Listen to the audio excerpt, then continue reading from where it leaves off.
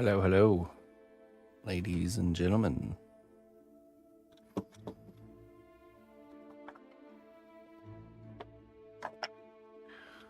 Good morning.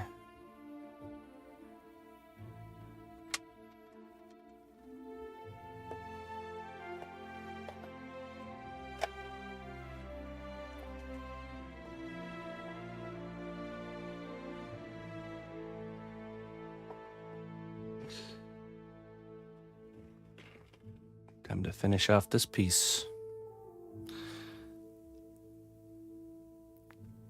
Hey, awesome EBT. What's up, Big Daz? Hello, Clayton. Good morning. Watermelon. Aaron made your first cast clay mold yesterday, and I have a question. When I use it, do I need to use the C1 separator every time I make a copy? I would recommend yes. I would say yes. Because each time you kind of demold something, it's kind of disrupting that layer, you know? So like some parts are kind of, you can't see it because it's invisible, but some of it is pulling off when you demold it. So there's always a chance that even if the layer looks really thick, that there's one spot where the separator came undone with the last cast, and then you end up fusing your mold together. So yeah, I did it every time. I did experiment, and I tried, after I had a mold that I had run like a few times, I tried I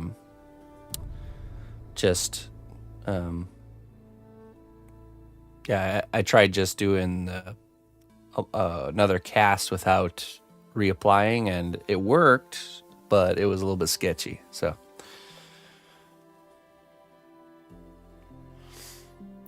yeah, hold on one second. Okay, let me get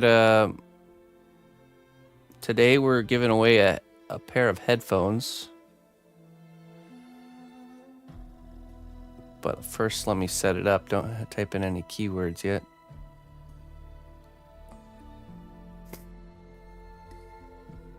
I have to launch it first.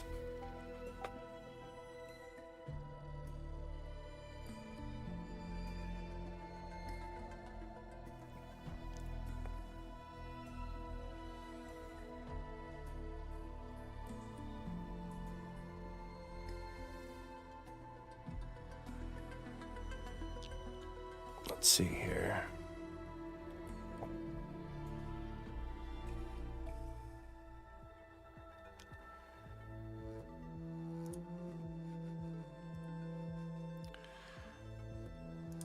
I have to sign in with Twitch. Okay, confirm. Let's see here. I meant to set this up this morning, but I had forgotten we wanted to do this.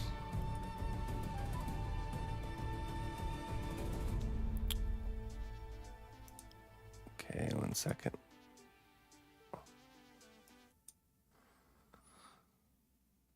Let's do monitor 2.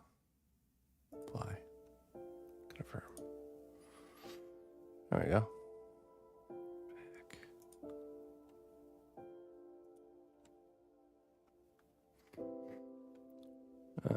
What is this? Race. Blade. Ooh, that's an interesting one. I'm trying to think which one was the one we liked the most.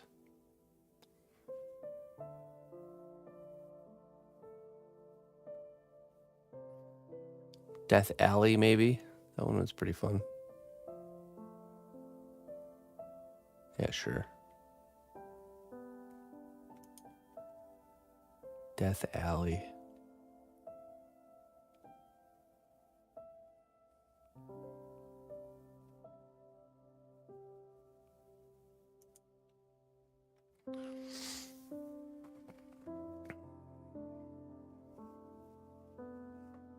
Okay.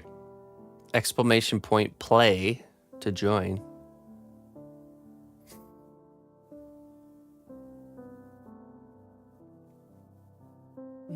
Yep. There you go. Let me see if this is working.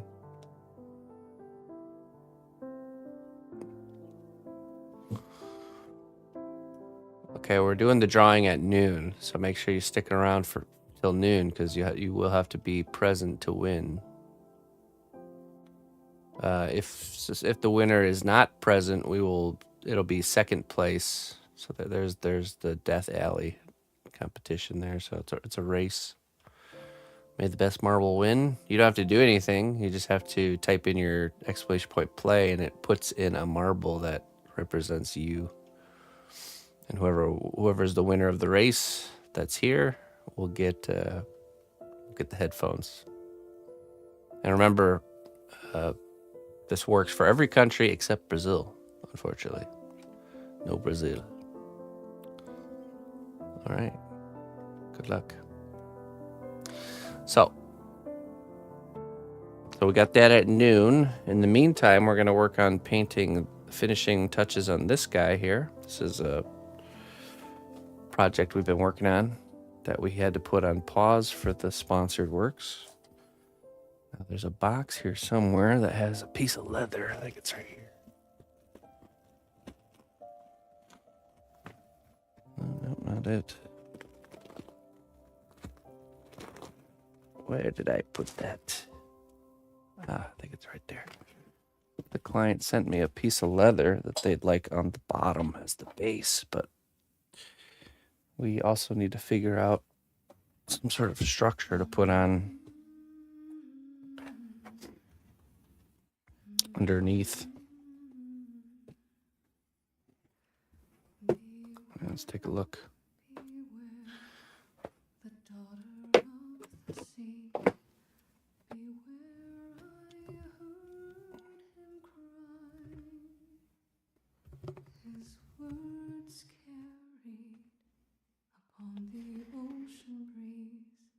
As he sank beneath the tide,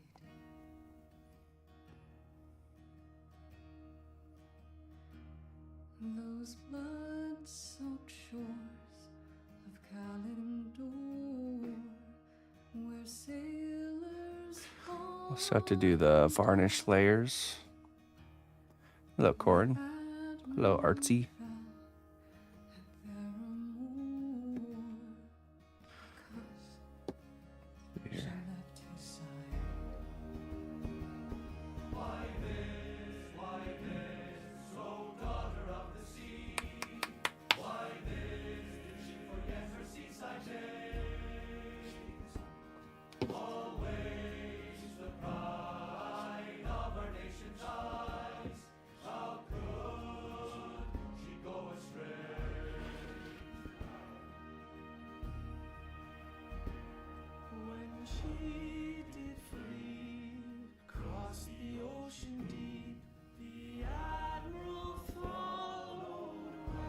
A little spot right there.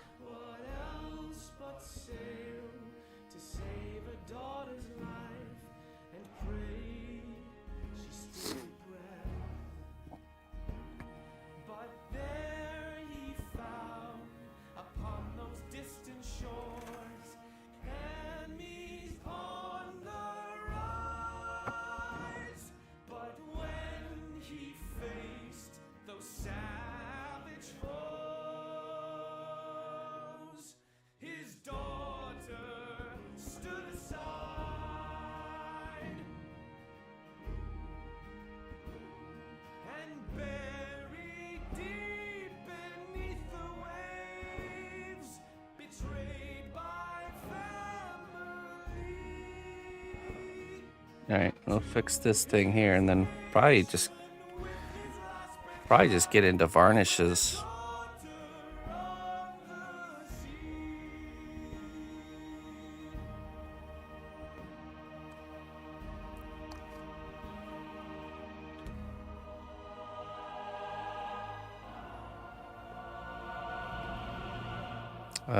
And we do need to figure out this base.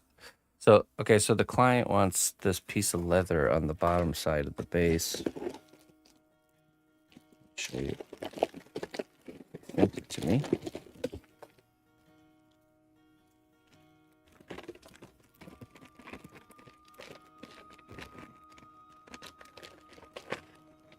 Nice piece of leather.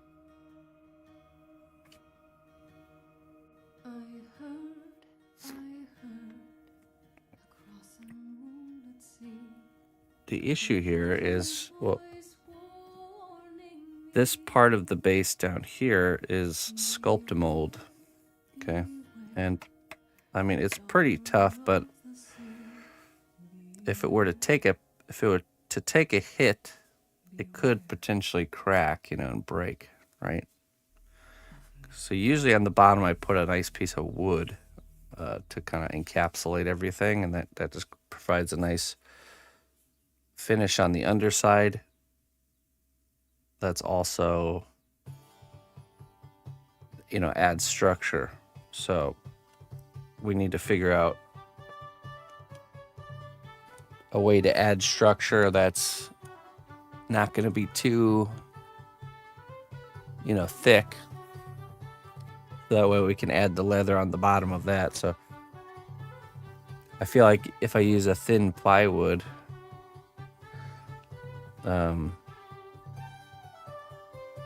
it would be too thick. Steel stick, yeah, or maybe epoxy clay, like a Magic Sculpt.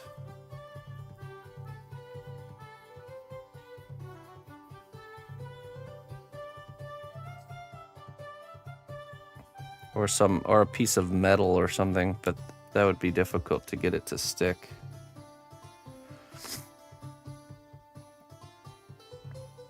I mean, it is really durable, but I've never tested the that durability, nor do I want to right now, so. You know what, let me go grab some plywood and see how it would look if we had like a layer of wood below the leather.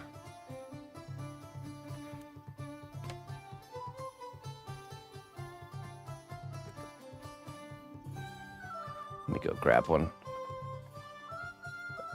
Melanie. Germany, hallo. Wie geht's es dir? Wie geht's dir? Willkommen.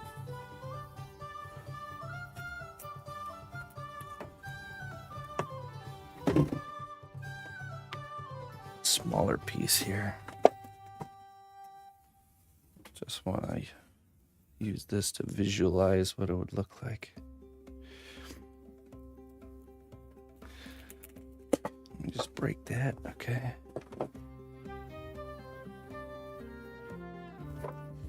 This is usually the stuff that I use here.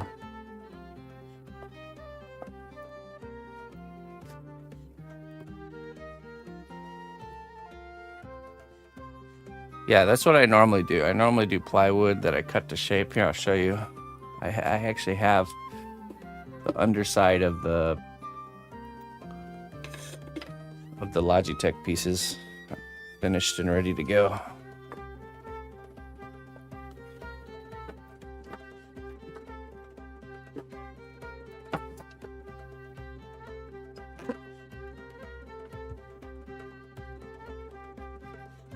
Just a second.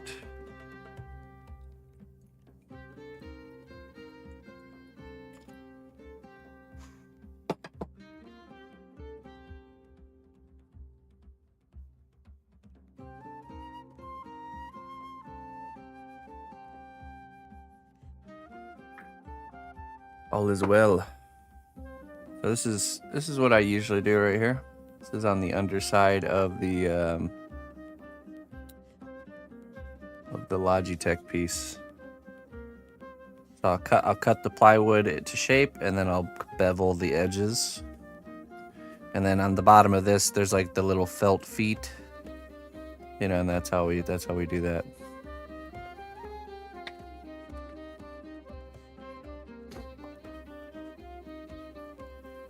I just use a scroll saw. Just a little battery powered scroll saw. So if we were to do this, we would have this layer of, and then there would be the layer underneath that. Let's see.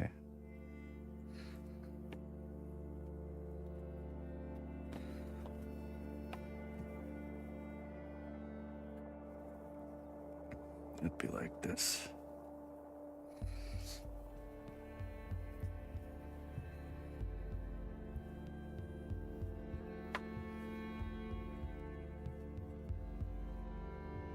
I mean, that might be okay. And then we just stain this in the same color as like this right here, so it just kind of blends in. Okay.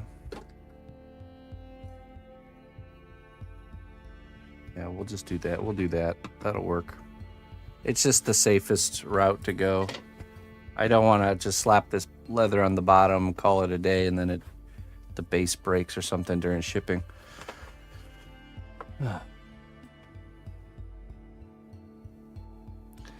Hello, Mr. Jones. Hey, travel safe, my friend. What colors do I use? I use a lot of different ones, mostly Reaper miniatures. I think the only Citadel paint I have is the Blood for the Blood Gods.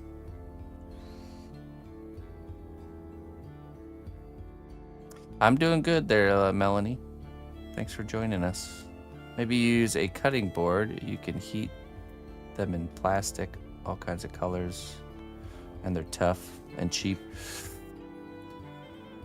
Yeah, it would be difficult because also, so the reason I like using wood is it's porous enough that gluing it to the sculpture or attaching it to the sculpture is really easy. So skulls for the skull throne. Better safe than sorry. Yeah. Okay, so let's say, okay, so that mystery solved. Okay, so let's fix this issue that we have on the cape, which I think it just must have bumped into some let's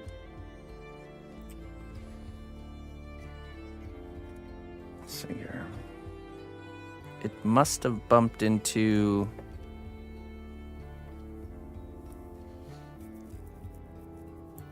some of this clay over here. Oh, you know what? Let's use mineral spirits. Okay.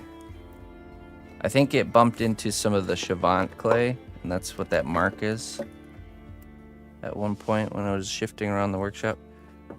So if we use mineral spirits, it should dissolve the clay but not affect the paint job, because mineral spirits does not affect acrylic paint. So that should take care of that issue.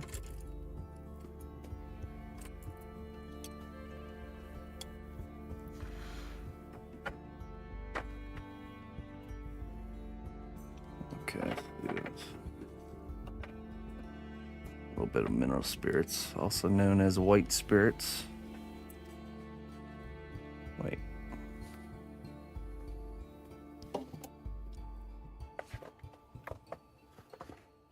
Need a paper towel. Just a second.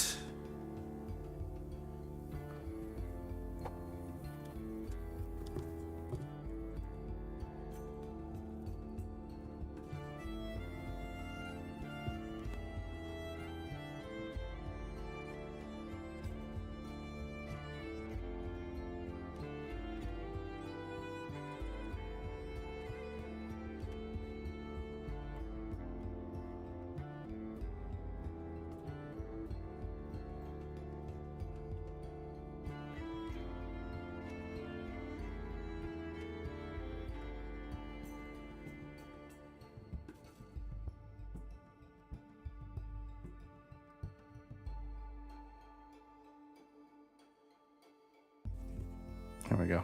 Okay. Hey, Miko.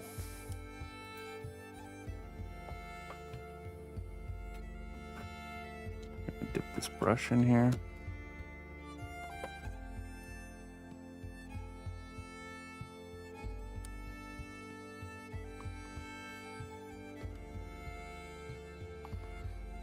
There we go. It's dissolving.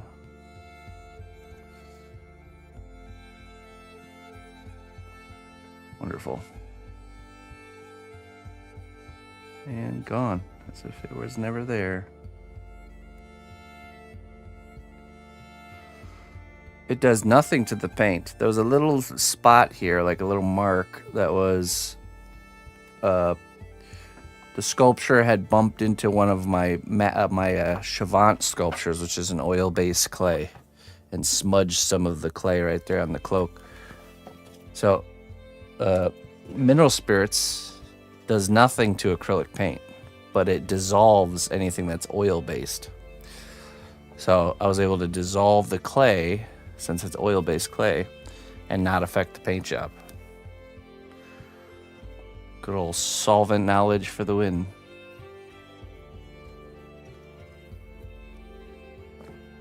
Okay, what's next?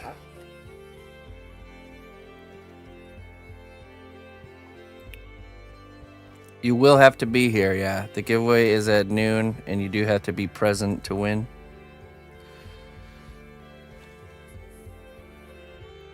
So either stick around or make sure you come back if you gotta go.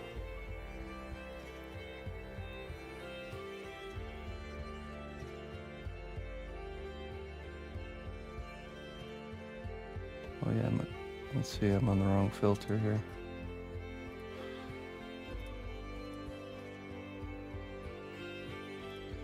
There we go.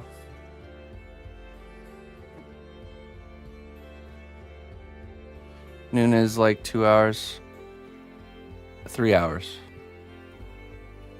Noon is like 3 hours. 3 hours and 15 minutes.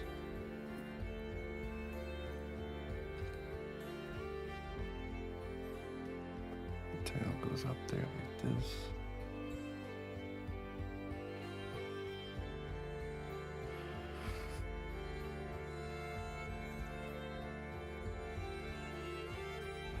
Okay. I think what we'll do now is we're gonna do our varnishes. I really don't see. We really did do a good job bringing this one home. So let's do our varnishes, and then maybe I'll cut out a wooden base and we'll sand that.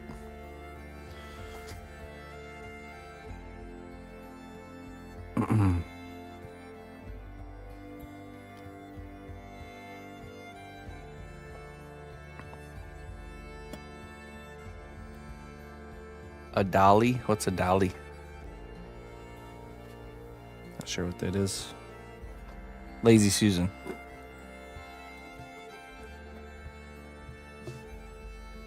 Yes, sometimes.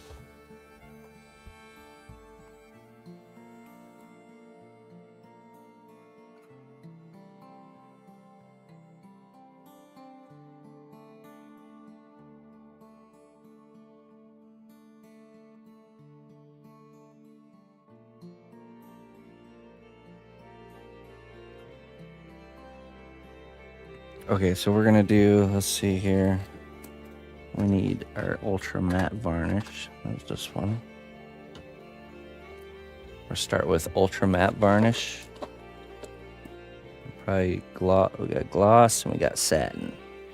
3 different levels of glossiness. And we'll use a big soft brush.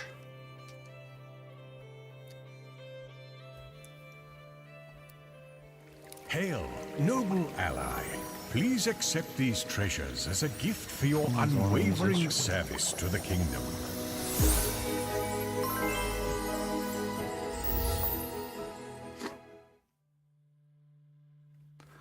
Lithoniel, hello.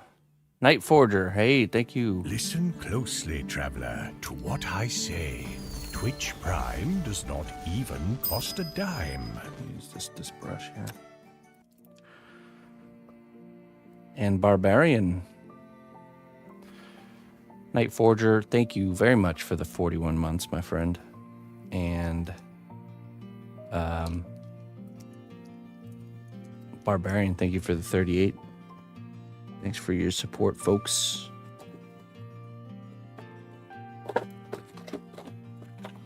Okay, let's go ahead and use some of these caps here for painting trays. Happens at noon. Last headset giveaway. Just, keep the stream rolling. Make sure you're here for it. Yeah, I'm one of those, you find something that works and just kind of stick with it kind of people. So the only varnish I've really gone out and researched and found was this one right here, the Ultra Matte. So every matte varnish I kept trying would always have a little bit of a glimmer to it or a sheen. And so I really did the research and found this one. And this will take like a glass table and make it dull if you paint it on there. So for badger fur, is satin varnish most apt? With fur, it's best to make it matte finish because it's just like clothing. Anything that's really high textured, if you make it glossy, even though in reality it is glossy, it'll read like weird, so because of the scale, you have to think of in terms of, can you tell that fur is glossy when you're looking at an animal like from afar, as opposed to, we know it is up close, but is it that way from afar? Okay, so we're gonna go over this whole piece like this. I wonder if I have, let me grab some wooden blocks to put the characters in while we do them all individually.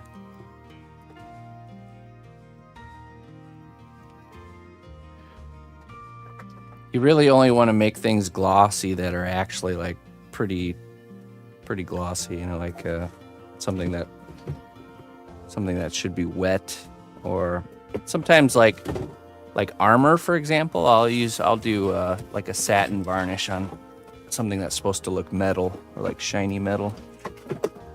Oops.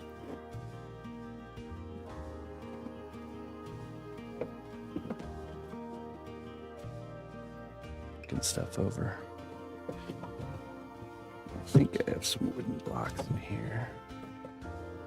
Yes, there's one and two. It should be good.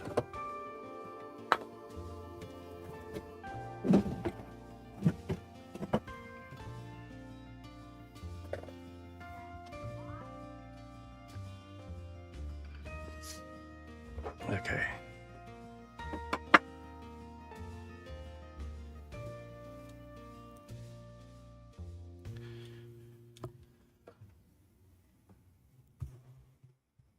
That's how it always is when you're finishing a piece, that you just have to like run around and grab a bunch of random things.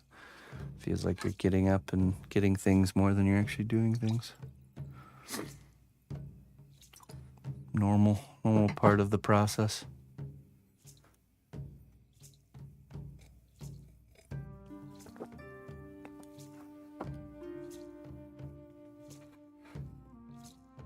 Okay, so let's take this out.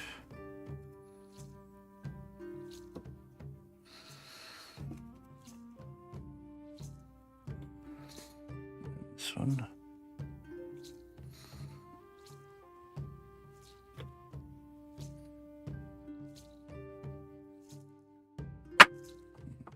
Well, might not be big enough. You know what, let's set that down. There we go.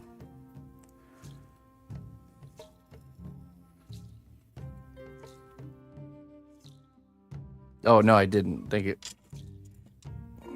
Sorry about that, Night Forger.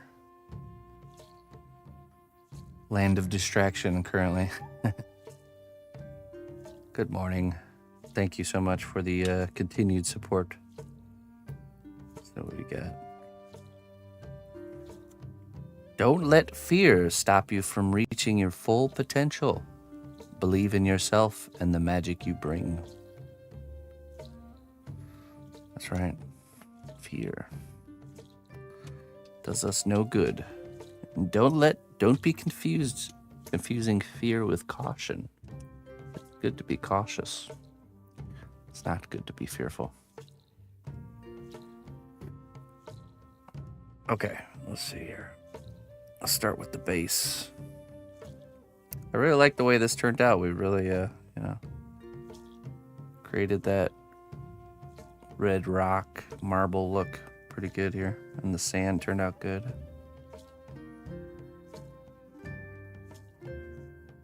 Yeah, no problem there, Night Forger. The wisdom spoke to you. So we're gonna hit this up with a matte varnish here. This will cut down any shininess and give it a nice protective layer.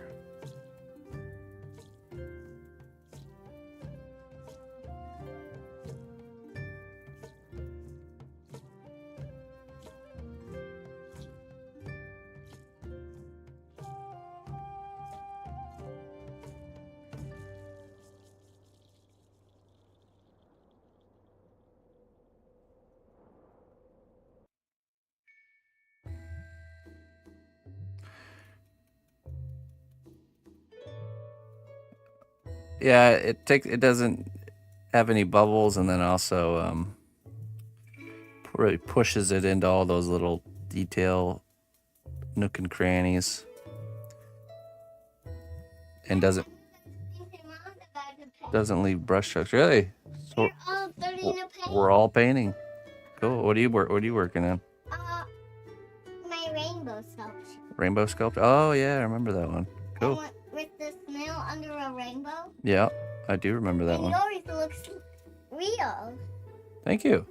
Looks like a real rock. That's what I was trying to make.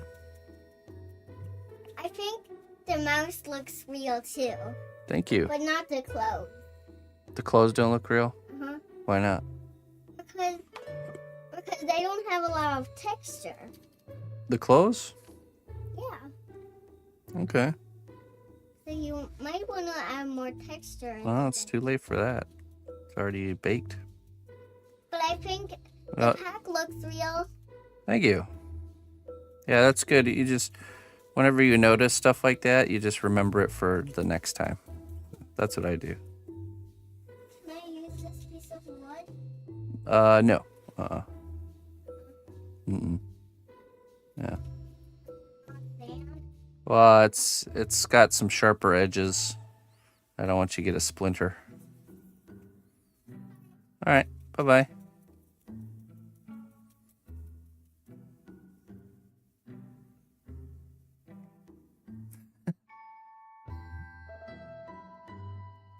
She'll cut straight to the bone, which is a good thing, to be honest. She gets that from her mother. I think just all kids are just naturally like that.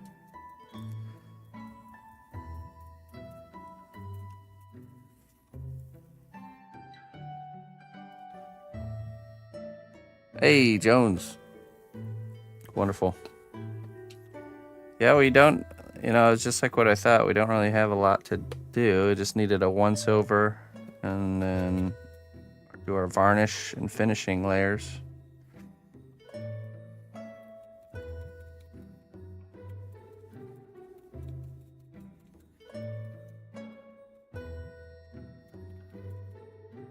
I'm happy to get it all done.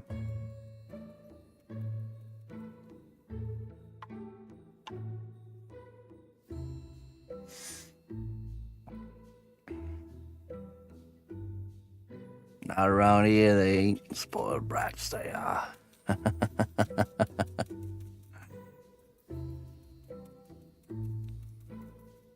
Spoiled rotten, I say.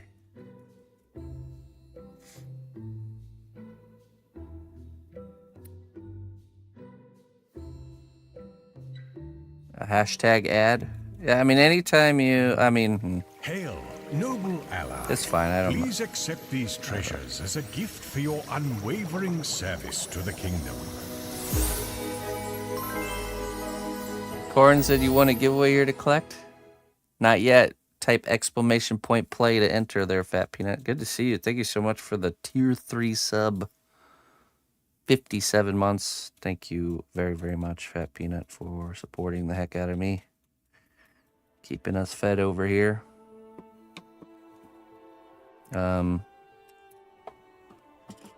Let's see here. We're doing the giveaway at noon. Type exclamation point play to spawn yourself into our game. And the winner of the marbles race will get a $350 pair of headphones, courtesy of Logitech. So it's our last pair to give away for them since we just finished their project. So welcome, new adventurer, to a land of great deeds and bravery. Thanks be to our recruiter for their wise choice. oh man, look at that. All right, frozen peanut, blood, snail slime, or scale of dragon. Make your choice. Hey, Mr. Jumping Mouse. How you doing, my friend? All right, let's see. Oh, and another one. Welcome, new adventurer, to a land of great deeds and bravery. Thanks be to our recruiter for their wise Snail slime. choice. Okay. Oh. Thank you, Frozen, for those 2 gifteds, and welcome. Welcome, you two. Doing okay. All right. Glad to get this back on the chopping block so we can get it finished and out to you.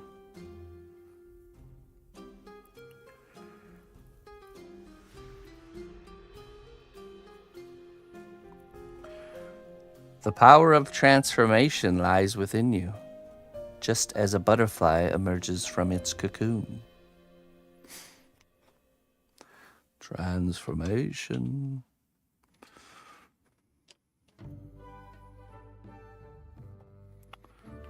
Okay, let's see here.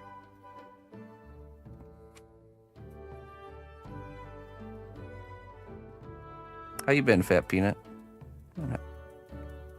What's new with you, Mr. Jumping Mouse? How's life?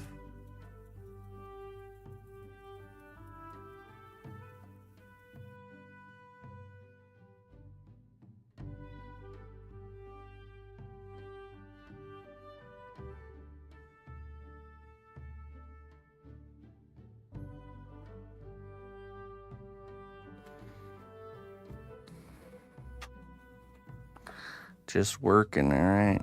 Living and working, huh? Are you still working abroad? Or have you settled into a place?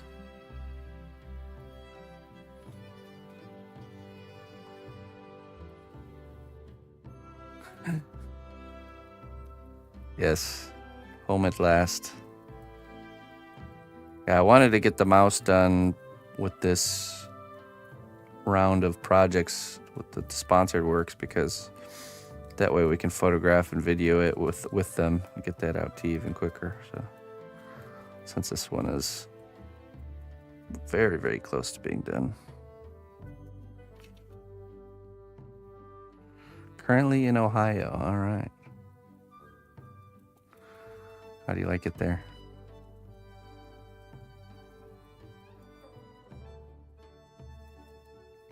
Ohio. Can't say I've ever been to Ohio.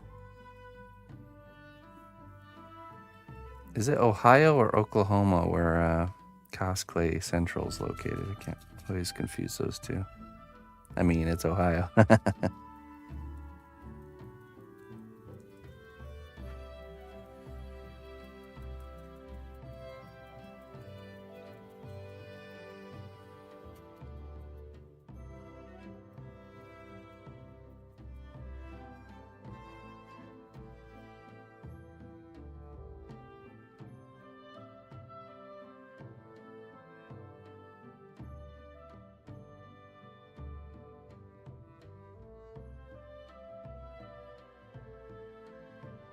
Flexible polymer clay, yeah. It's a game changer.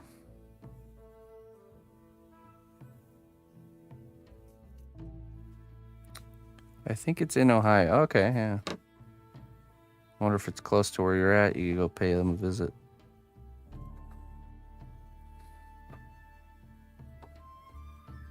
Take a factory tour. Okay.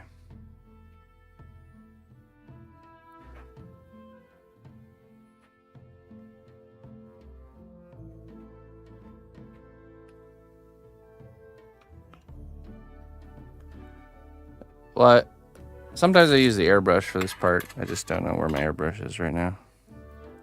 It's been cleaned. It's been cleaned away.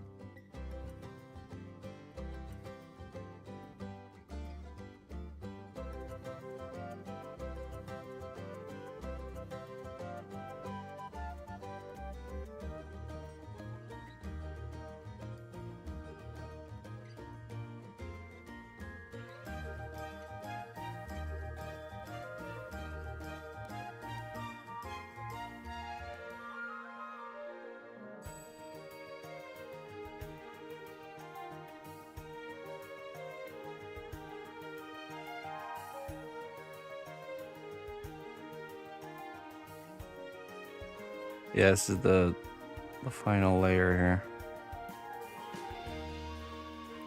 Oh, this is matte varnish. I know it looks shiny right now. It's because it's wet, but you'll see once it dries, it goes very, very matte or dull finished. And then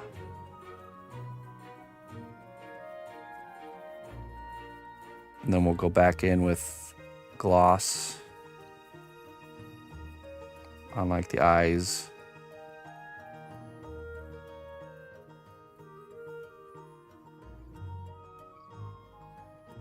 I never doubted. Ruin, start over.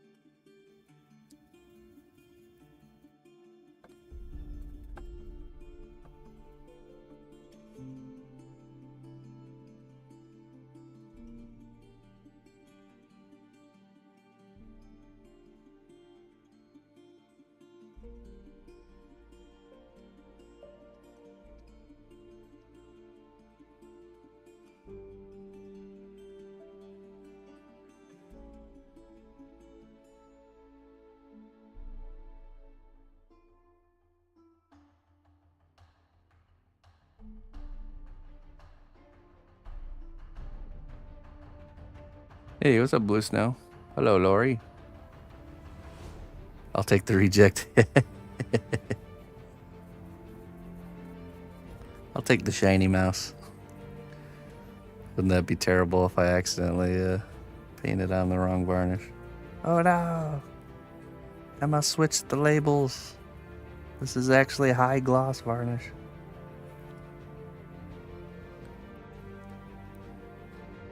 Would I recommend it for all varnishing? I mean, you can brush like this, but in this case, brushing's fine because the flow of the texture is like this. I just think it's more abrasive to do too much brushing. But like on the fur here, we want to stipple because we want to get that varnish up in between those layers of fur.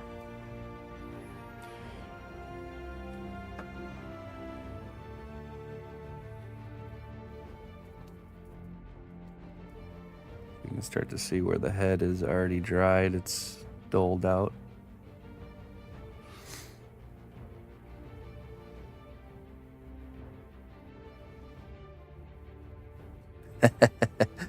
It's raining. Raining in the scene. Okay. Let's see. Let's hold on. Let's see what's here.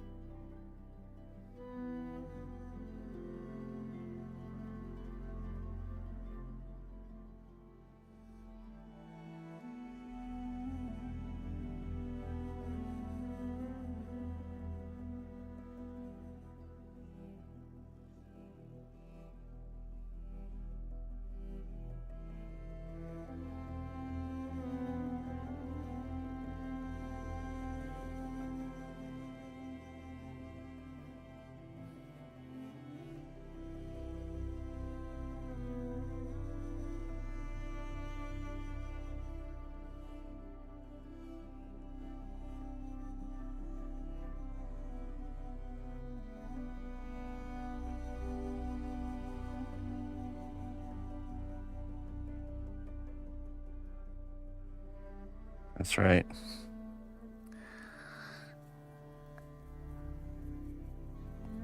He had a little coconut oil in his fur before starting the day.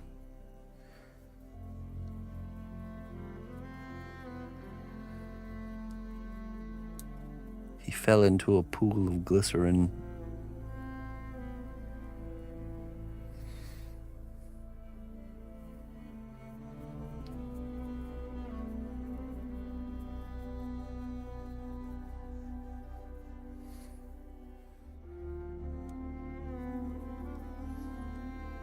Okay, making sure it's not pulled up anywhere.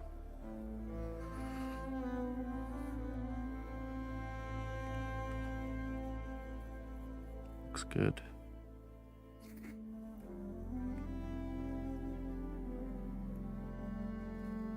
This is, yep, Duraclear Ultra Matte Varnish by Deco Art.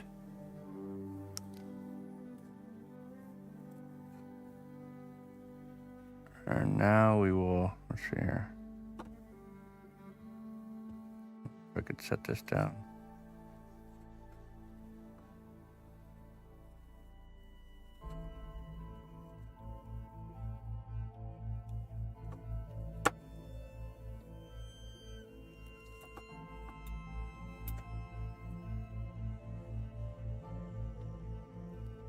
Let him dry.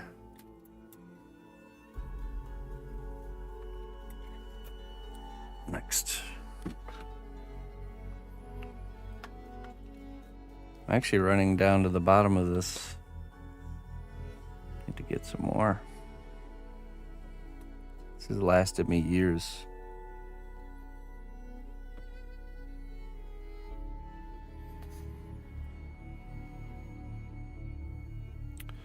Well, I have a green screen spec, do I? Let's see. Let me fix that really quick.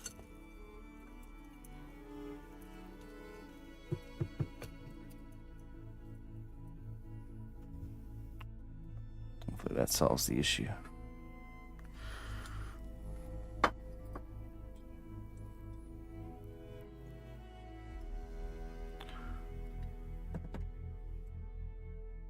Broken camera.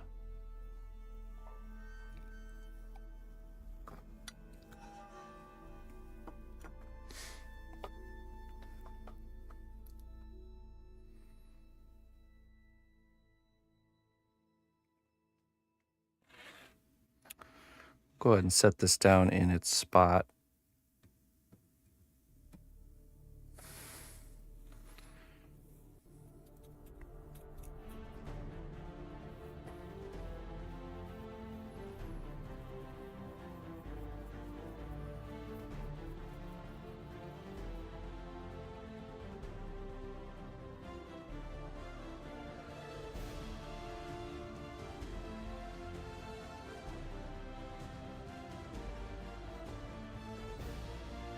Thanks a lot, Kronos. Yeah, I'm super happy with how they turned out. We'll be getting the final reveal on that done soon. Maybe this weekend we'll do the photo shoot for all this stuff.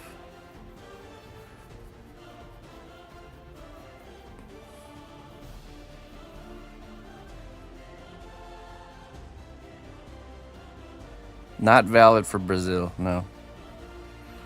The only country that we can't enter is Brazil.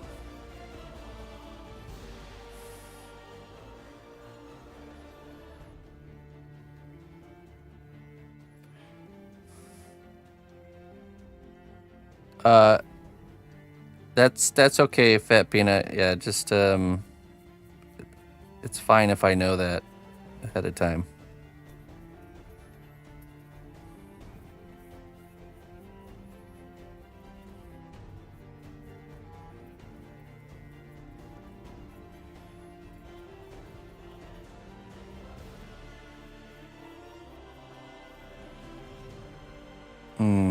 Well, let me think about that for a minute.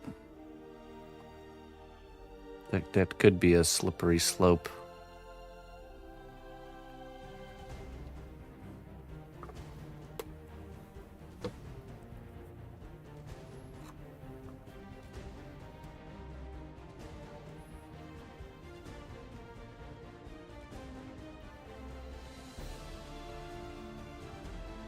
I asked that last time I got that's a slippery slope. Okay, then I'll stick. I have to stick with it. No, you do have to be here, Fat Peanut. It's a slippery slope.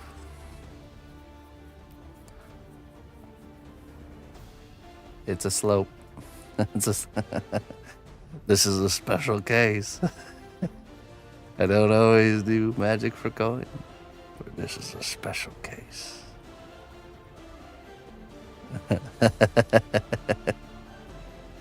Yeah, I just had. Look, we gotta have everyone's a special case, right? We're all special. Therefore, none of us are special. Through our everyone being special, it makes us all not special. No special treatment. Yeah. I would do it, but yeah, then I would have to just allow that for everyone, and then that could end up being this crazy weird, like, 10 people per giveaway telling me that someone else will. If we ride that wave, we get to the point where Corin's accepting the giveaway for everybody. It's like, hey, is it alright if Corin accepts that for me? That'd be great. There's cnotbusch, thank you, buddy. Get that from like 20 people. Corin, what a guy.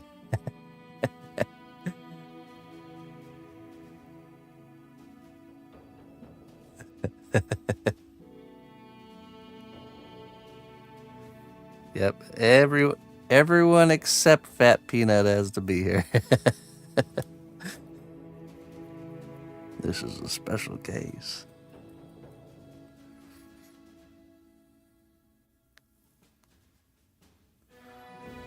All right, let's let that dry, and then we'll do the underbelly once the back is dried. Let's swing on over to here.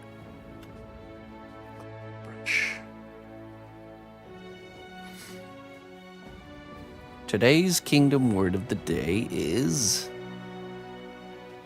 nyctophilia. Nyctophilia.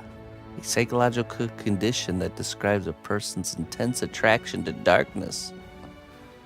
People with nyctophilia, also called nyctophiles, may feel more comfortable, creative, or active at night. Oh, okay. Not with like darkness, like so Batman. Nyctophilia. Am I saying that right? Nyctophile man. So that's what Batman's name should be, right?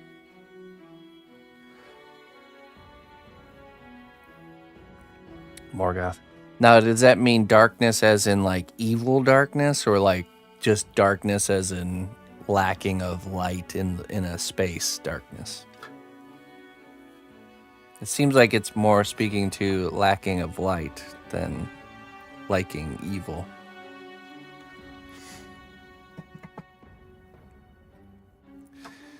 Do you remember what it was like when you were younger and you were outside at nighttime and running around and you felt like you could run like 10 times faster at nighttime? I remember that. Also, the running seemed to consume zero energy, like you could run forever. I love those random glimpses of childhood memories.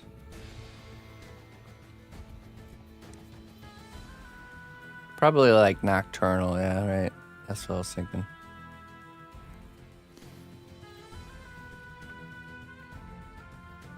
That was hotel hallways for me.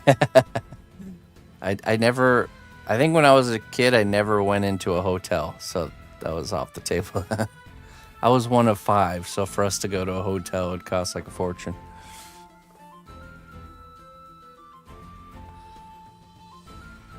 Turns out you're a nectophile. Yeah, I guess so. I used to be more of like a night owl type person, but I definitely became more of an early bird. And you know, like I'm in before dark every day now, so.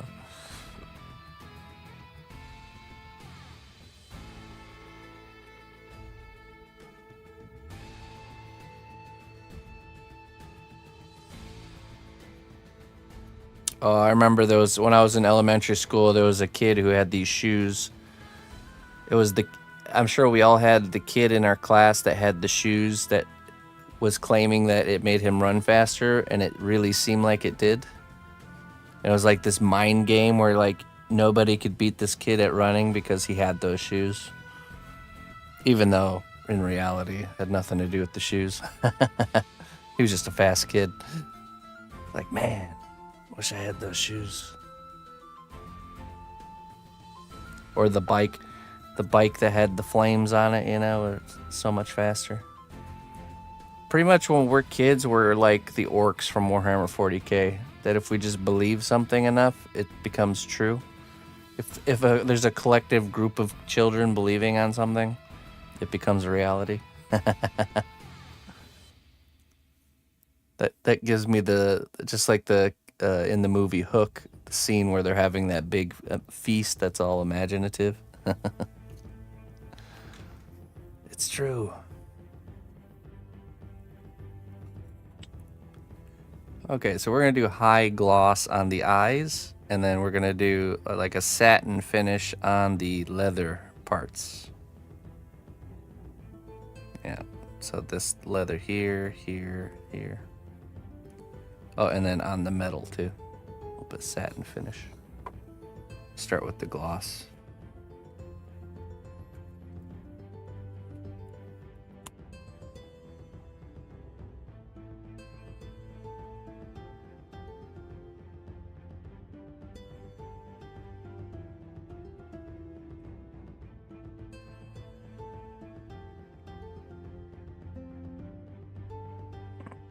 Did I join a biker gang while you're away? I don't think so. No, I didn't. Why do you think that? Why do you think that? Hail, noble ally. Please accept these treasures as a gift for your unwavering service to the kingdom. LA gear with the pump up tongues cannot be beat. Yeah, that, you know, I think it was those. I really do. I think it was the same ones.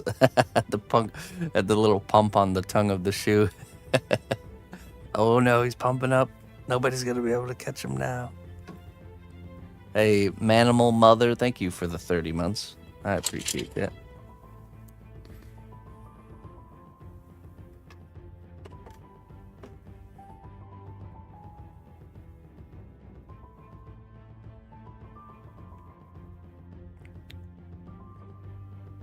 Oh yeah, Sons of Anarchy look going. Because I'm wearing a sweatshirt. Sons of Anarchy.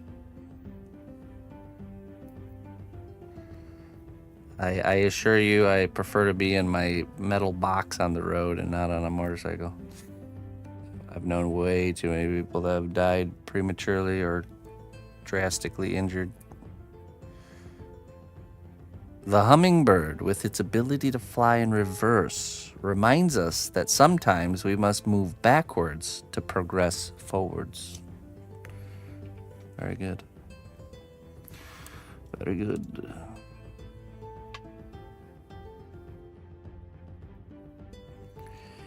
Yeah, I grew up in a biker household. My parents have always been into motorcycle clubbing it up, but yeah, I was never really interested myself.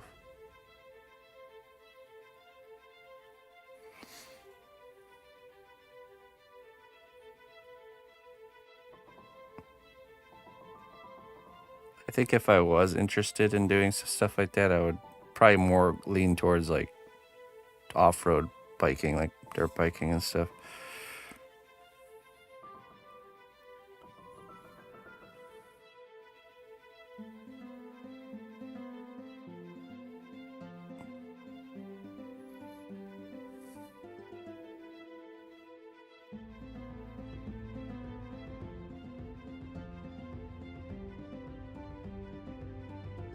Probably do like 2 coats there.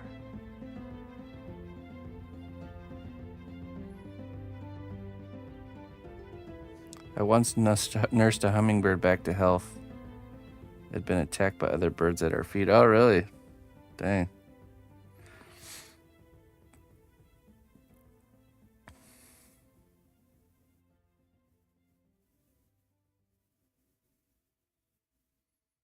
One step forward and 2 steps back. I'm pretty sure that's how that goes. Let's thin this out just a smidge, a little bit too thick here.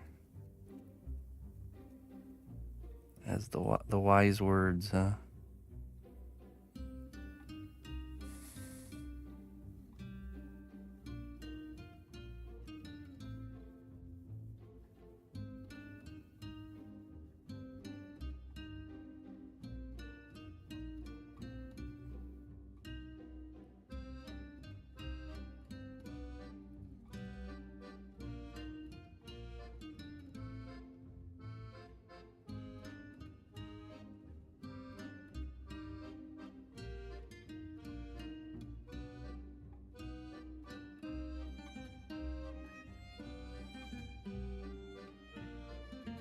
Good.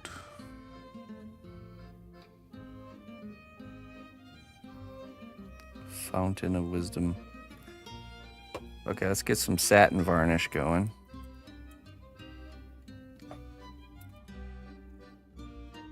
For the leather.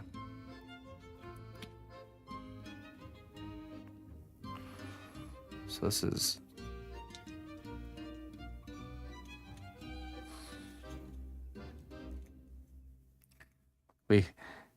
because we're on the tail end of these sponsored works, we were able to turn auto mod down.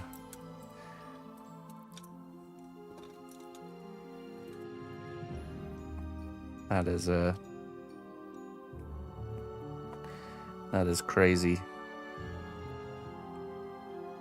Does it find a layer with varnishes? Yeah, totally.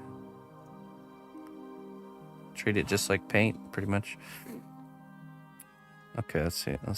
We'll go in with a satin varnish here on the leather.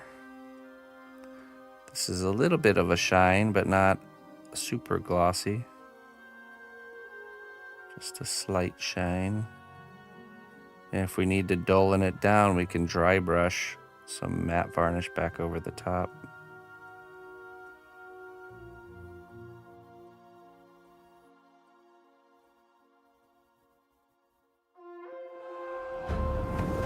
The strength of the cnotbusch kingdom lies not in our walls, but in our people. March to war. Farty Arty. Hello. Welcome. We rise from the soil. It's almost time for that. Spring is upon us. Spring is coming. Hey, welcome everybody. Farty RT. I think this is my first time being rated by you. I feel like I would recognize a name like that. You'll have to let me know what you guys are doing over there. I can't wait for spring. Yeah, I know. Me neither. Welcome in. If you're new here, my name is cnotbusch. I make one-of-a-kind custom sculptures, start to finish here. We sculpt everything by hand with a special kind of clay called cast clay.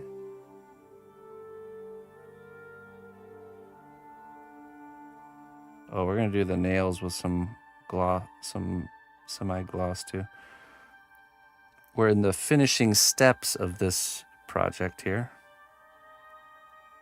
We're doing the varnishing right now. Varnishing and basing.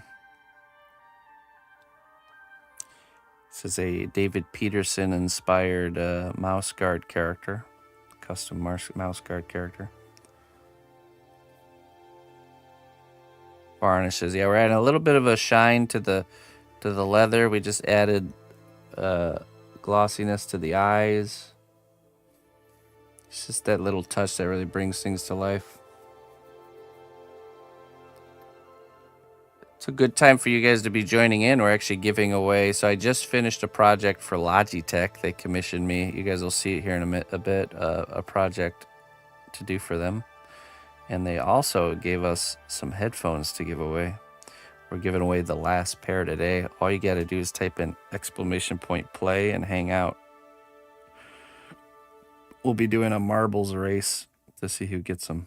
So anyone can join. It's like a $350 pair of headphones. Really nice stuff. It's the ones I'm currently using. I really have enjoyed them since I had them. Okay, you stop turning on me.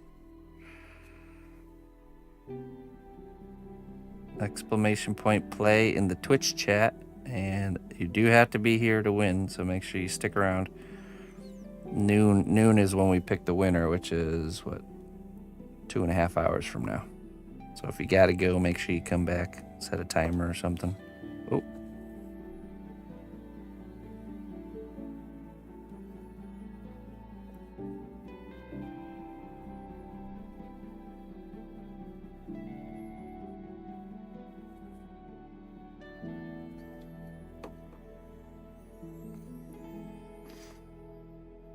Mouse is being kind of squirrely, yeah. Out of character.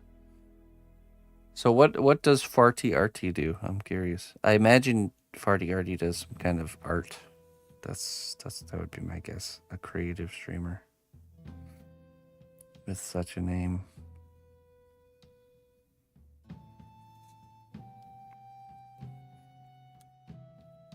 Let's get this metal done too here.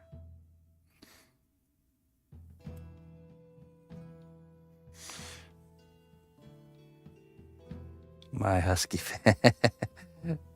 I didn't. My anticipation yesterday is the same. It's still only 98 people. I mean, it's still pretty good odds.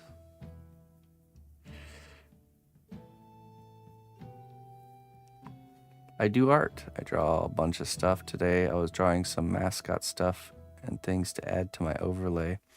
But I'm also very involved in a D&D campaign that we stream and draw a lot of. Oh, okay, that's cool. Very nice. Yeah, I do a lot of D&D stuff. This one's kind of D&D-esque, but yeah, I have like a mimic in the works. A minotaur character. That's it from the D&D realm.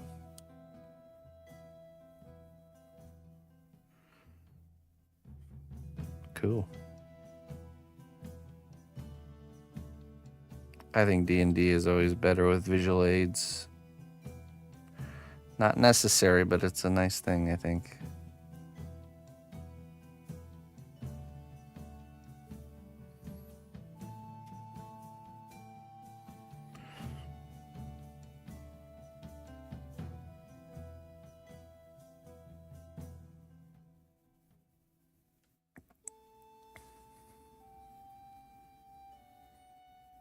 Okay, we do this. This part's leather too.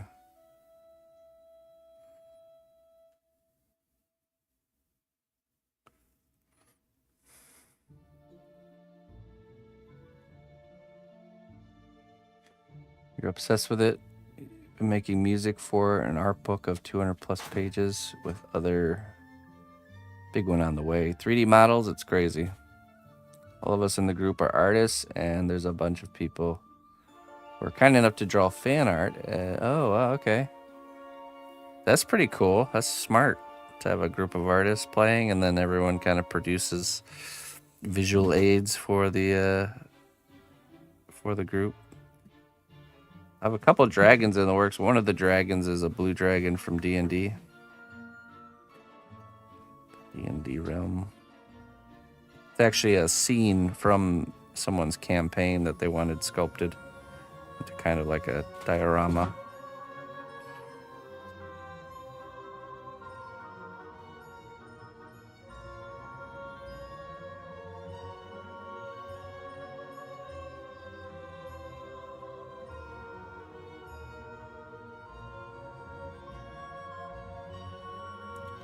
Here's the headphones in question, by the way.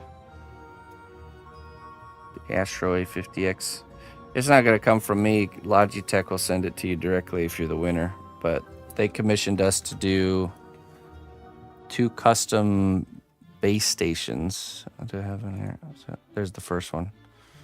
They've been painted now. I'll show you guys the painted one here in a minute. But the they essentially they launched these headphones with the game Space Marine 2. So they commissioned me to make 2 customized headphone stands. The ones they're giving away are just regular ones. I don't know what they're doing with the ones that I made, but so we did one that was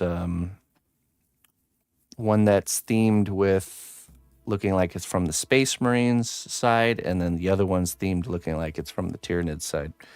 So, but yeah, since I started that project, which was back in October, they sent me a pair of the headphones. I've been using them since, and it's the best pair of headphones I've had so far. So really cool of them to give us. This is the 4th pair that we've given away to the community. So don't miss out if you can. Okay, let's see here. Now this is his pet. We're going to do a high gloss on the eyes and then a semi-gloss on the nails. Yeah, exclamation point play to join if you haven't. Just make sure you stick around.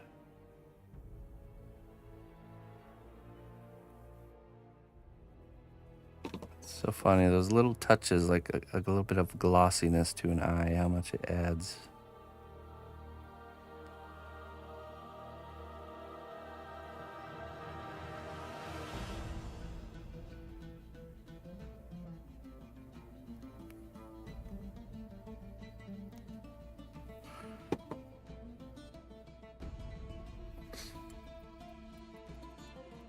Old badger. It says badger companion.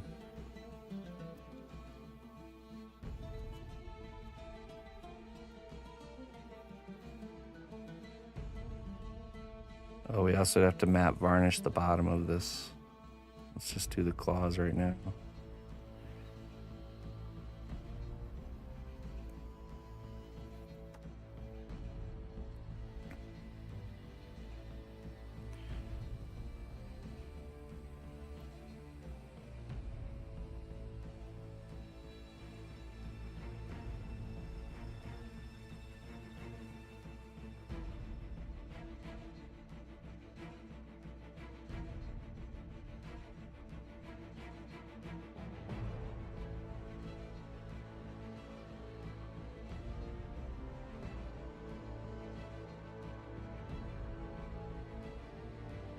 I'll have to check out your guys' campaign. That's gotta be fun to watch. With all the visuals.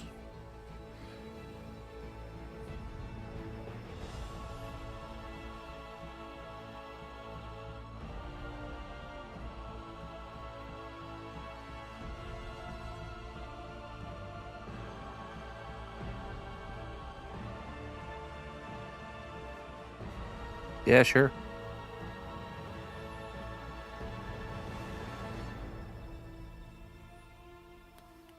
Let that dry. Hold on one second. Let me get you permitted first. Always Nightbot will get you.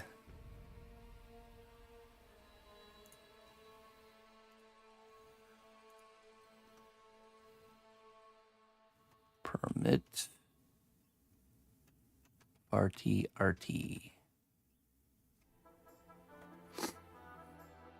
You have been granted access. Please drop your link in the chat. Put these away.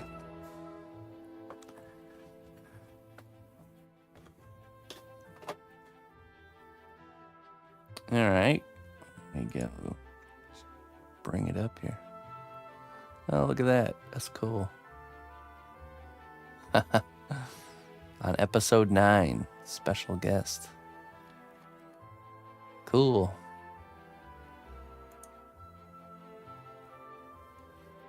Me and my 4.5-year-old were looking through the D&D monster manual yesterday. She's into monsters just like I am. Very curious.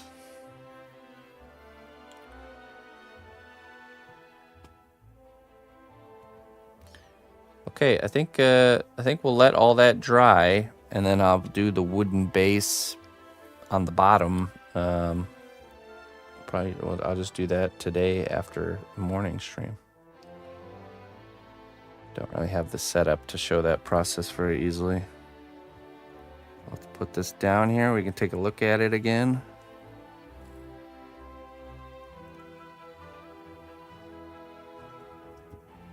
All right. So I gotta cut a piece of wood for the bottom, and then I gotta sand it and all. Actually, I don't have to sand it as much, just the edge. And then the leather's going under the piece of wood, so the bottom of the piece will have a leather finish.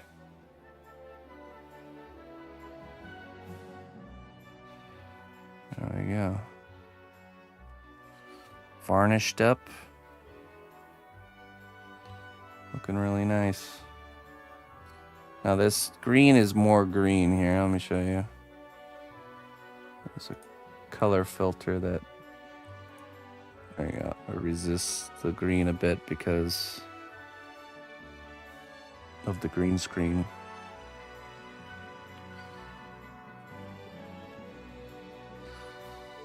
All right, so I'll slap the bottom on that, and let's switch up here. Oop.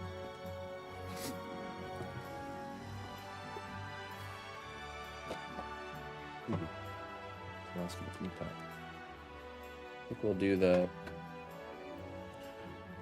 we gotta do a step with the Logitech piece. Let me go grab that.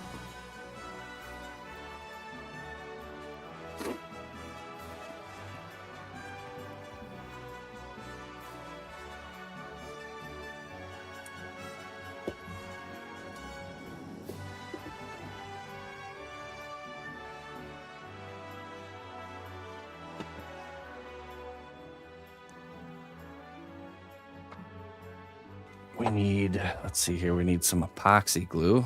We got this wooden bottom here. That's what the bottom will look like. Already cut out, sanded, and stained. And we're gonna glue it onto here. And then what we're gonna have to do is we're gonna have to use epoxy clay, and we're gonna have to make it seamlessly fit to that bottom.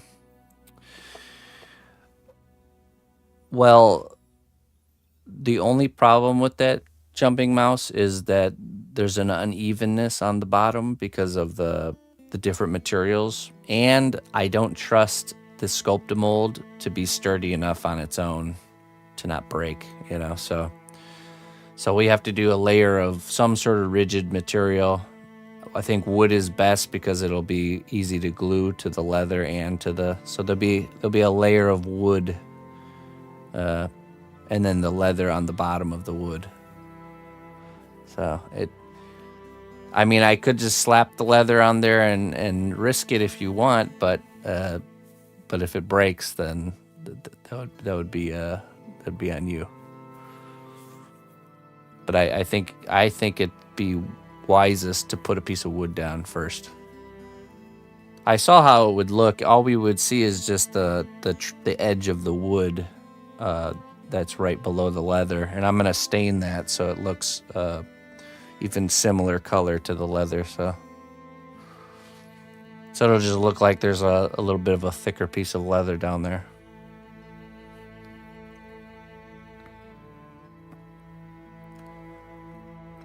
Yeah, that's why I normally do this. That's why I normally put a piece of wood at the bottom of the work, just to kind of hold everything together and give it more structure. So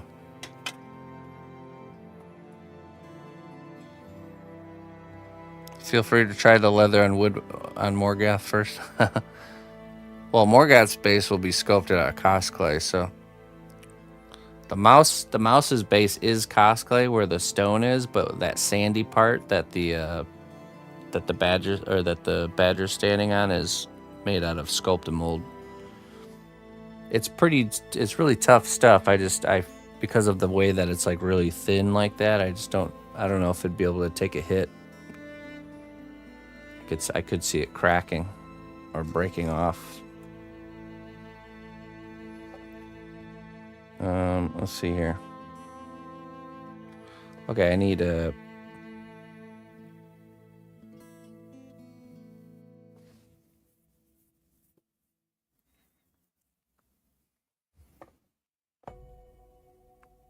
epoxy glue.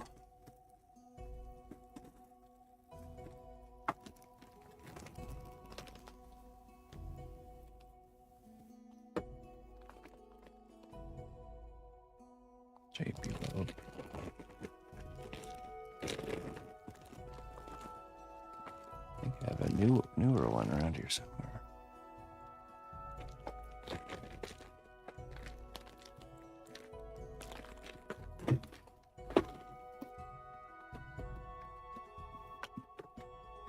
We need this epoxy clay too.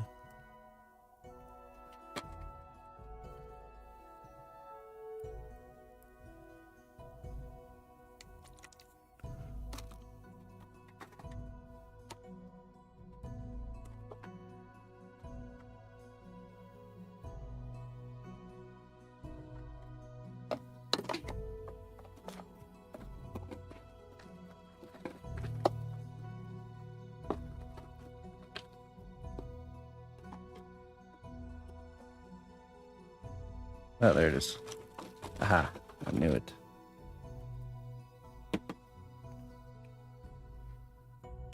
Who's Morgoth? That's another project we have in the works. Exactly, he's this guy right here.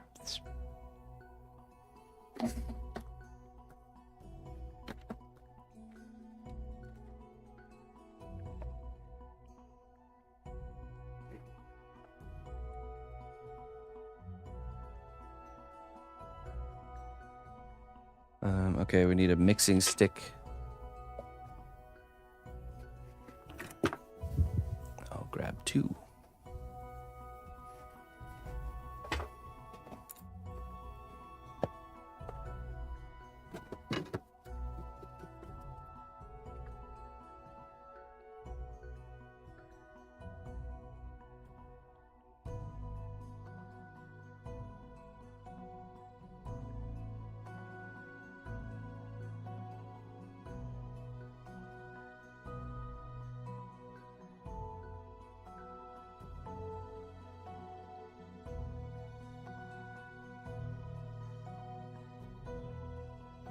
Yeah, Morgoth is from the Tolkien universe. He's a character that's not visualized in the movies, but it's essentially Sauron's master, the one who corrupted Sauron.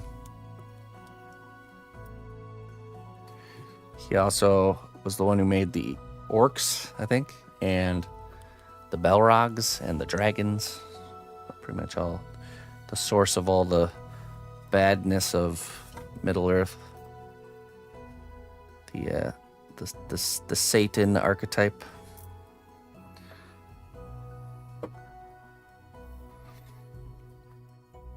Okay, so we got some JB Weld here.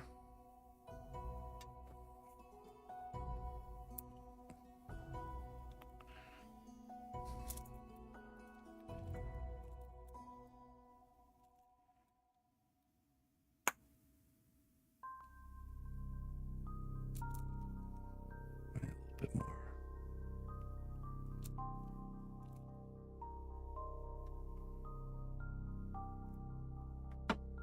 Here's the piece, by the way, for those that haven't seen it.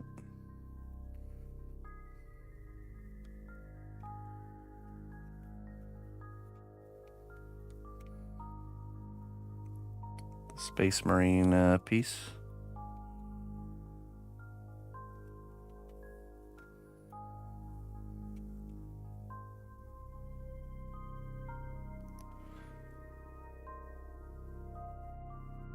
Is that JB Weld locally sourced? I'm not sure. I probably ordered it online. It can be locally sourced.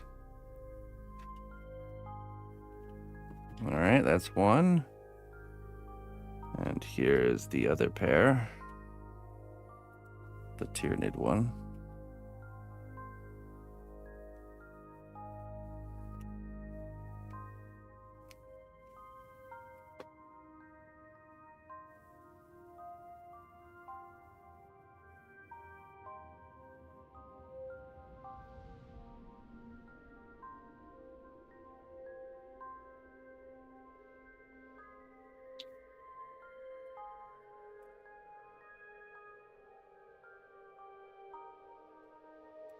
Oop. Now, what these are is they are a customized base station for those headphones we're giving away here. The ones I'm currently wearing. And this is the charging station. So you put the headphones here, I'll show you, but hopefully it doesn't disconnect here.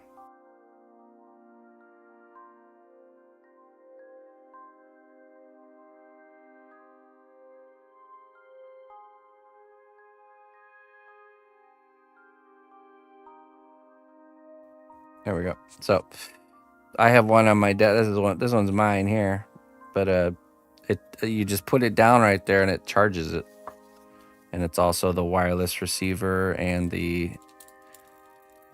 input output.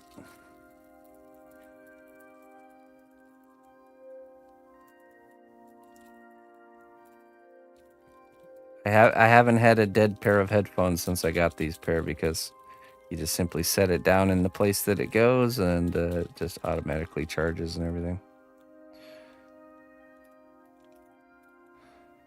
I can't wear headphones. Charging station will eat me.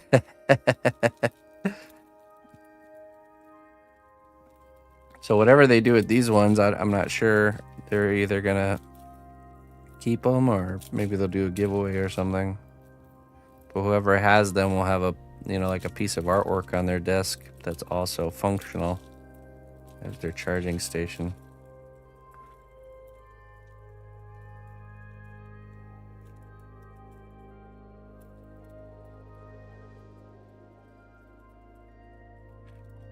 Another cool feature that I don't use, but if you're someone who games on multiple consoles like PC, Xbox, PlayStation, you can hook all of them up to this, and with the push of a button you can change your input for the audio and for the video. So you could have like, just from like a push of a button right on your headset, you can go from like your PC setup to your Xbox setup just like that.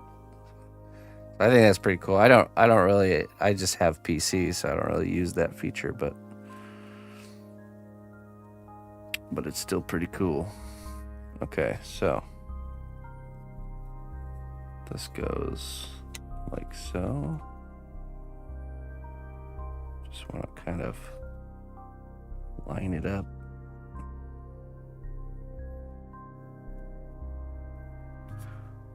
That's how the bottom will look. And we put like little feet on the bottom, little felt pads.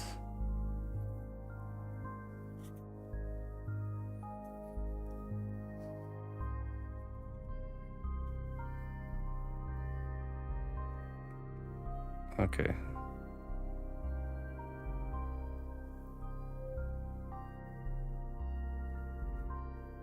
So it's contact points there.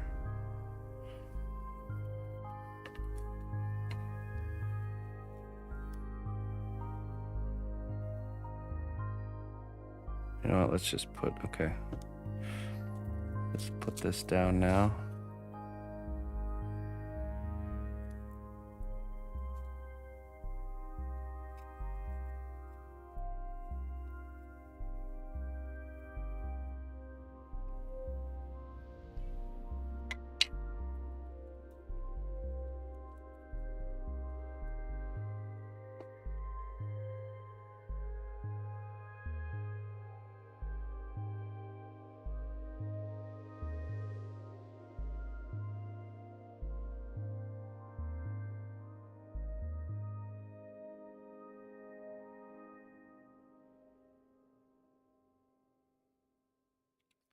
Yeah, it's got like a channel for voice and a channel for game, so you can.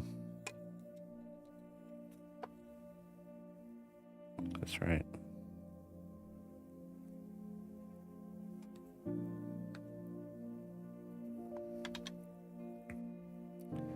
Mix up some more of this.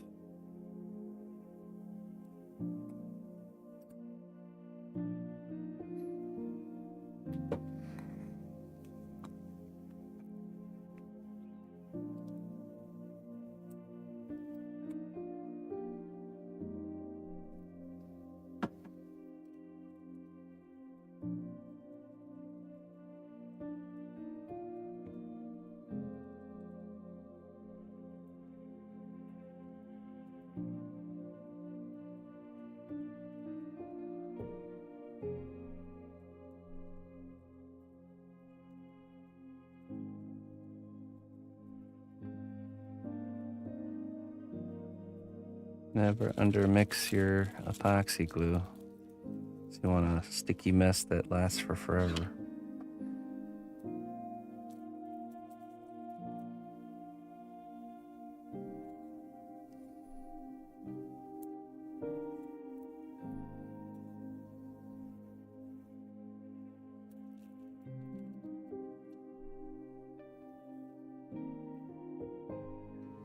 Listen closely, traveler, to what I say. Twitch Prime does not even cost a dime. Hey, Brush Fox, thank you for the 2 months, my friend. Thank you for your continued support. I hope you're enjoying your stay here in the cnotbusch Kingdom. Let's see here. Line this up.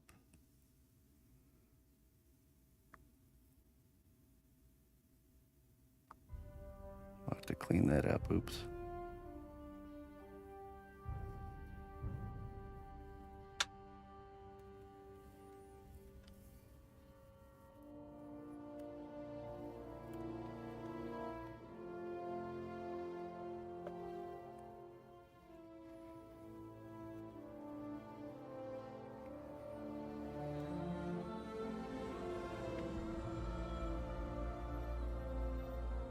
Let's make sure there's no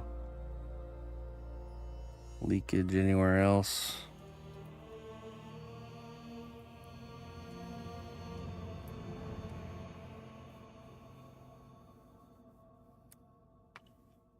Okay.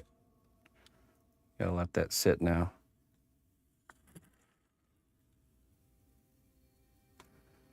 Let that glue harden before we do anything else with that. Phew.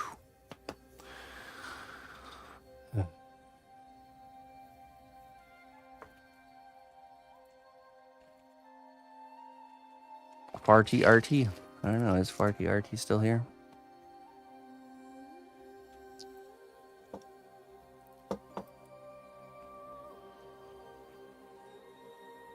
All right, we'll let that dry for like, 30 minutes. Make sure it's nice and hardened, and then we can do the next. We could do the next part. How's it coming? We're done. We're finished. We're just doing the bottoms, making the bottoms look nice with a nice piece of wood. Let's switch to the dragon while that's drying.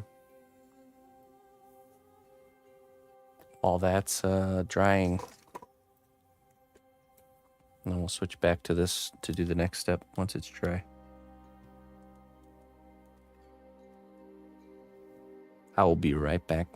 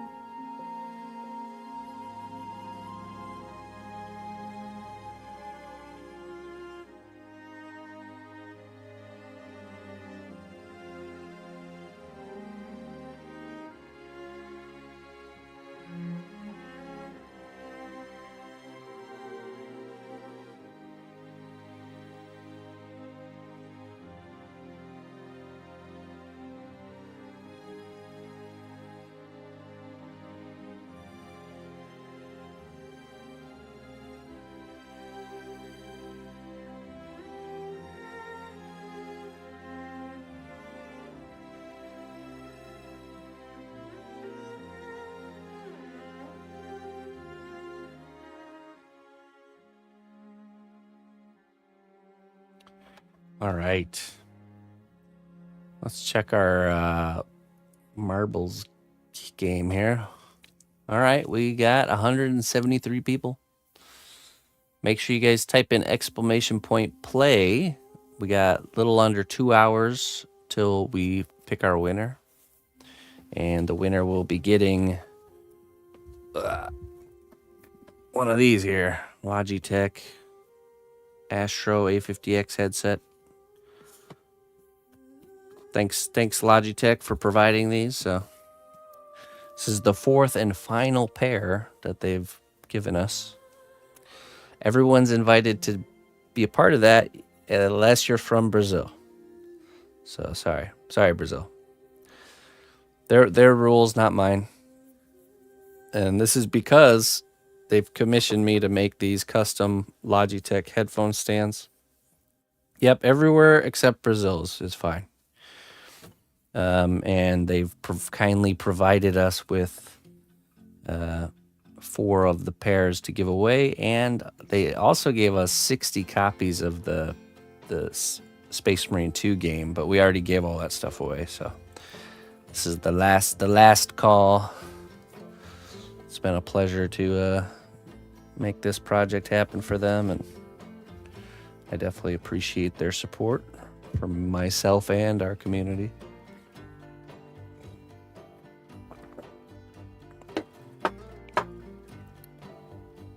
Thanks, Logitech. That's right.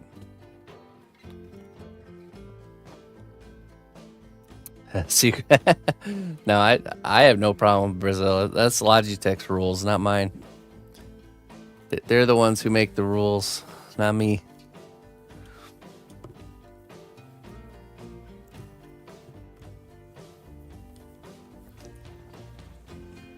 Okay, so I got the wing of the dragon in the oven. We are going to sculpt the pages of the book here. Is the next step. Let me grab some tools.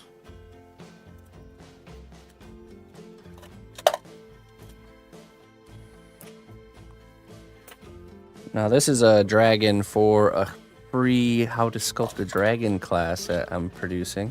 You can go check it out if you want to learn how to sculpt like I do. We have to finish the sculpting so we can teach the painting portion of the class. The live classes happen on Sunday morning. But you can go check out all the videos and follow along. And each week you can post your work on Discord and I will check it and give you feedback. So for anyone out there wanting to learn, we will be starting a new class. That's what we're raising funds for here. If anyone wants to contribute to making these classes free for everybody, exclamation point fund to do that. And any support on that is much appreciated. The robot, we're doing the next class, which will be how to sculpt a robot. And that will be starting in about, 4 weeks? I'll know an exact date once we actually get this sculpting phase finished on this one.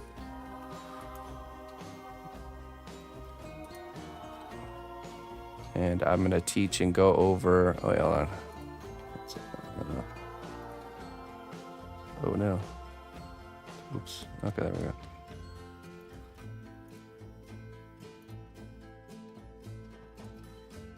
There we go. And we got sculpting the pages here. You're looking really happy. Oh, look at you. Beautiful as a star. Beautiful as a star. Star. And as squeaky as a mouse. Oh, beautiful as a star. Yes, you are.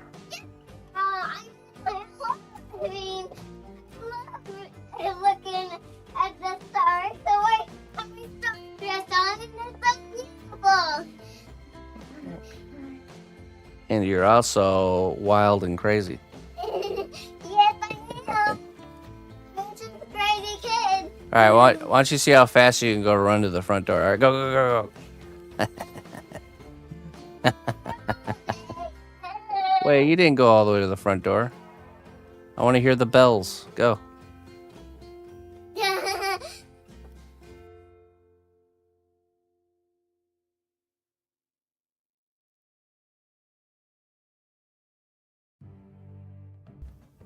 All right, random chaos Emma attack. Sorry about that.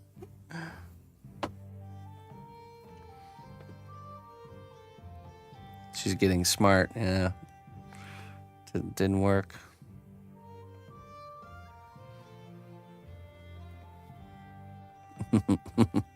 I love that the random like, hey, let's see how fast you can run that way. Go until you can't go anymore. Let's see you can go farther.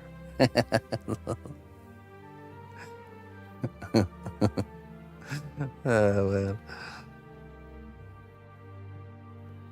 It eventually doesn't work. Yeah, it was good while it lasted. I guess I have to get more clever now.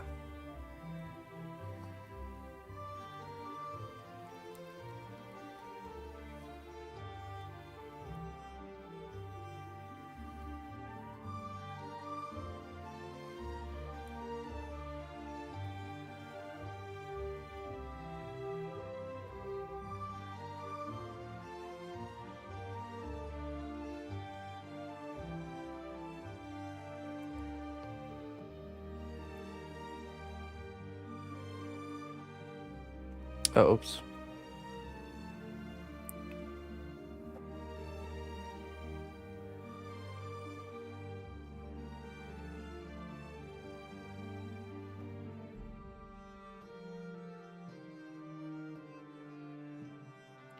Already sculpted the... Go find the tiny treasure chest I hid somewhere in the house. Except this room is full of tiny treasure chests, so she would just stay in here and start asking if this is one. Hint, it's not in Daddy's workshop. Yeah, there you go. I kind of am a collector of tiny treasure chests. Just have them laying around all over here.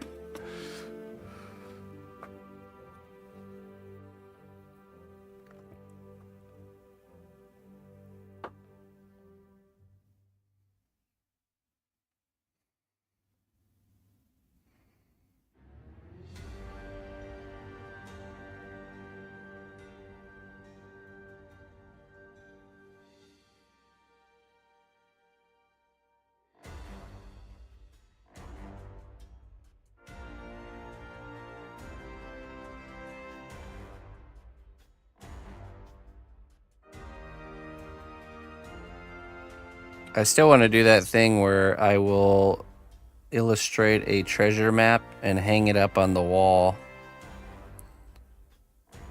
and actually go and hide a treasure in the spot that the map shows. Like use real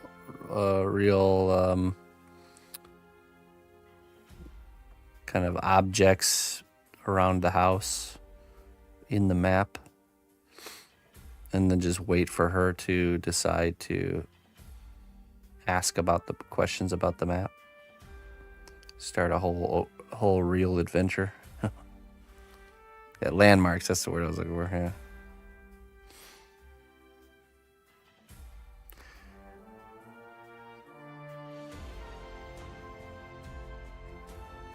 Hang it up in a random place in the workshop when she's in bed, and then yeah, wait for her to ask questions about it and be curious about it, and then tell her, oh yeah, that's a treasure map that I had found, and I've always wanted to go. And have you ever done geocaching? No, I've seen it. I've never done it personally.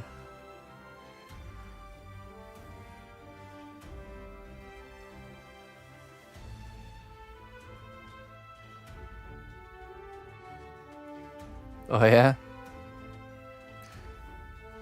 Yeah, you're about to see the whole page sculpting process here. It's fairly simple if you got the right tools.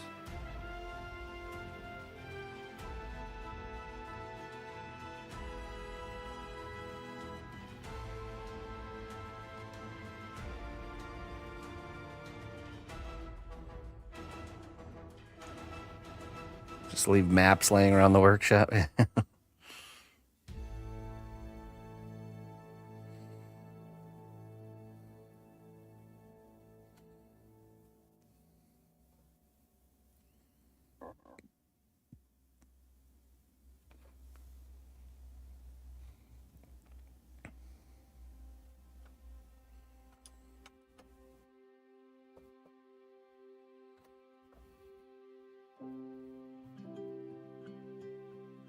Okay.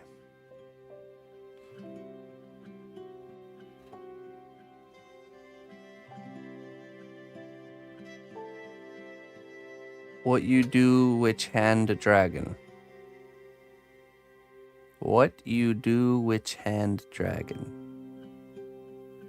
Say what?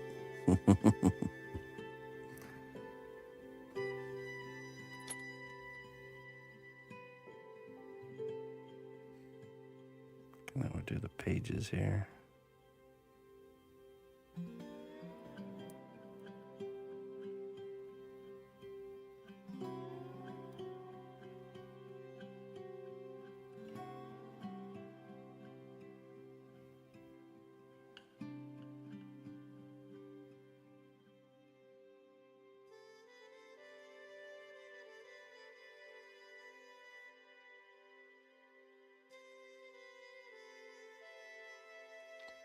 Oh, so we'll be doing this hand here, the last hand of the dragon, once we do the next book.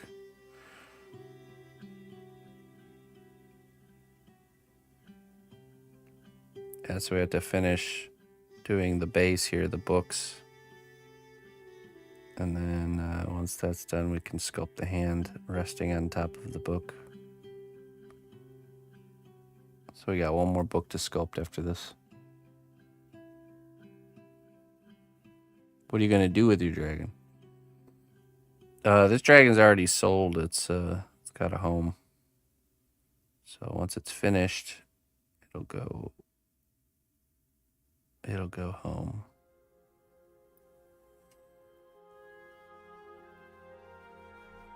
Why is your hand dragon?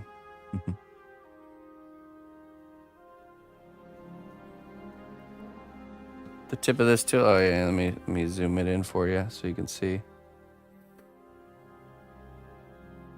1 second. Properties.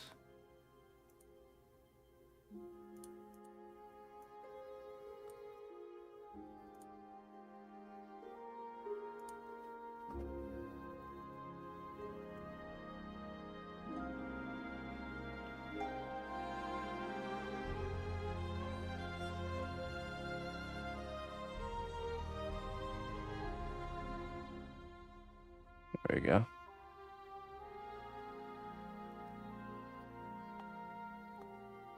It's like a bunch of needles all next to each other.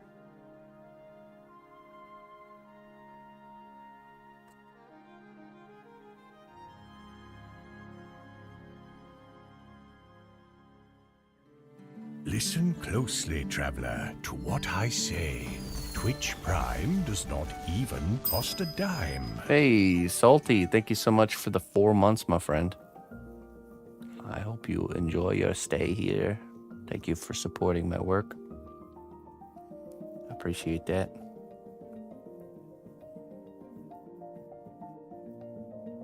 Weird tool, yeah. It's not wires. It's not like thin wires. Like I have a wire brush here, but it's actually like needles that are just kind of like welded together.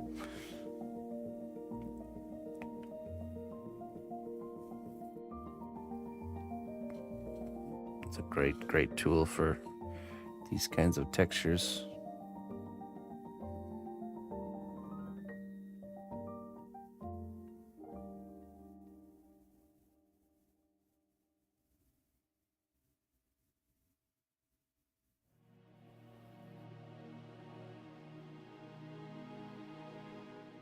Are they bendable? The needles? No, they're rigid. They're more of like a sewing needle.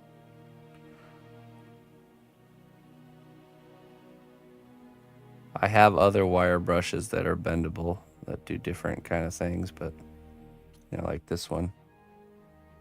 It's more of like your standard wire brush.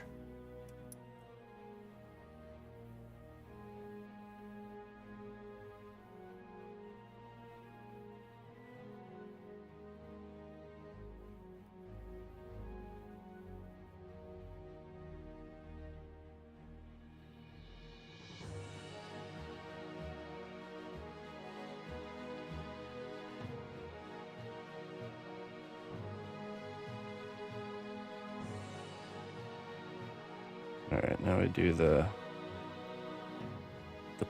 pages here. So let's turn this upside down.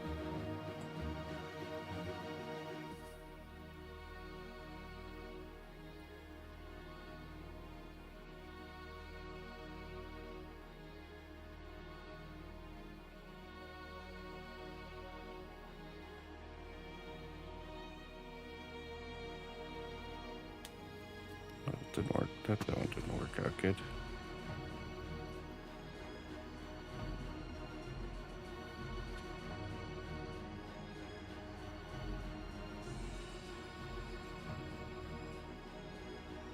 There we go.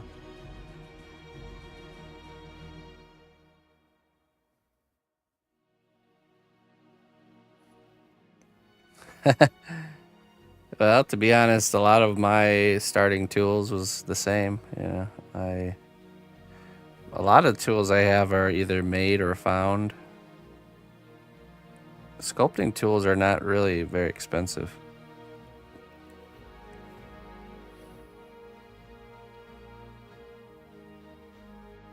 Even if you do buy them.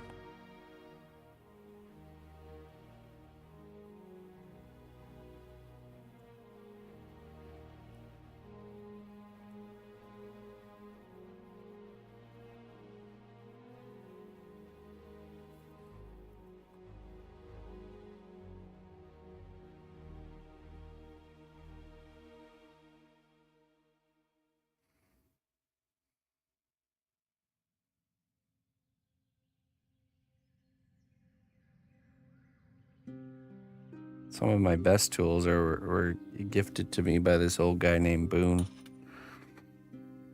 Like this one right here. This one's a Boone tool. This old guy named Boone. He's a friend of my brother's. And, you know, I would go and hang out with him and my brother every once in a while. And he's this old guy that just wears funny hats all the time and has a big old mustache and glasses and he's always tinkering and working on things. And he literally is like a real life gnome, because you could give him any sort of small engine and he could get it running, like even if in the worst conditions. Well, one day I go to hang out with my brother in Boone, and he comes up to me and hands me like a mason jar with a bunch of random old tools in it and a rug. It was a jar of liquid, which I think was mineral spirits, a jar with some tools, and a rug. He said, "Hey, I thought you might want these things." And I said, "Oh, yeah, sure." I have a don't say no to gifts thing that I live by, you know, no matter what. So I took him in, and I used the rug in my old workshop and been using his tools. It's a nice little old set, so. They're not sculpting tools, they're just random tools he had laying around his workshop for a long time and just decided that I could probably use them. It's like a character, but he really was a character, yeah. It really is. He knew that he knew about me and knew that I was in, you know, sculpting and stuff like that, and he just gathered tools that he thought were useful, and pretty much all of them I use for something. They all have a purpose.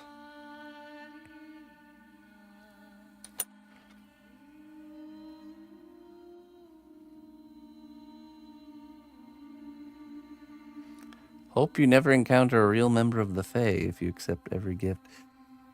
Yeah, gifts without consequences. Okay, you know, a free will offering. Yes, no strings attached gifts. I guess I should say. I don't think it's really a true gift if it's got strings attached to it.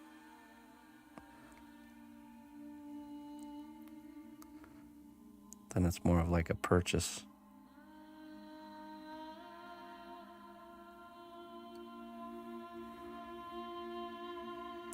Sometimes accepting a gift benefits the gift giver more than yourself, the receiver of the gift.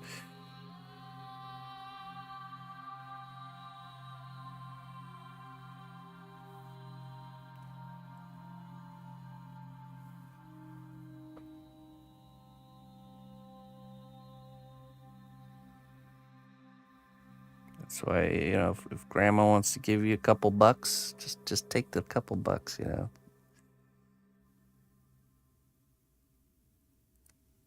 For her own benefit.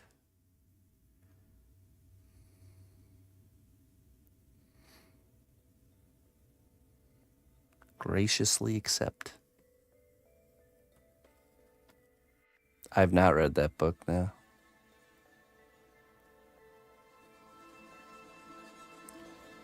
Receiving them makes you heavily uncomfortable. It's a humbling thing for sure. But that's a good thing to practice.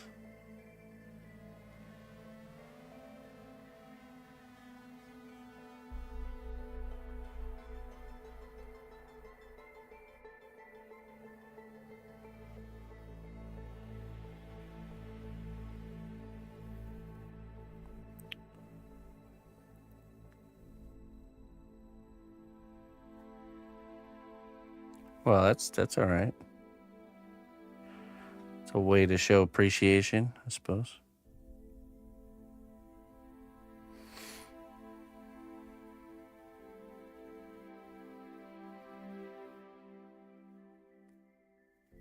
Oh, interesting. That'd be an interesting read.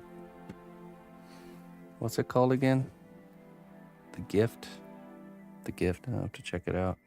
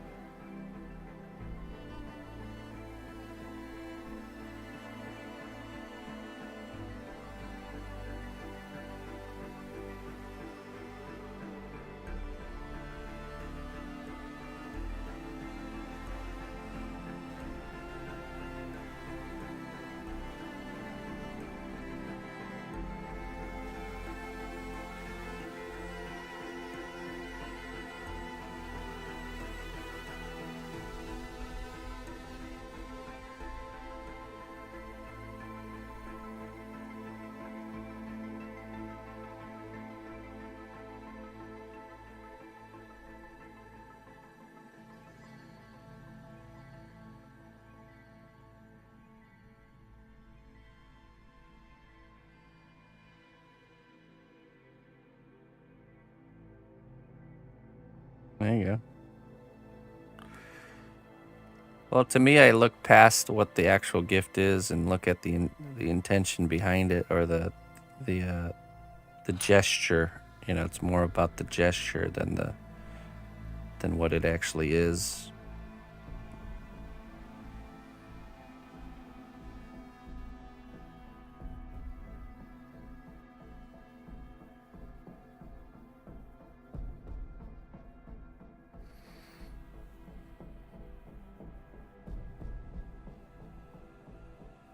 What it is irrelevant.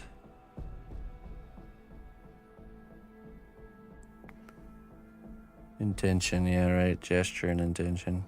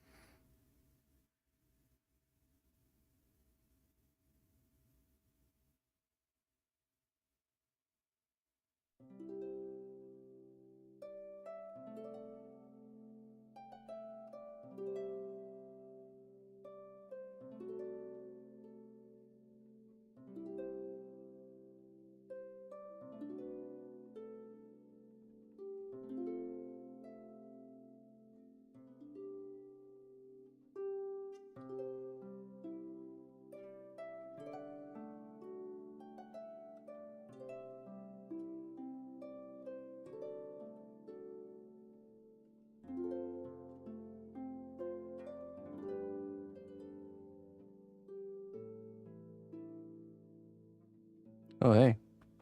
Speaking of gift. Welcome, new adventurer, to a land of great deeds and bravery. Thanks be to our recruiter for their wise choice. Thank you very much there, Lou, for the kind gift. I appreciate that. Thank you. Thank you for the intention and gesture. Yeah, welcome. Welcome, Jack. A gift for us both.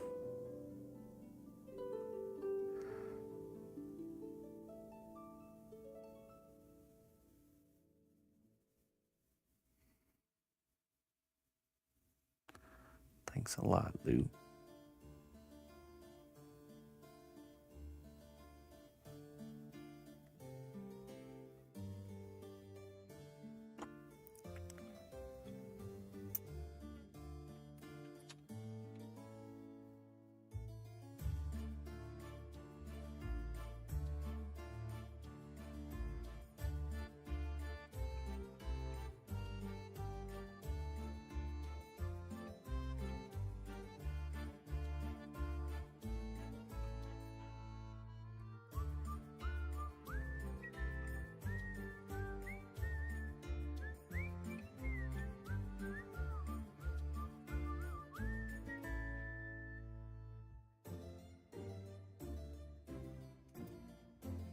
All right.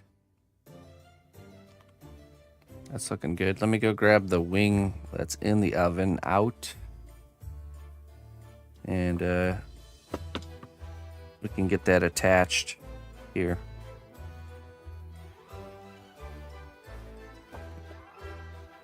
I'll be right back.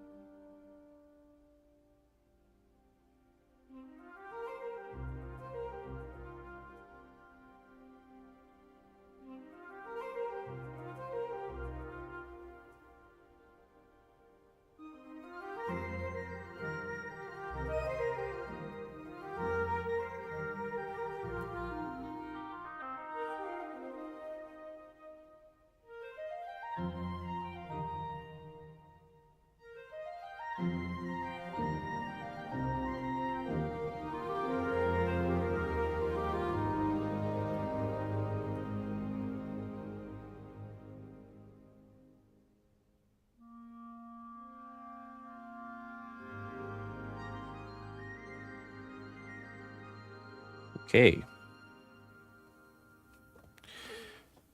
Wing is done. Let it cool just for a minute. Perhaps we will fire up the hot glue gun and get that second wing coated with foil. Hey, what's up, Looney Lorna?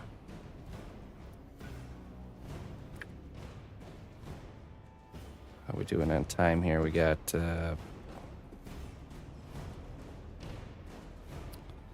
about an hour and 30 minutes to our giveaway, folks. Make sure you type in !play in the Twitch chat.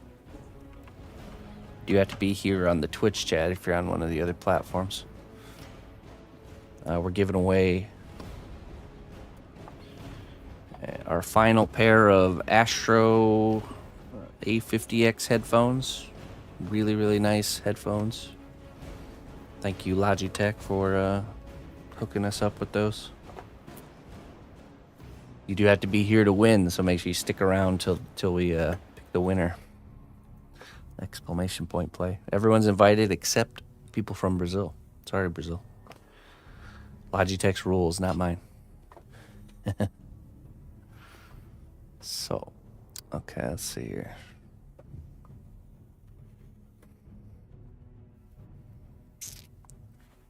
There's the wing. We got to get the structure of this other wing coated with the aluminum foil.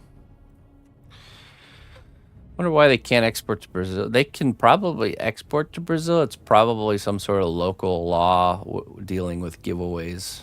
That would be my guess. If I had to guess, it's probably something to do with that.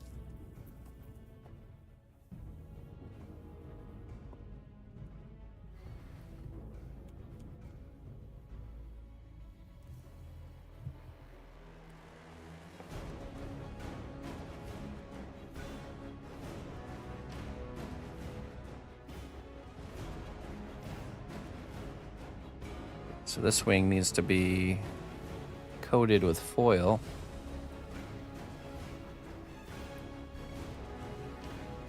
It's in an hour and a half, or hour and hour and 25 minutes. Did I twist this armature? I did, yeah. I used a drill though. I used a drill to twist the wire.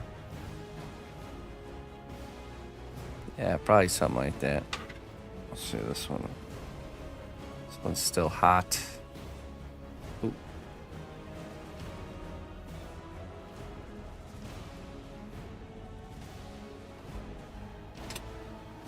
All right, enjoy your food. Let's see.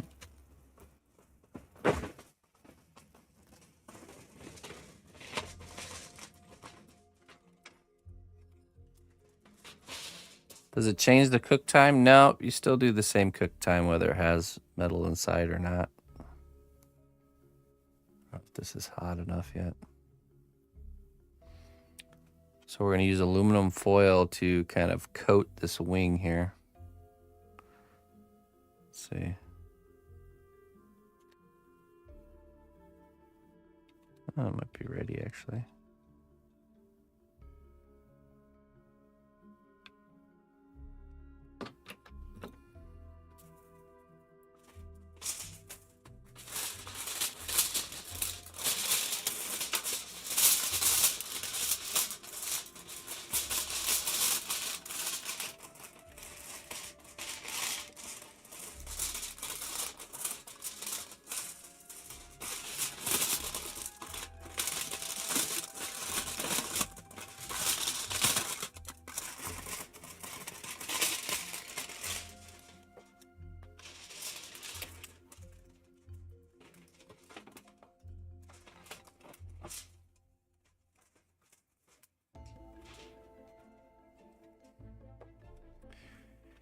Yeah, nice. That's good.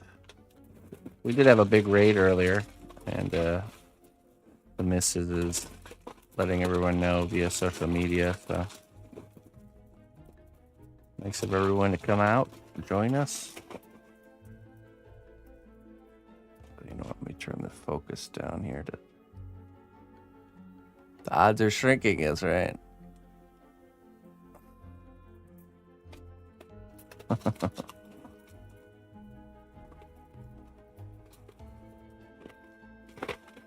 Still very good odds.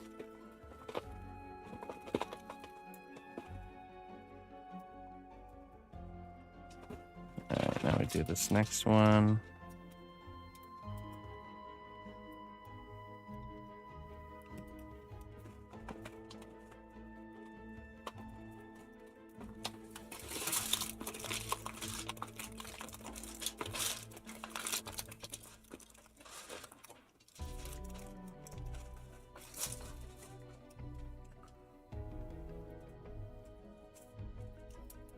And last but not least,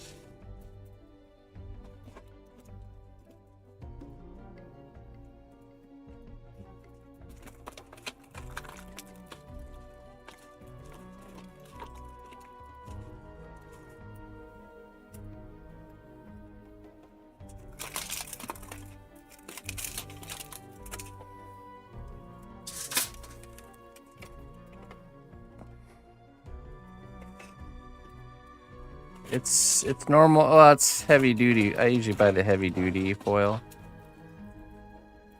Yeah, don't buy the super thin stuff. Get the heavy duty foil.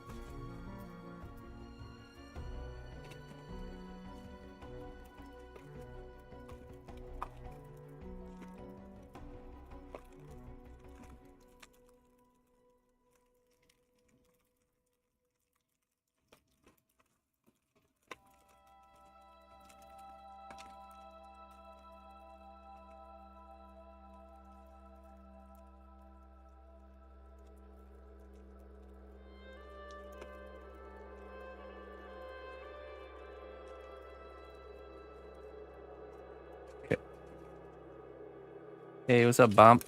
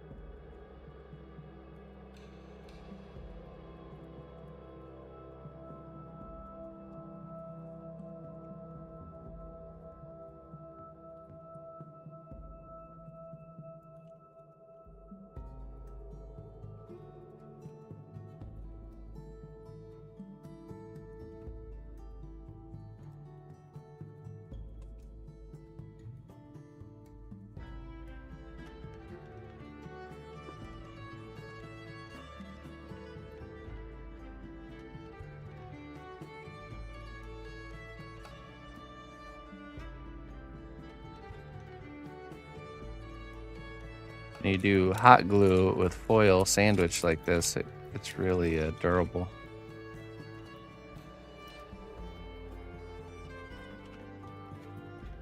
What's wrong with your teeth?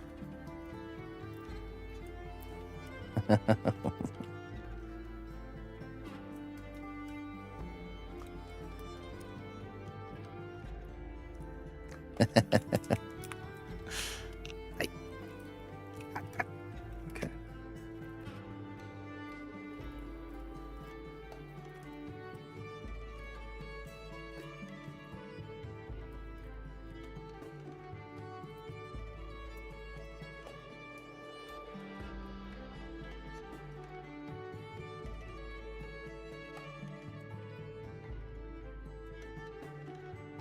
All right, Plata.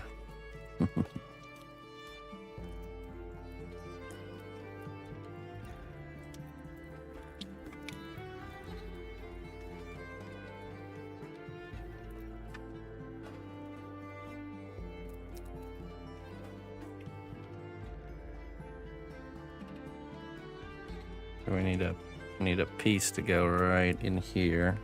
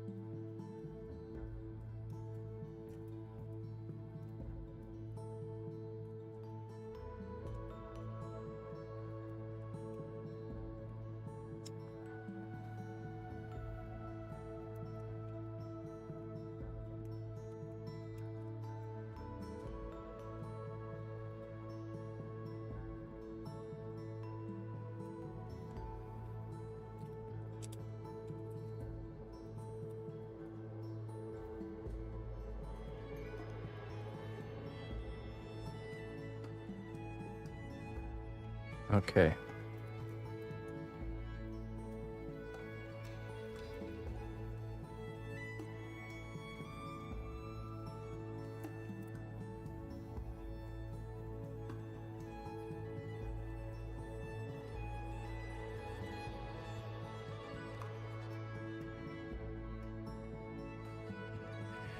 Yeah, so here I know the shiny side of the foil doesn't have anything on it.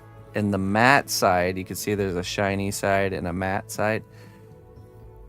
The matte side has something on there, some sort of material.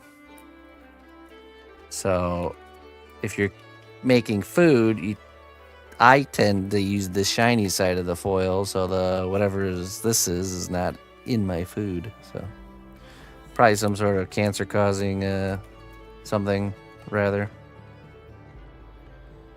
So yeah.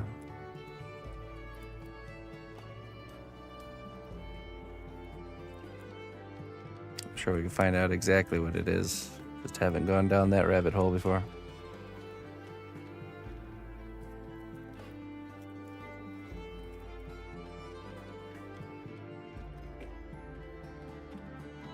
Your tinfoil is just metal. It's aluminum. Yeah, let's see. So.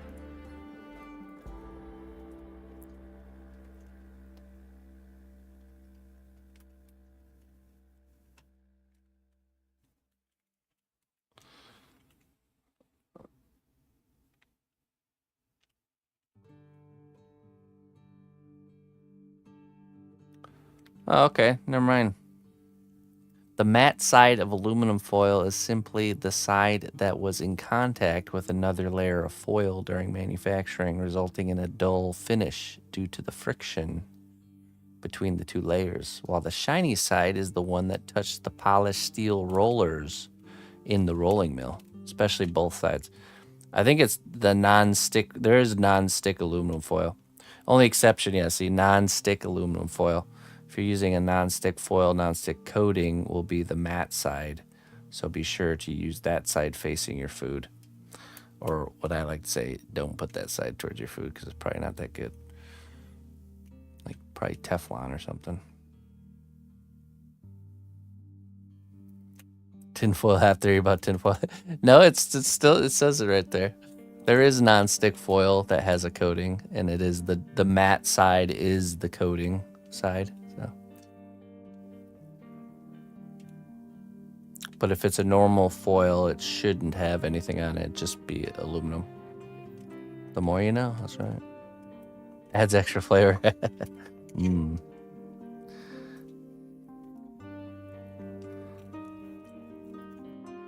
Flavor and texture. Okay, let's see here.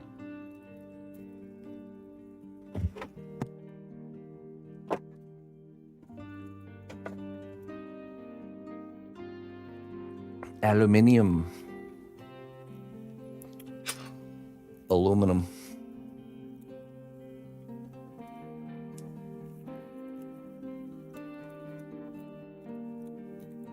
Actually, you know what? We'll just leave that like that. We don't need to cut it just yet. Get some iron in your diet.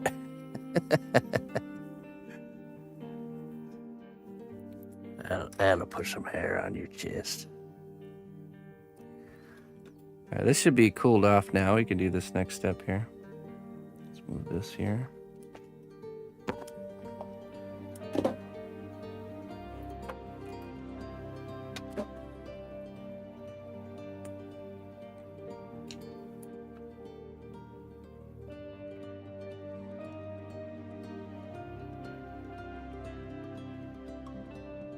Okay, we're gonna put this in place.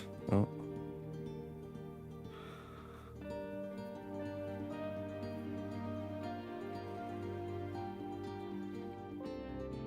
And then we're gonna sculpt the shoulder.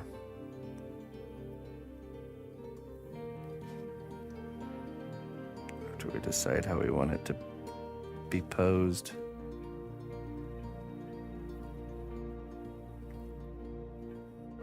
Let's put this other one in place too so we can figure out the final pose here. That one doesn't want to go in there.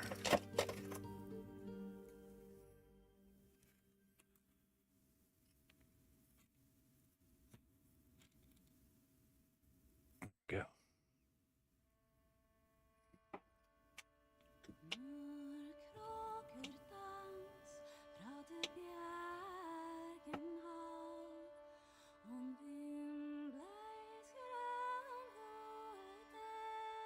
Oh yeah, and old wizardy books. You are my target market, zombies. Me too. Not sure.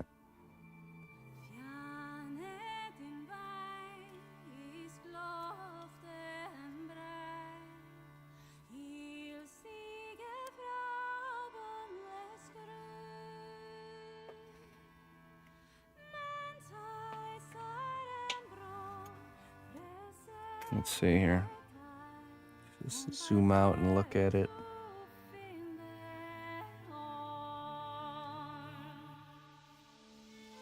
Let's turn this more like that.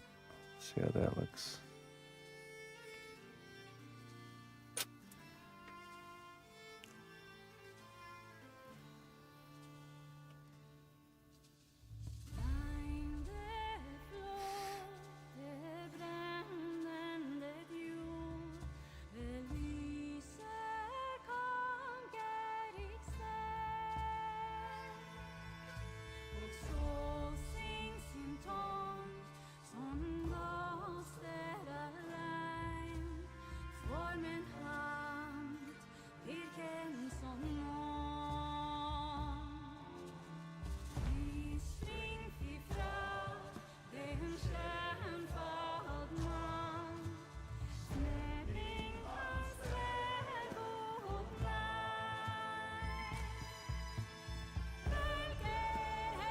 I think we go like this.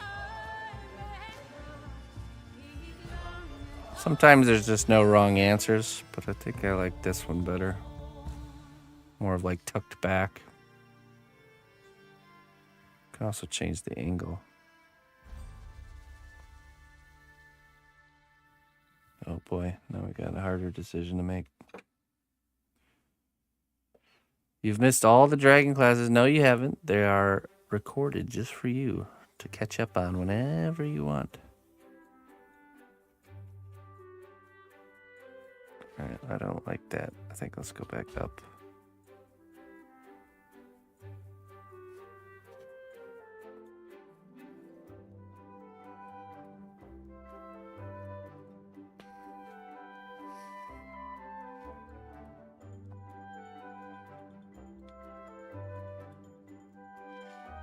See maybe this one being a little more down.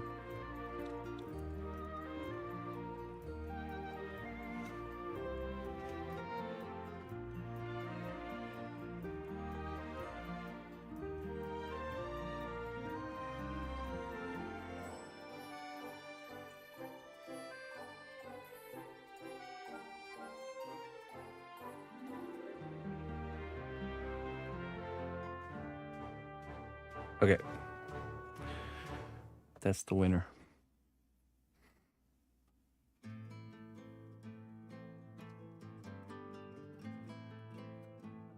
Yeah, you're right. Exactly. To make space for the arm. Also, this, you know, he's kind of toppling up on this, climbing up on this pile of books. Maybe preparing to flap his wing as he, you know, the whole stack tumbles down, you know, to catch his balance.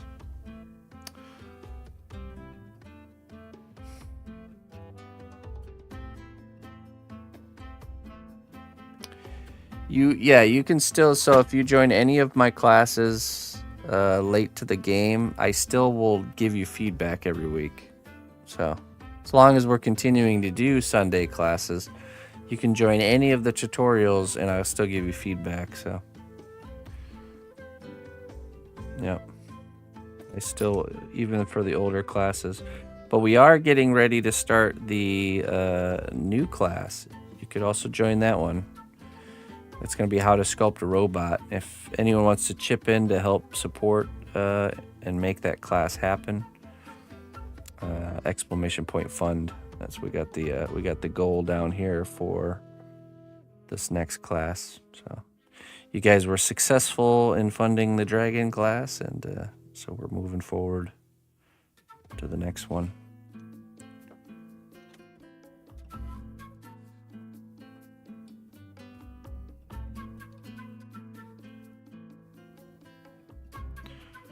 Okay, so now we're going to sculpt the shoulder here.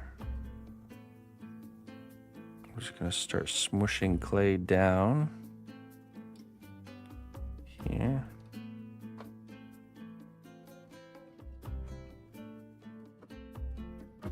Yeah, I'll be going over all my, you know, metal sculpting techniques. I feel like out of all the things, I mean, I do have a lot of dragon sculpting techniques, but there's a lot of technique used in sculpting robots that I think I can really impart onto you guys. So I will show you what I know.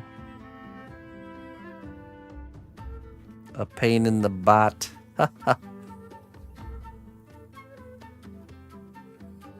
So funny.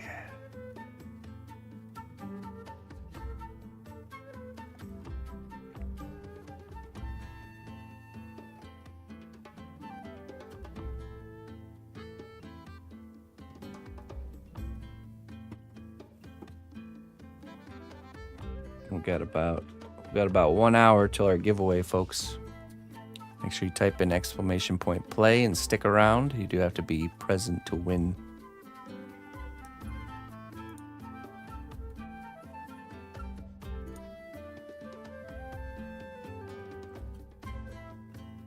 Oh, there you go. Yeah, I did the woodland gremlin tutorial.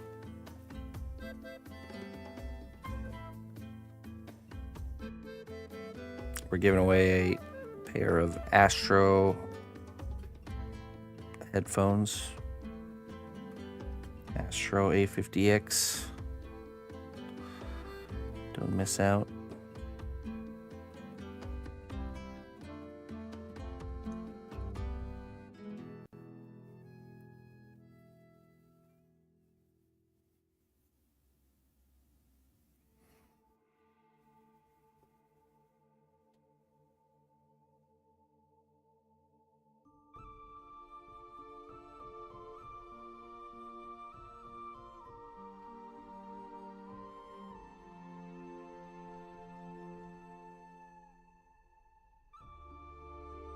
Yeah.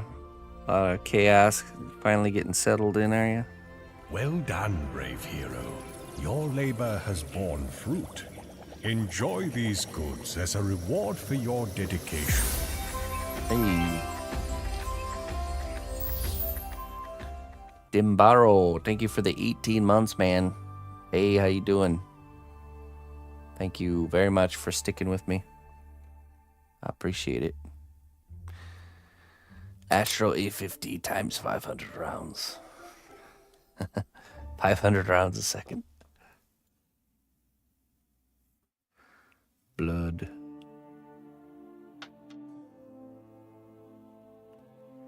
Let's see what we got here. Ooh.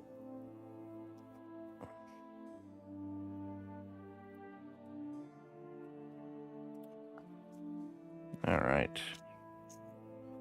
The greatest challenges bring out the greatest growth. Keep pushing yourself to new heights. That's right. Growth comes from a hard time, having a hard time. A little bit of suffering, right? A little bit of pain required for growth.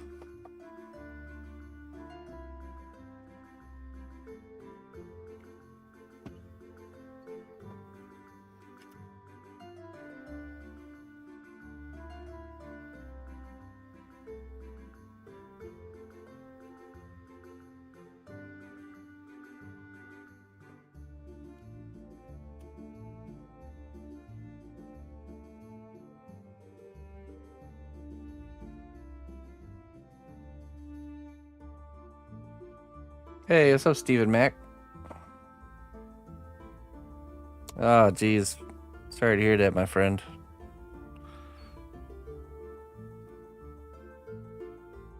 On to bigger and better things, I hope. Let your quest begin. Seek and you will find.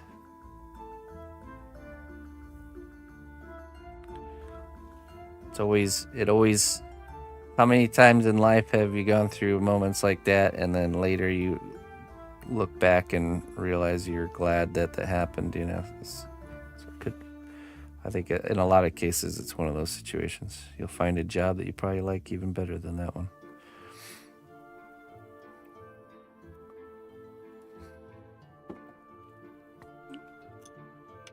The quest.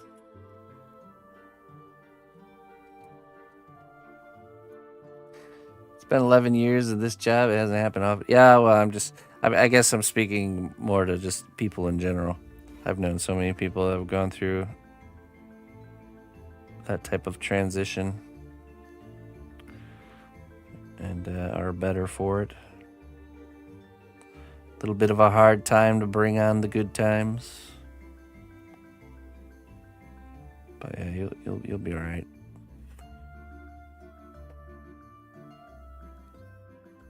Still a bummer, though. Still a bummer.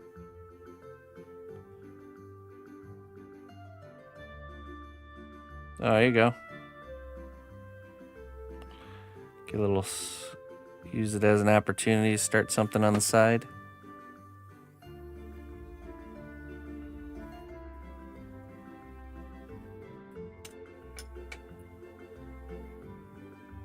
Let's see, let's get this connective tissue going here.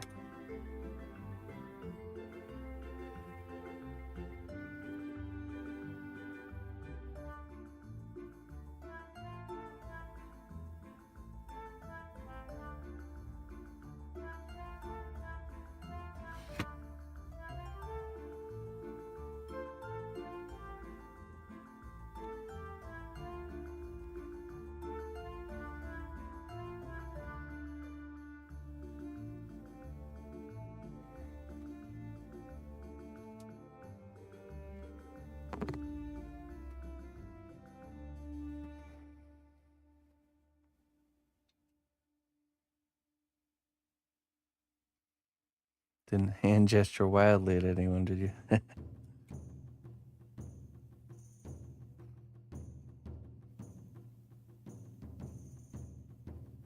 Yeah, don't be a PB.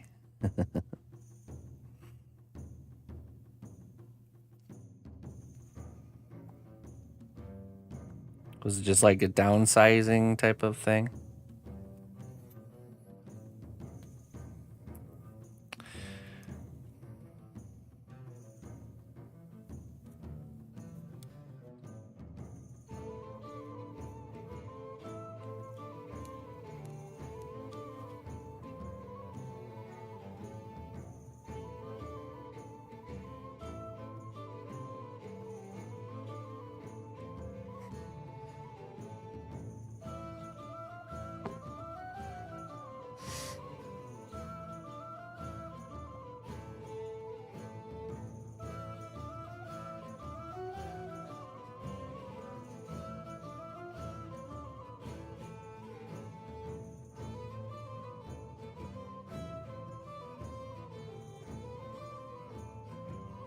Ah, yeah.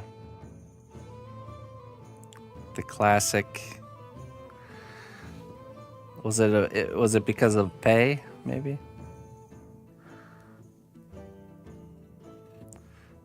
Because they wanted to just pay some cheap new hire for the same job.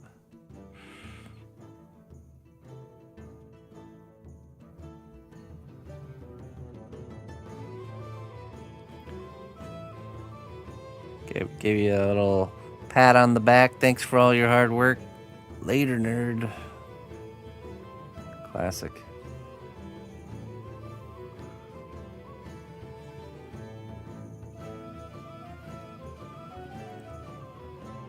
The old use them up and get rid of them tactic, huh?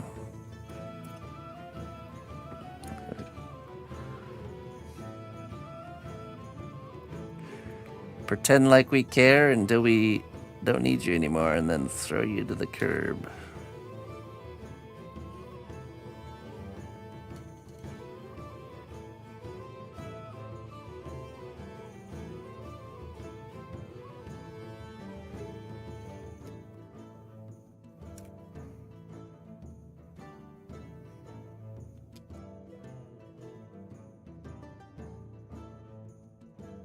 Yeah, there you go. And as long as your livelihood, as long as you can still keep a roof over your head and maintain yourself, then you'll be all right. It's nothing personal, it's just business, yeah.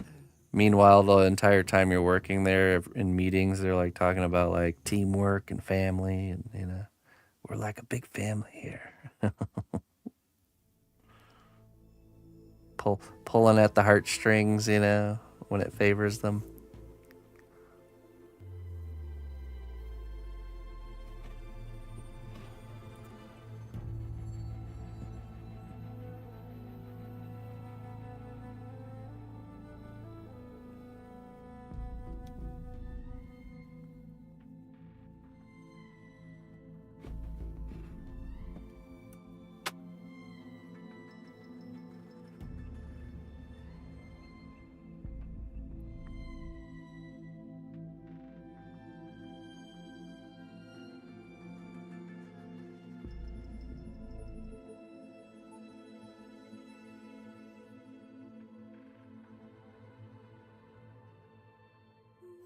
Oh yeah, it's pretty rough there, Looney Lerna.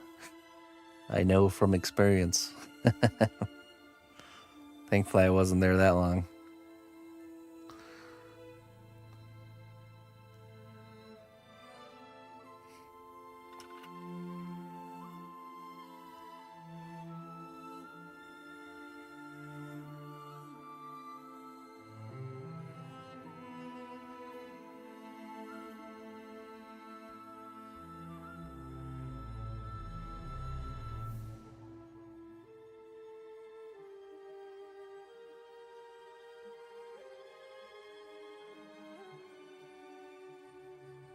Got a tankard and he didn't drink. In fact, he was a he was actually a recovering alcoholic. Even more slap in the face. Hey, buddy, we got you this nice 6-pack of beer.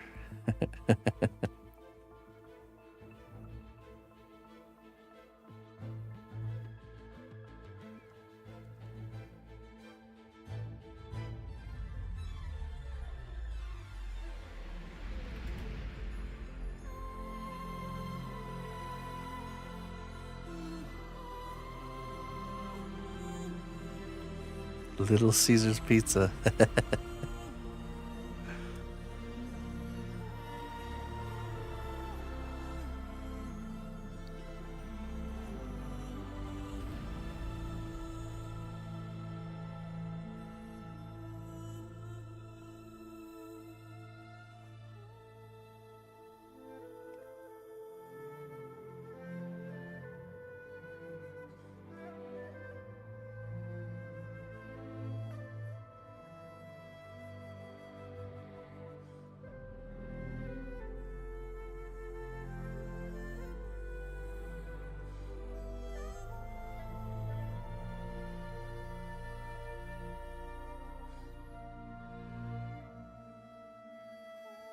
Mm-hmm. I'm glad to be here still doing this for sure. Very happy. As long as I have the support of you fine folk, I don't think that'll change. So, thanks for continuing to tune in and do all the things you guys do to support me.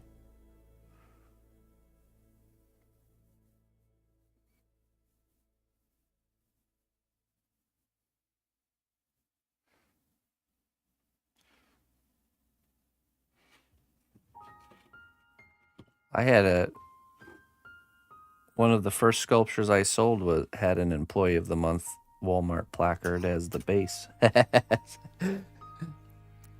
It's a nice piece of wood, so I just peeled the little part on the front that has like the wording and all that stuff. I just peeled that off, and then I used the piece of wood as a nice base for one of my earlier sculptures that I sold. Waste not, want not.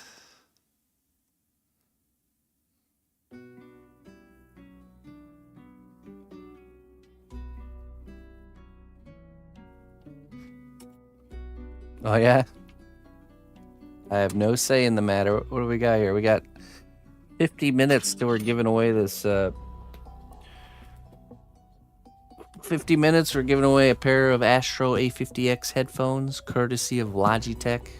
If you don't know, they've commissioned me to make 2 projects for them. We just finished the making of both of those, and to cap it all off, we're giving away the final pair of these. These are not the ones. I'm not sending them to you. Logitech will be. You will be able to pick between white and black, by the way. And everyone can join except Brazilians. Except if you're living in Brazil. You cannot join. You cannot win. You've been denied by Logitech. Now, probably not by them. It's probably some sort of local ordinance for giveaways or something like that. But, yeah. Everyone else is allowed. Yeah. Yes, thank you, Logitech. Thank you very much. Thank you, thank you. Let's do the scales now here.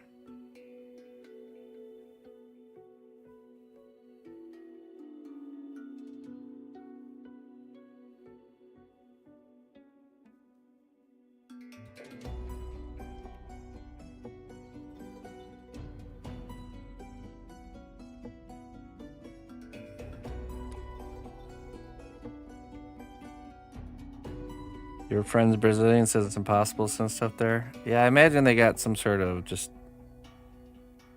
something on their end for sure. I'm sure Logitech wants to send stuff there, but they just can't for whatever reason.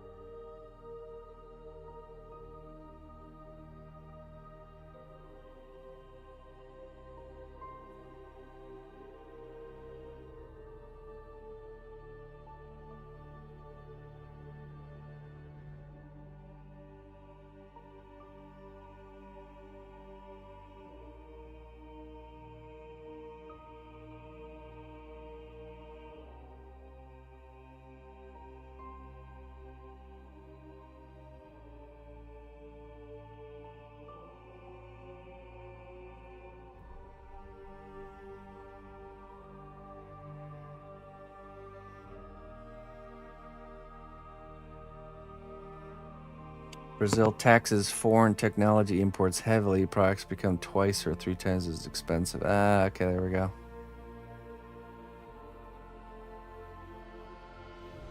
All right, Stephen Mack. Yeah, hey, keep us in the loop, my friend. Good to touch base with you. We'll see you around.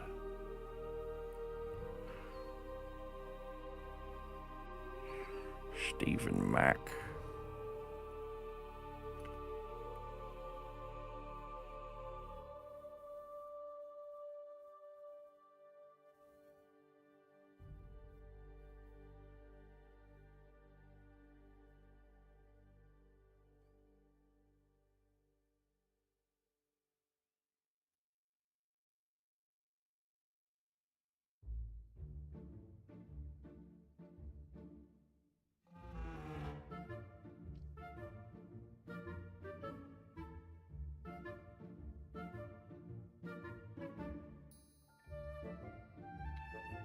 Corn. Corn's around. I don't know about right now, but around.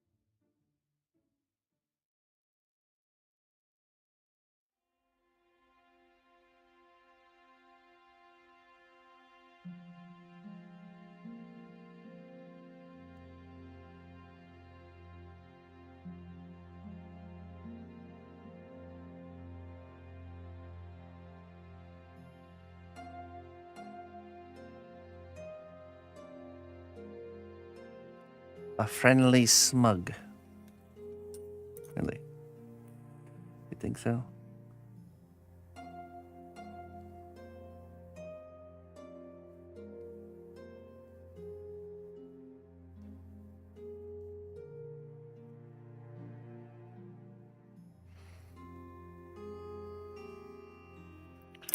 All right, let's get some alcohol here. And a brush.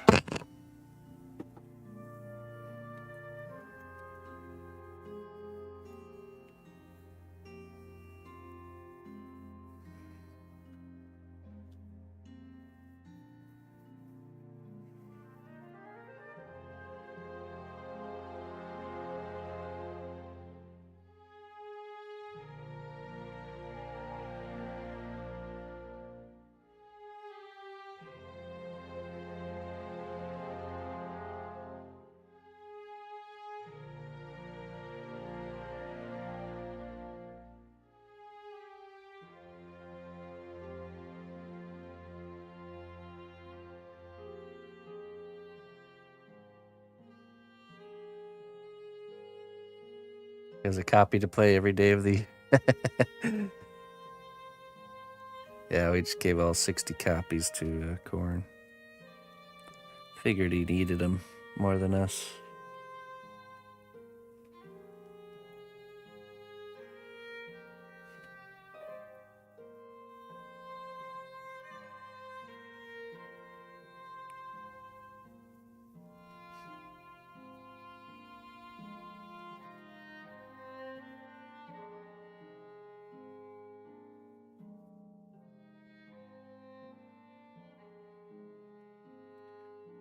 All right, that looks good.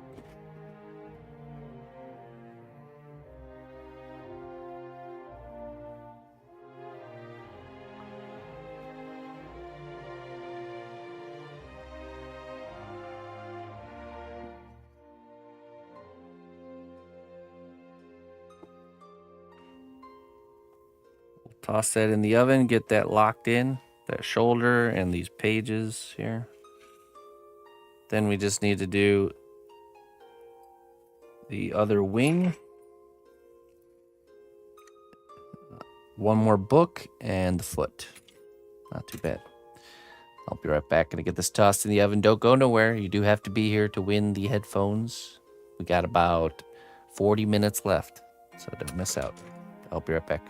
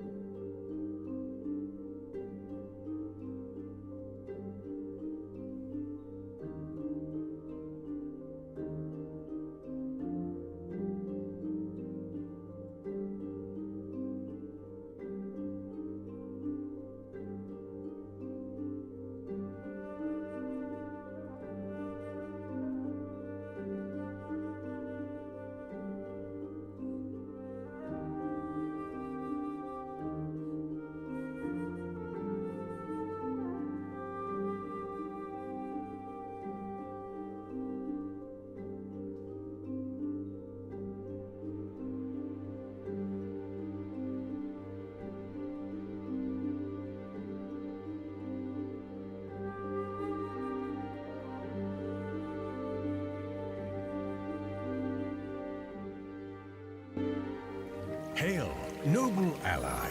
Please accept these treasures as a gift for your unwavering service to the kingdom. D3Geo. Hey, how you doing, my friend? Thank you for the 82 months of support. I really appreciate that.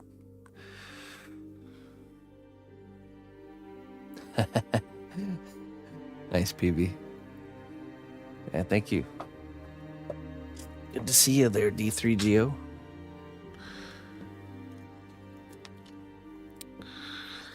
Okay, let's see here. I got your wisdom here. Let me grab what we need for the next step. So we're going to sculpt the next part. We're going to do the next part of this.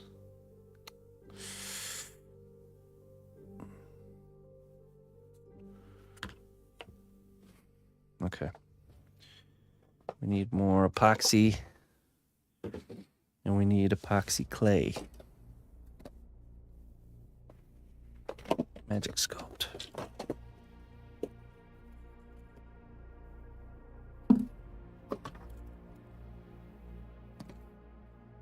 Hardener and resin. What do we got here? We got less than 30 minutes before our giveaway, folks. Make sure you type in !point play. Yeah, we got Magic Sculpt. It's a epoxy clay. 2-part. And we got epoxy glue. I'll show you what we're going to be doing here in a second.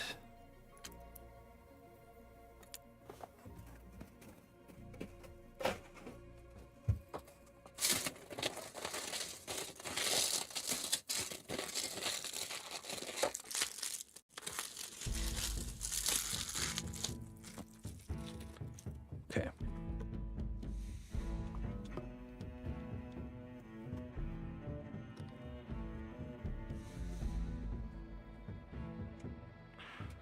First, let's do the scale of dragon.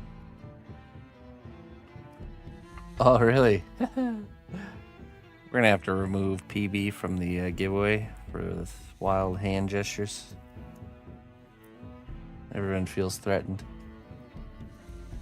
The greatest wisdom comes not from the sorcerer's book, but from the lessons learned in life's journey. That's right. The book of life. The greatest wisdom provider. Okay, so we have to, let's see here.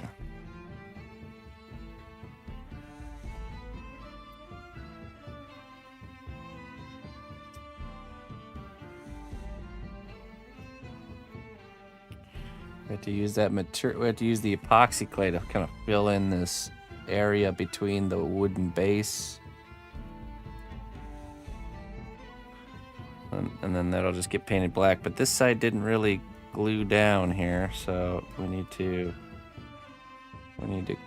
glue first, and then we'll do the epoxy clay.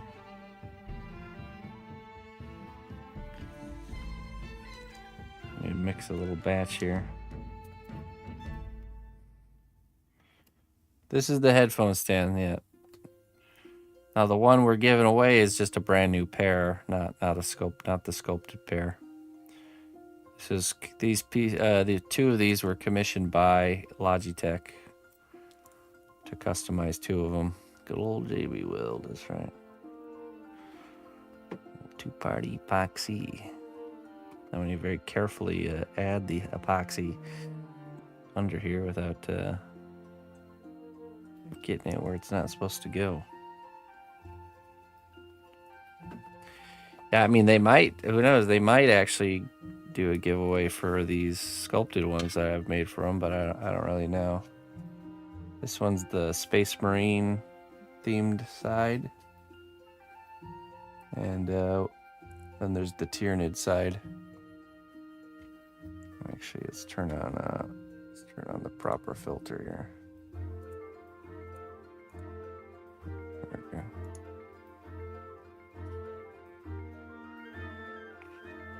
go. Okay, so there and there and there. Okay. Let's mix this up and we will administer it very carefully.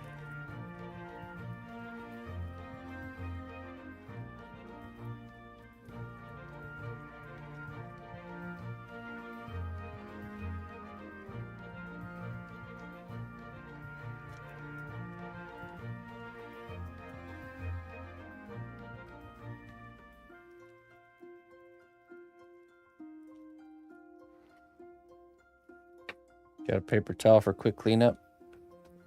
Nope. Living life on the edge here. Risking it for the biscuit. There, I got one. I think it's acetone that will dissolve epoxy clay. Or not epoxy clay, epoxy glue. So, one little tip.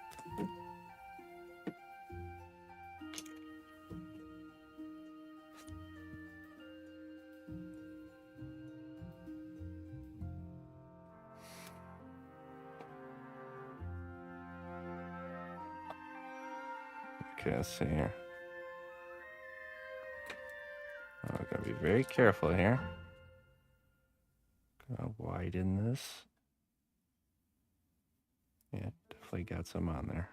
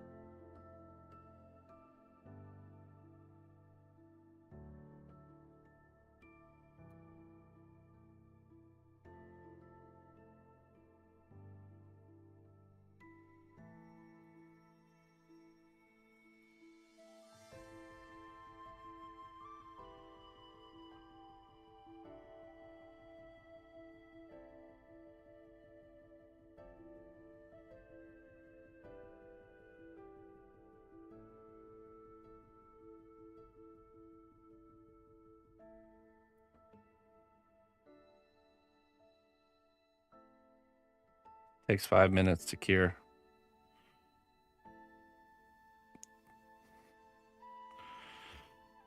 I think what we'll do is we'll maybe get a clamp to kind of hold that in place while it dries. That would be smart. Good morning, Greg. Mr. Greg. 20 minutes till our giveaway, exclamation point. Play to join. Giving away some nice headphones today. Let's see, where's the...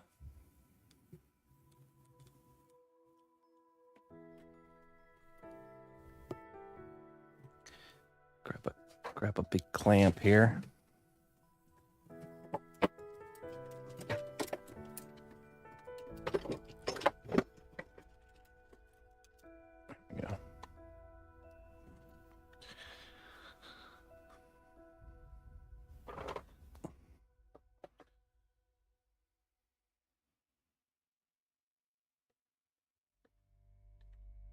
Just some subtle pressure. Not a lot needed.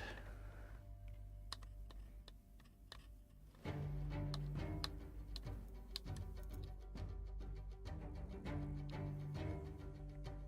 we go. Let me check. Make sure we don't have any drippage. It's looking pretty good.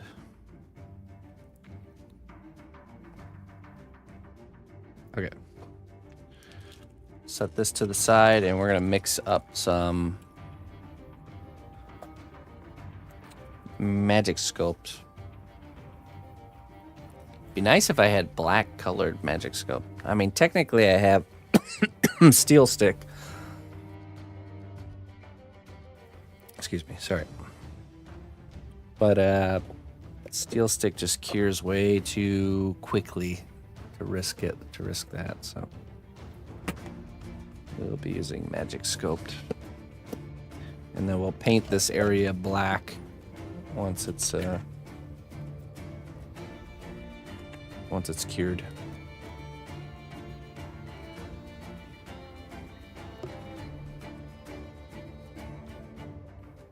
I knew it.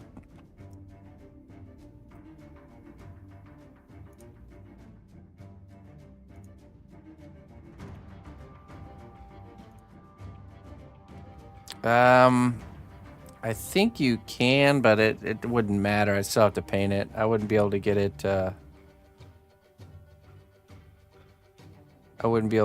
black.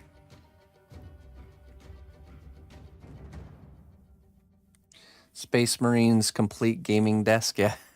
The monitors, everything all looking like it comes from a Space Marines universe. All right, hold on 1 second. Let's try unplugging this and plugging it back in. I always thought it'd be cool to do custom computer cases, like real sculptural. Like take a metal computer case that's just doesn't have the components inside and just decking it out from the outside. Oh, geez. Okay, I'm gonna have to redo this.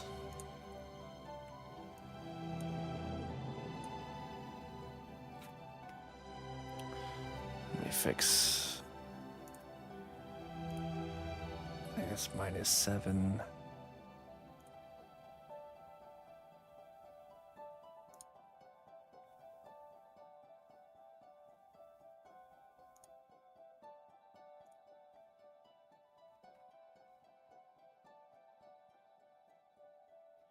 Thanks, Crackle.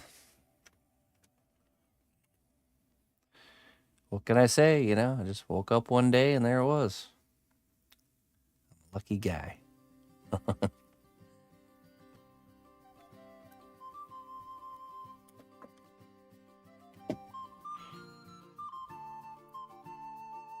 Alright, I'm gonna use the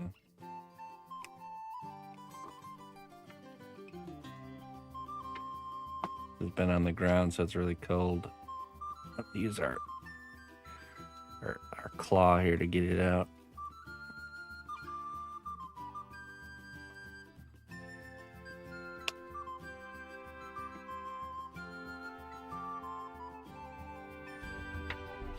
Sounds good.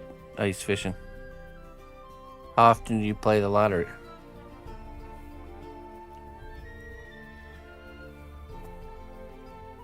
Ooh.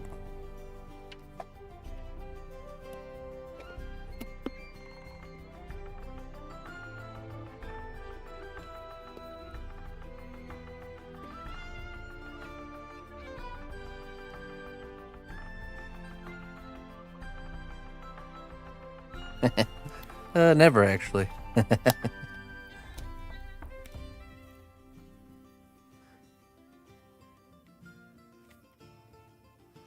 Not often.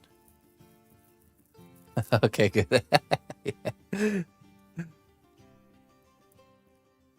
I love that. That happens very often. It's like, you know, when I win the lottery, I'm gonna do this or that. So, well, yeah, how often do you play? Nah, I don't. Well, I guess you're never gonna win then. Gotta play to win, as they say. I don't really either.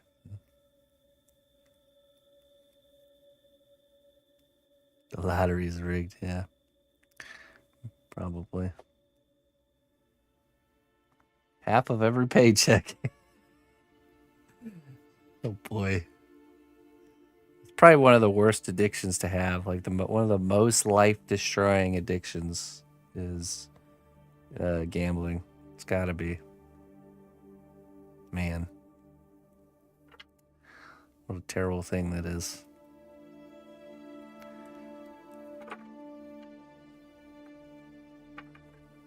I was watching some videos showing some of the streamers that have like gambling streamers that have just like spiraled and lost everything, and it's just like, man, it's crazy. What a terrible thing. Terrible addiction.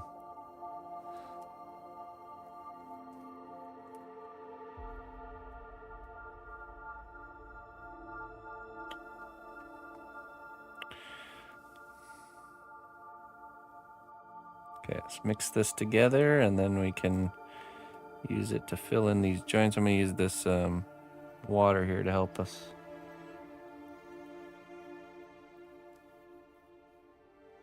Yeah, I'm the same, Sarah. That's one thing. I guess we all have a vice or a thing that can get us, but gambling for me has never been like, oh yeah, you know.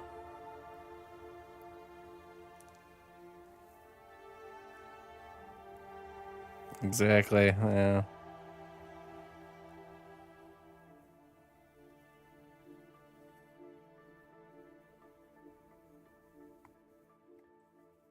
It's founded on the idea of being able to become successful or to gain wealth easily, you know, and that's the lie, you know, that the foundational lie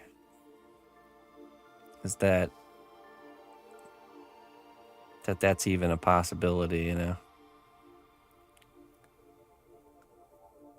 It's like looking at an exception of a rule instead of looking at the rule. You don't base things off of the exceptions, those very few cases that it does happen to, you know. The rule is that most of the time people that gamble lose it all.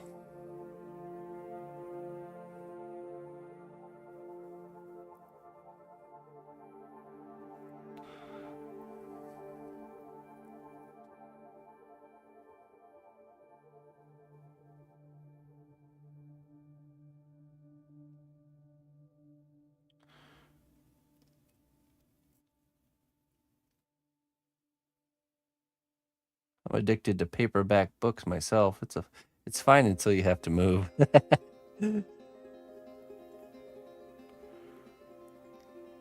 That's a manageable addiction.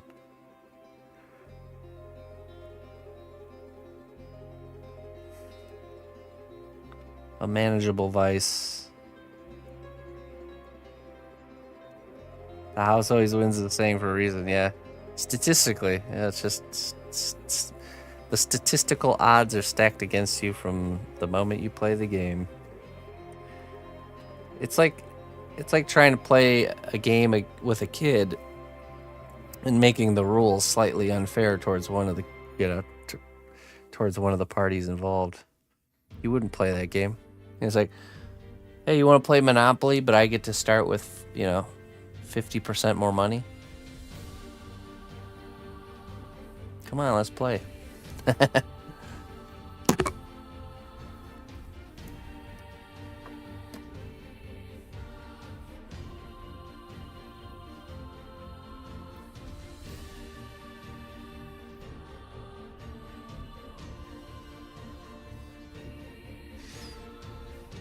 feel of the book, yeah.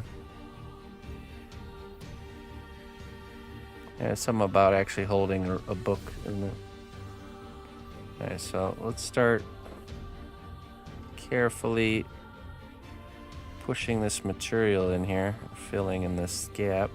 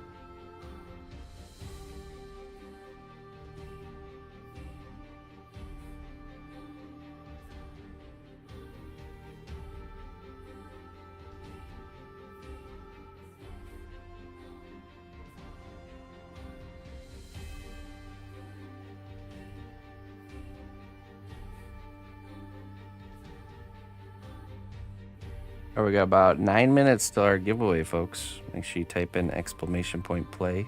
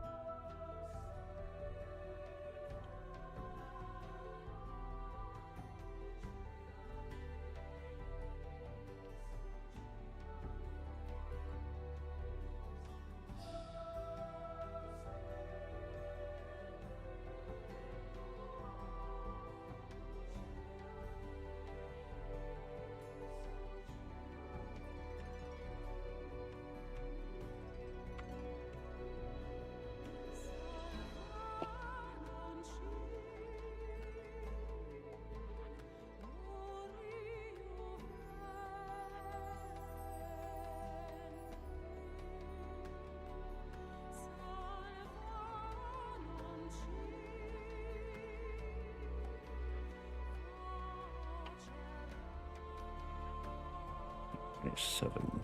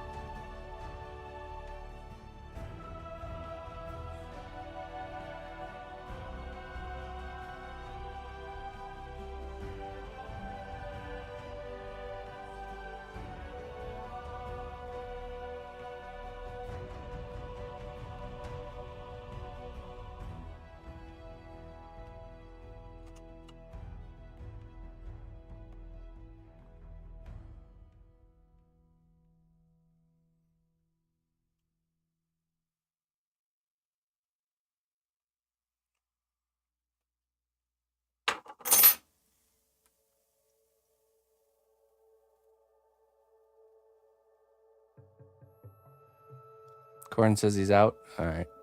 Thanks for letting me know. 5 minutes.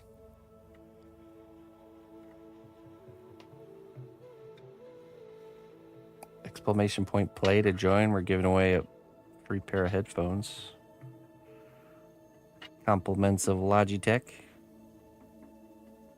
the commissioners of this project here.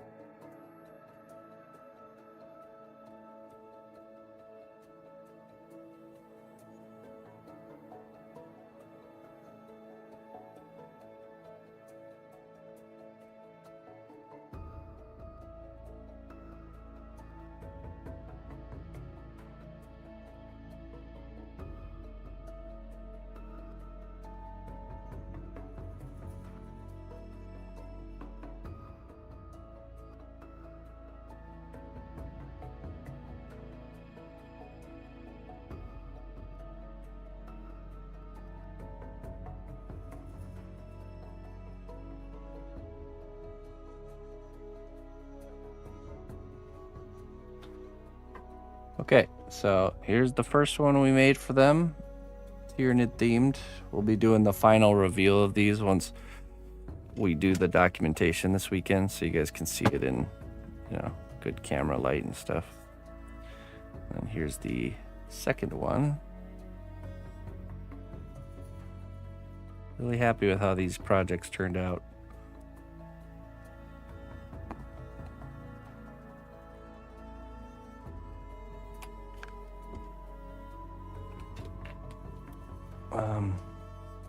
Let's see.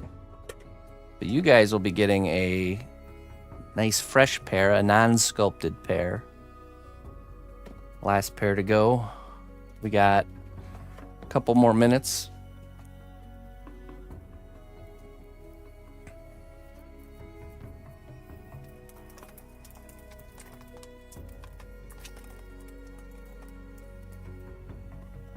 Made it back just in time. Okay. So what we're going to be doing here is we're going to be playing a game called Marbles.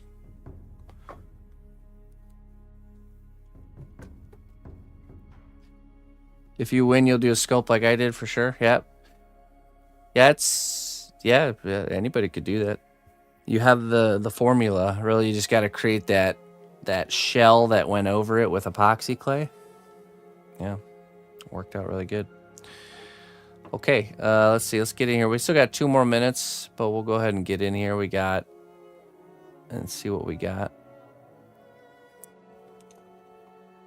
So thank you everybody who's here. Thank you guys so much for tuning in. Even if you're just tuning into the stream every once in a while, that is a way to support me and what I got going on here. And I just want to say thank you guys for doing that. And any type of opportunities like this that come my way where I can get something to you guys, you know, for your support, we're going to definitely jump on that. So this Logitech project has been a huge blessing for me and for you guys. So hopefully more of stuff like this will come in the future. So please continue to tune in and support in all the ways that you do, even if it's just tuning in at the very least. And a big thank you to my big supporters, you know, tier 3 subs, people that are chipping in for the class fund, commissioners, clients, people that order work from me. That all of it comes together to make this possible. And yeah, every bit really counts, really helps. So, okay, shout out to all the lurkers out there. That's right. Okay, let's see. Let's go to here. All right, let's take a look here. Wow, look at all those marbles. Holy cannoli. See if I can remember how to do this. So if you're new to marbles, you have a marble. Everyone who's typed in !play has a marble associated with their name. I got some fancy ones in there. And this is the course right here. So we go down this thing. Oh, hold on. Oh, there we go. Down here. And then there's quite a obstacle course, straight shot all the way to the finish line. So whoever makes it to the end and is present in the chat will win. If the person that wins is not here, then we'll take the next second place. And if second place is not there, no, this is everyone except people from Brazil. So sorry, Brazilians, but you're out. Everybody else in the world is invited to be part of this. The fulfillment of this giveaway, you'll get a package from Logitech, okay? So if you win, you have to give me your address and information. We'll do that through Whispers on Twitch, okay? Are we allowed to use boosts? I think I have that turned off. I think I have boosts turned off. So, yeah, that's not on. Okay, so here we go. Should I turn my camera off, or maybe I'll move this so it's not so much in the way?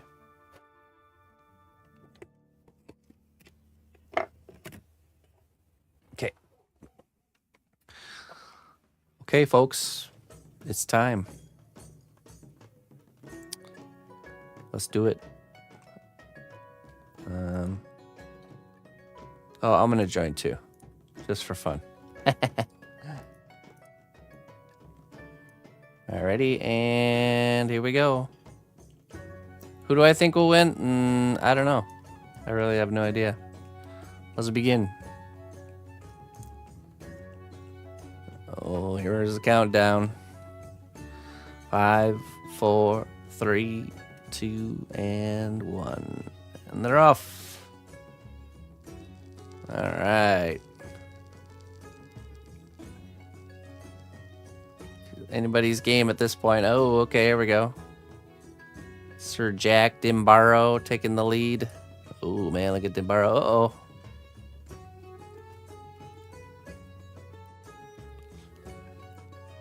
There we go. First place, Greg. Pretty close to the lead here. Oh my goodness. Bango Bongo taking the lead. Holy cannoli, look at this guy. Somebody slow this guy down. Oh, jeez. Oh, man. Bango Bongo. Oh, man, got stopped by one of the pegs. Ooh, unfortunate. Unfortunate. 4-3. 4-3 am restart. Oh, Cold Spruce taking the lead. Oh, he's got a car as a profile picture. Of course he's fast. Oh, Bango Bongo is not giving up. Look at him. Oh, here we go. Vinvis. Uh-oh. Getting a little crazy. Landed on top. Oh, man. Dasset gone. Okay. All right, you're gone. Whoa, what's going on here? Okay, let's get back to the track. Cold Spruce coming in. People are flying everywhere. Still anybody's game here. All right. The car guy, Cold Spruce. Salty Nugget, second place. Oh, look at that. Lots of deaths. Dang. Bummer. Bummer, Bango Bongo. Okay, let's see here. Let's see, is Cold Spruce in the chat? Cold Spruce, could you confirm that you're here for me so I can see it, and then we can confirm you as the winner? Oh, there you are. Okay, congratulations, Cold Spruce. I'll send you a DM. Let me actually just do that right now, so that way got it locked in. And I'll just need your shipping information. I'll be giving that to Logitech, and then they'll be sending out. And anybody who has won the previous ones, these are all going to get sent out now that we've finished all the giveaways. So, well, you need to reply through the Twitch DMs because email's not going to work because I won't be able to confirm that it's you. Yeah, so. Let's see here.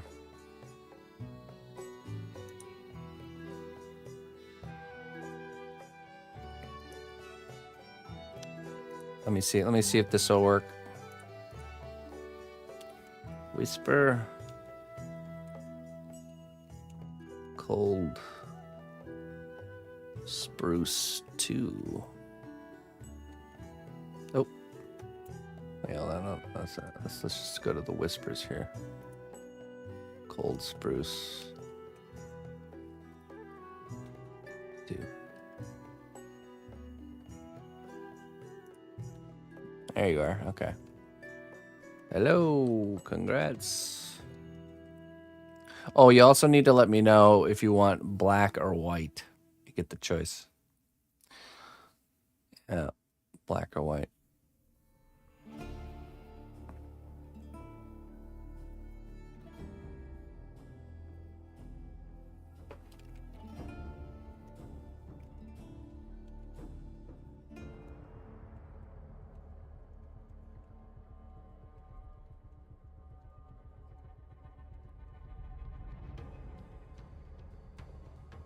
I'll give you $50.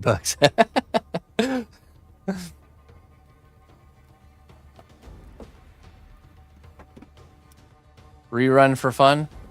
Should we rerun for fun?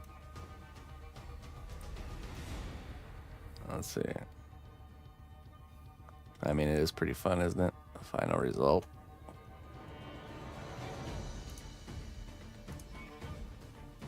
Cold spruce. Salty nugget. Oh man, look at these.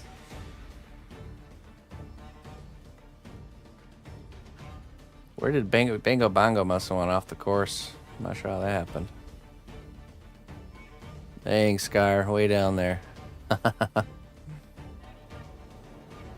Plata.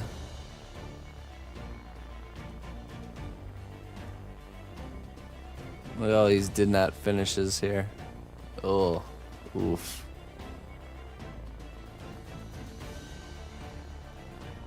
All right, let's do one more for fun. No, we got no prizes here for this one, but it's just the glory of winning. Should we do a random track? All right, let's do random track. This could be bad. Oh, all right. Interesting. Exclamation point play if you want to play for fun. We're just gonna do one for fun. One for fun. The winner will get a digital high five by me. Pretty awesome.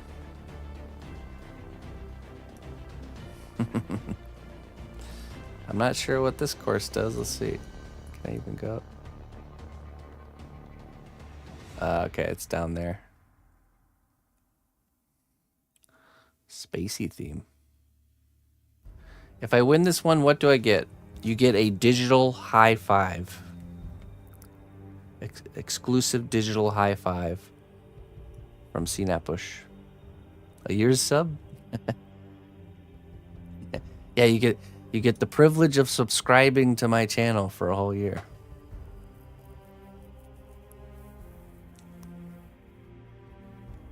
The option. Gotcha. Nah, this is just for fun. We did the real one's already done and locked in, so a cnot doubloon. All right, well, let's do it. Ready? I'm gonna join too. I want to join. Begin. Wow, way less people joining. What the heck, guys? Just in it for the loot.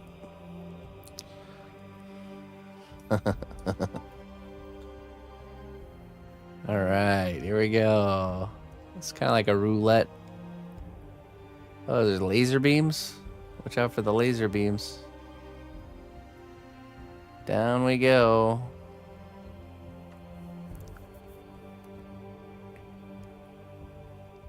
Oh, wow, okay. You guys got through real quick. Oh, man, there's laser beams. What does it do?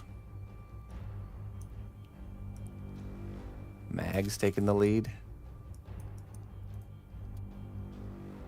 Oh, okay, there we go. Ooh.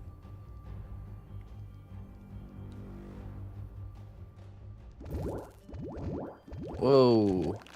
What was that crazy one? Feral moon. At a standstill there.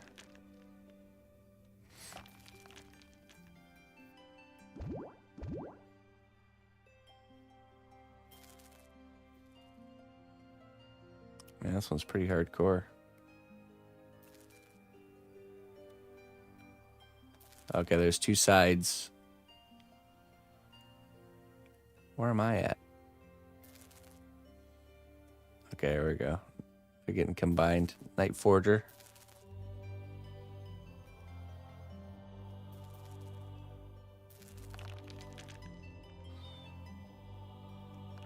Ecto Vibes. I think you're gonna win it. Boom.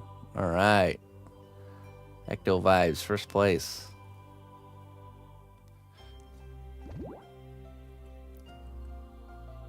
And did I even finish? Hey, somebody's got a car. All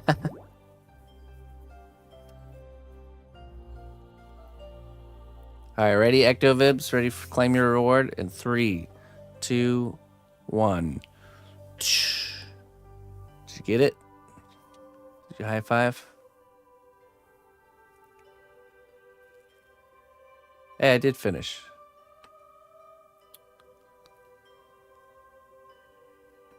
Got it. All right, cool.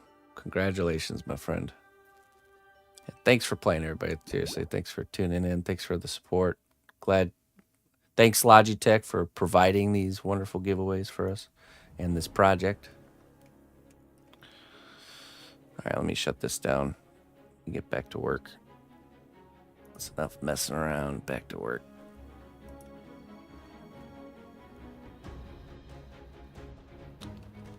Cold Spruce, could you message back on the whisper? If you could, that'd be great. I don't want to have to I don't want to have to. Oh, hey, look at that.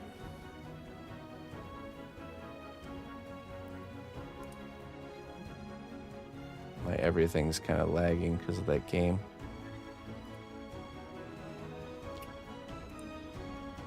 Hold on 1 second.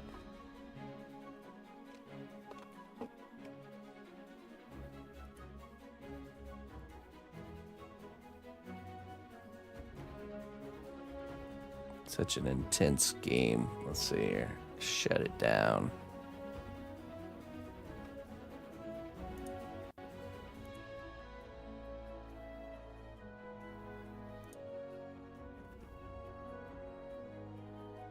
There we go. Okay.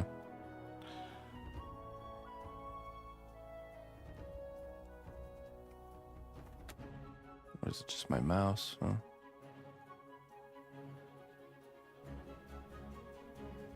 Okay, PB. We'll catch you later, my friend.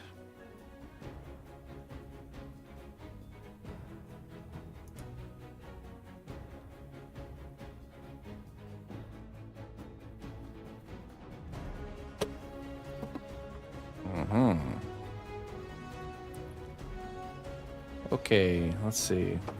Back to work. Let me move this.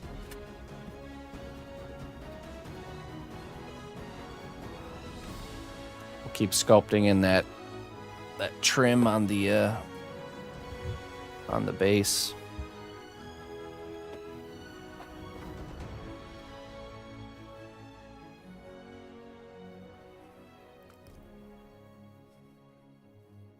Free sculpts. The days of free sculptures are over.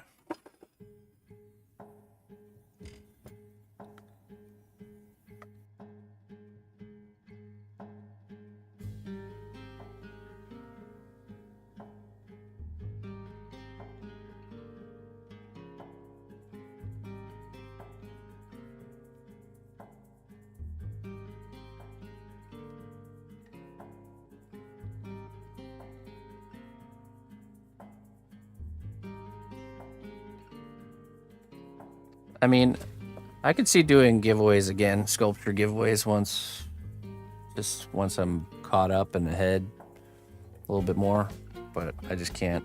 I can't justify it right now, but maybe in the future, because it is fun, that's for sure.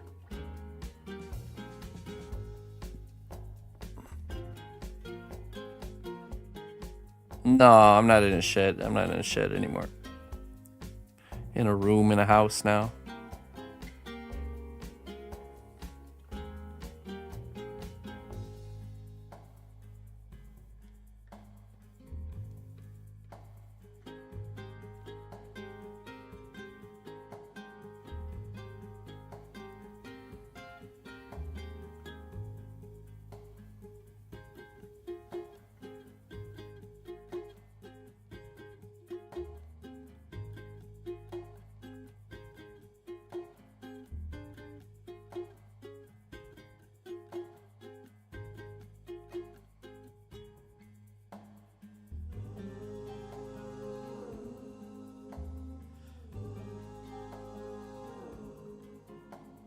DM Spruce a code word so they can email you. Oh, that's a good idea. If they're not able to...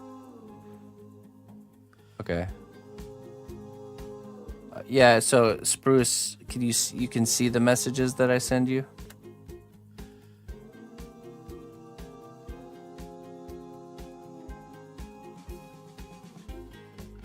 Okay. I'll message you a code word. If you get any digits wrong in the code word, I will assume you are a liar and a thief.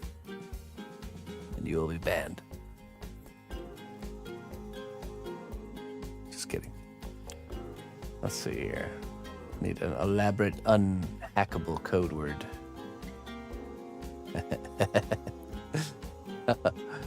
The code is case sensitive. The code is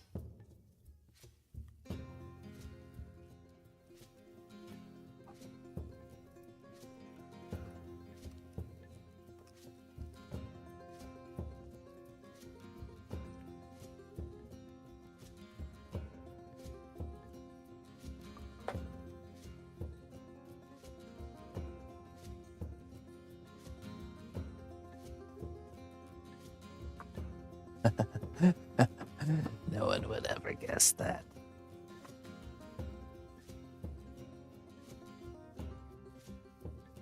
Oh yeah, email. Okay, I'll send him an email.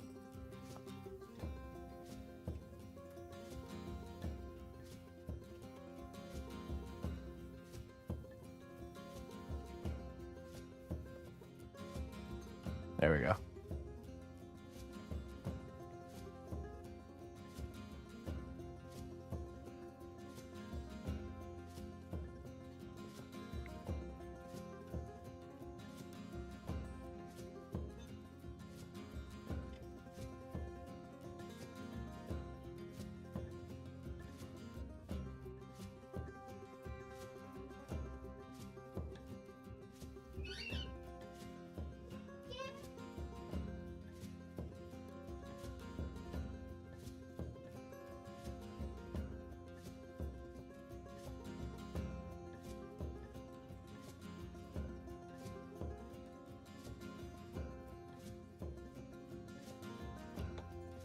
Have I ever sculpted a car for someone? No.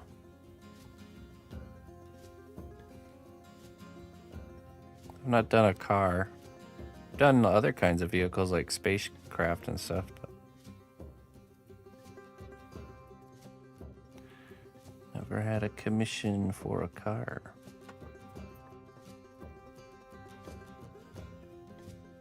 Thanks, Tree. Appreciate it.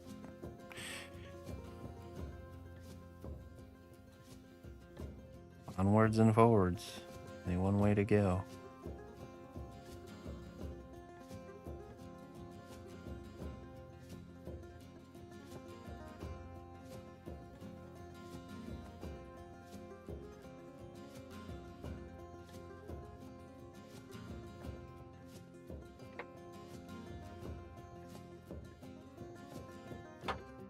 CNOT giveaways are good for getting people in. Maybe you could do a really small piece. Yeah, it gets out of hand though, really easily. And it honestly, it doesn't bring as many people as you would think. I mean, maybe it does. A giveaway with like a headset definitely does.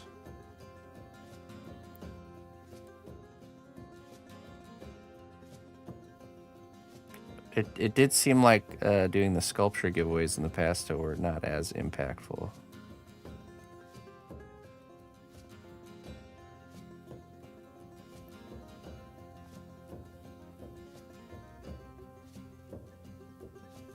Donations to enter one. Yeah, but that's a little bit. Then that's more of like a raffle than a like a true giveaway. Comes with its own complications. Then it's a lottery.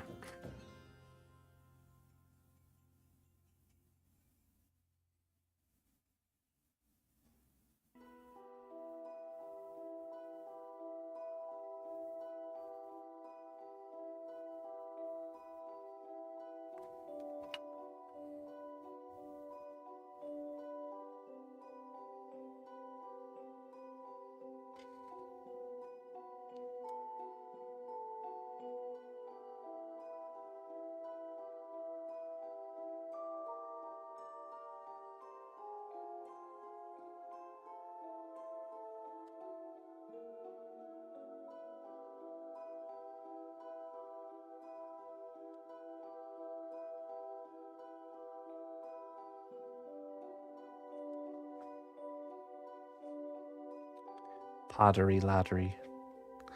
I like lotteries. It's a lot more rules involved with doing a lottery than doing just a simple giveaway.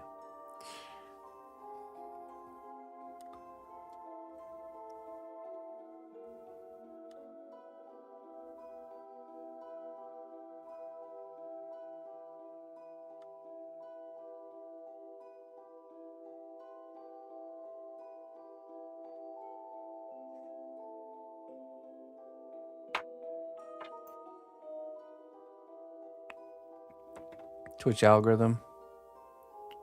Hey, thanks, Cold Spruce. Congratulations, by the way.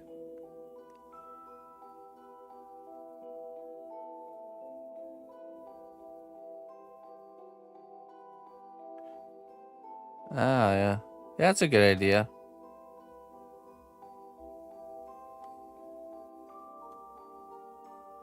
Some sort of sub goal or something.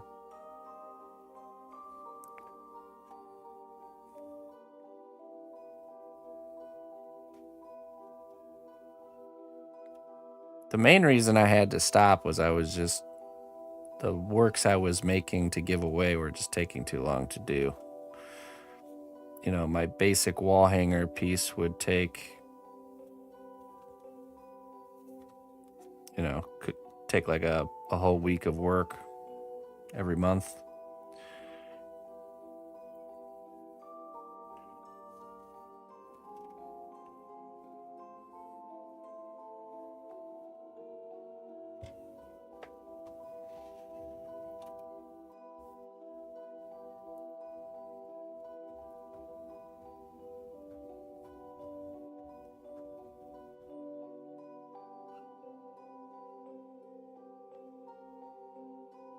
Make a little heart, call it a day.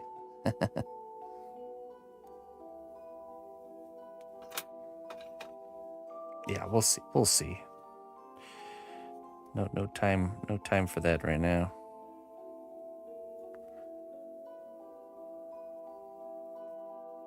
Oop.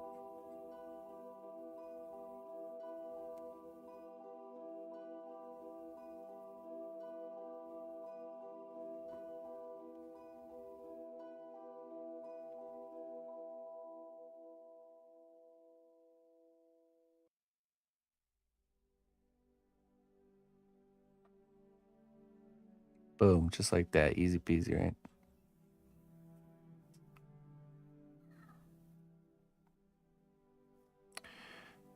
Yeah, I was thinking of doing, so after we get through the robot class, or scale things down a little bit and do some smaller projects, which I could totally see wall hangers being a good thing to teach.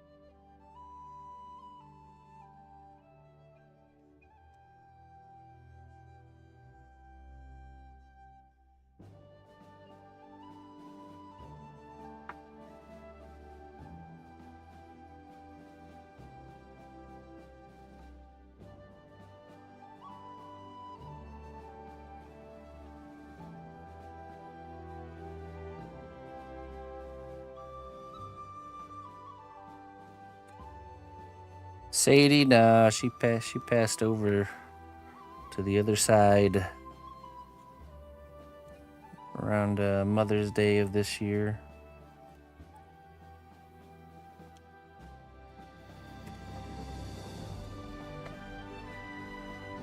All right. Chow time. Chow time. Eat some quick lunch real quick here.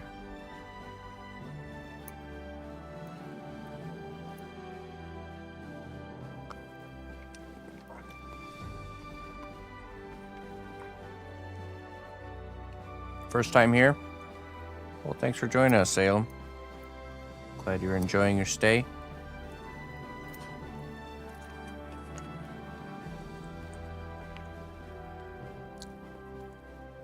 Yeah, she lived till 13 years old.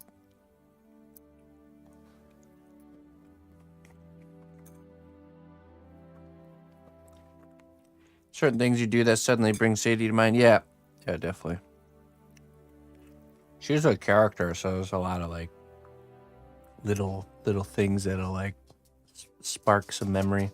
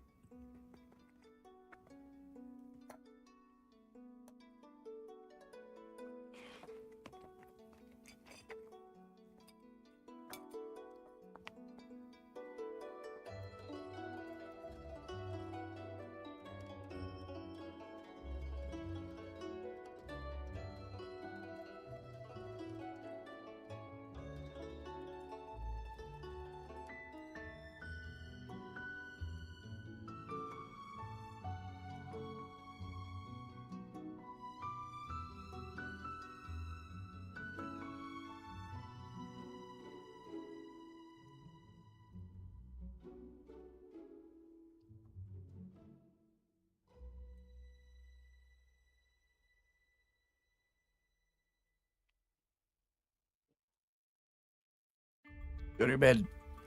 Sadie, go to your bed. She's such a boss. A super bossy dog.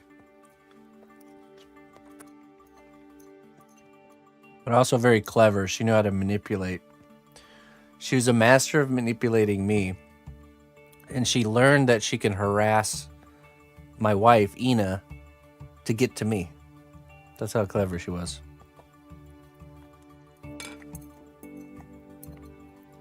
Or Emma, when Emma would make her block like castles or towers out of wooden blocks, Sadie would intentionally sit like right next to it, totally intentionally, so that way she would accidentally knock it over and cause Emma to get upset, which would, is that same manipulation tactic. It was all to just get attention. Because Sadie didn't care if it was positive or negative attention. She just wanted attention.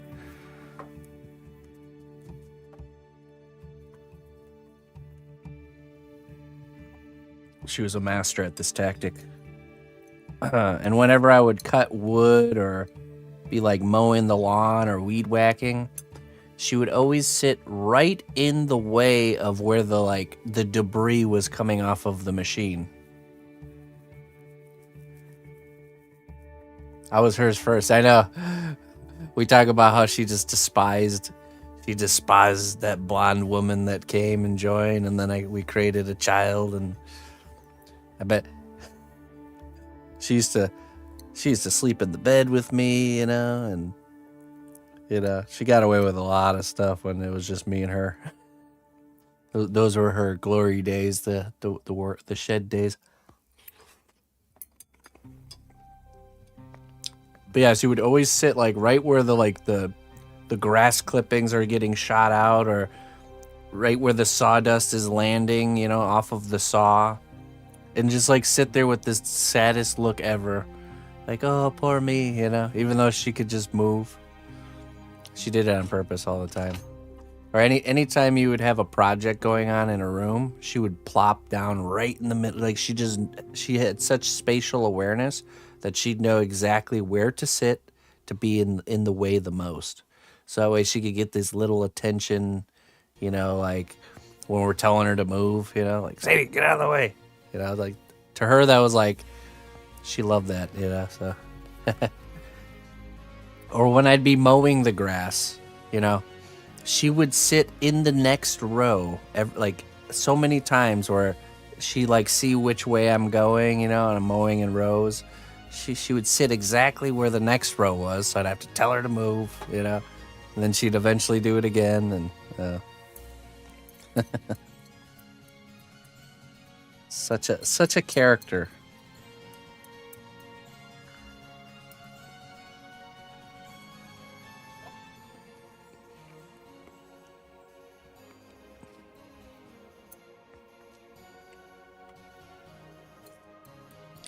Yeah, they really pick up on these like these subtle things you don't even realize they're manipulating.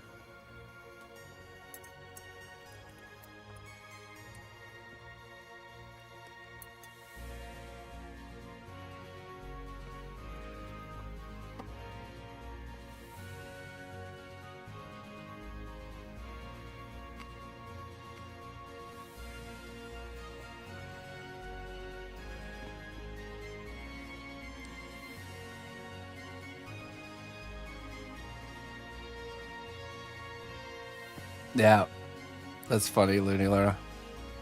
Well, one thing Sadie would do is I was always the one that fed them when it was Sadie and Annie. And if there would be these random days where Eno would feed them, she would come up to me as if she didn't eat anything and like pretend like she hadn't been fed yet. And Annie still does this, where she'll try to con her because it probably worked one time, and from that point on, it became like part of her strat. She had all these strategies for maximizing food intake and getting all the things she wants.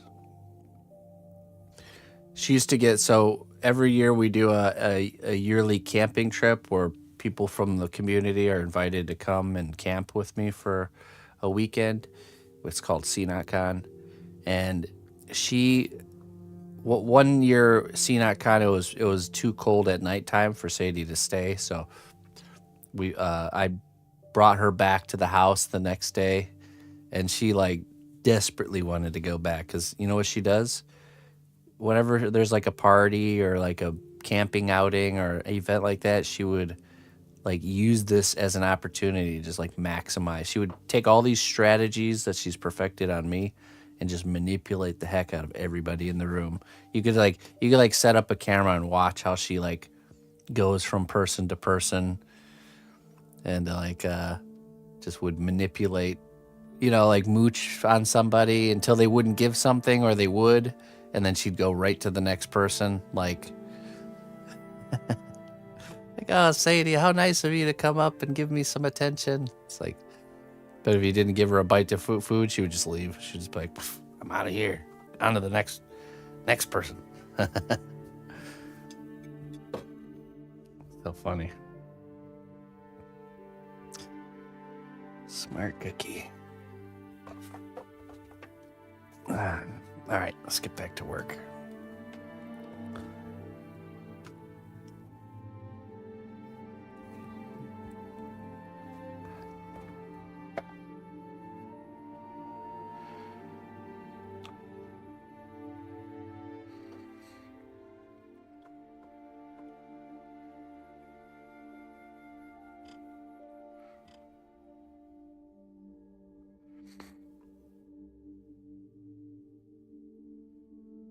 Might have to make a fresh batch of this stuff. So if it's been sitting for too long, it loses its stickiness. I mean, it's still kind of sticky.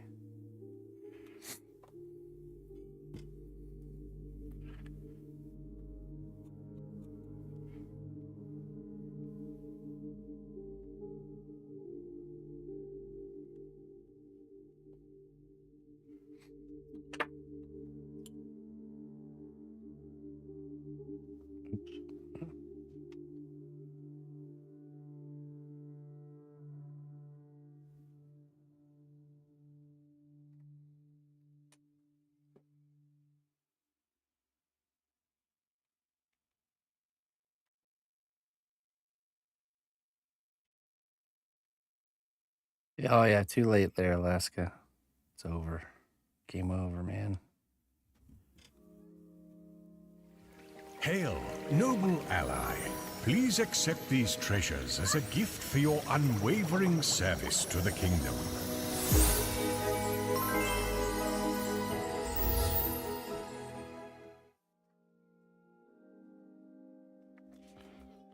Hey, thank you for the 59 months there, my friend.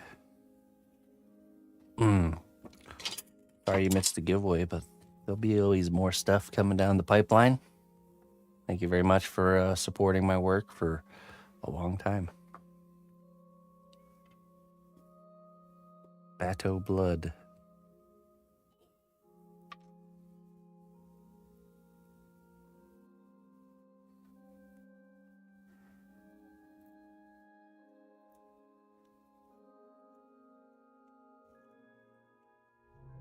Each story you share becomes woven in your legacy. Write it with clarity and love. Each story you share, huh?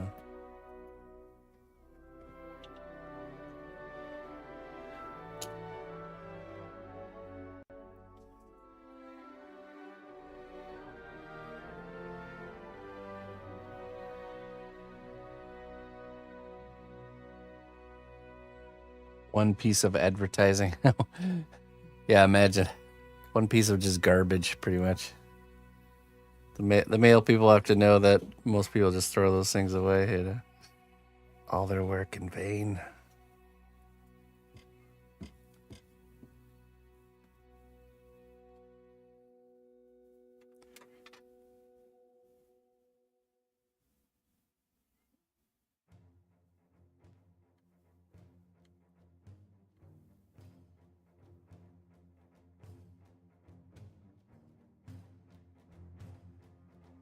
That's just starting to not want to stick.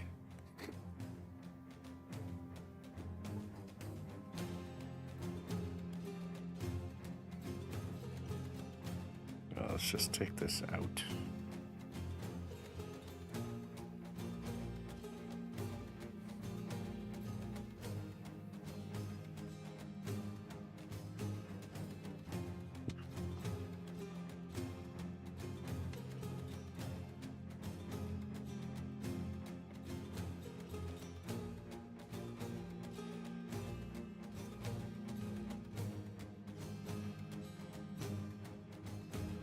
Oop.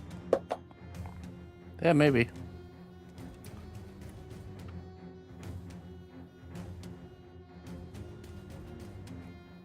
Custom Xbox pirate chip? No, this is a Logitech headphone stand. That's custom.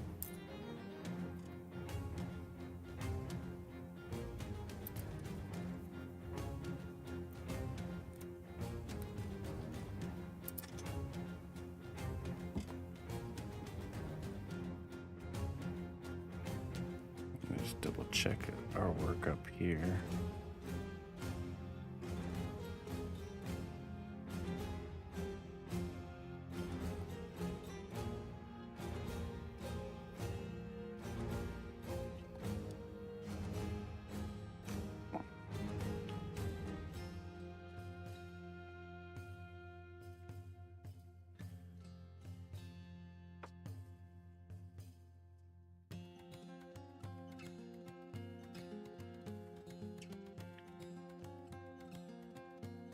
Just hit this up with some sandpaper once it hardens.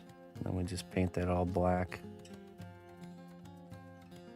I'm gonna let this cure so that way we're not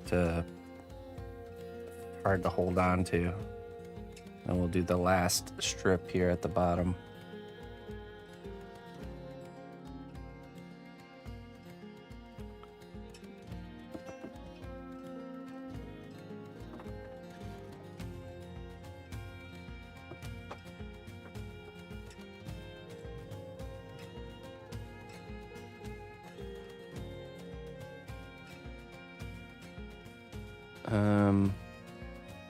Back to the dragon. It's in the oven. Let me go grab it out, and we'll work on the wing while it cools down. I'll be right back.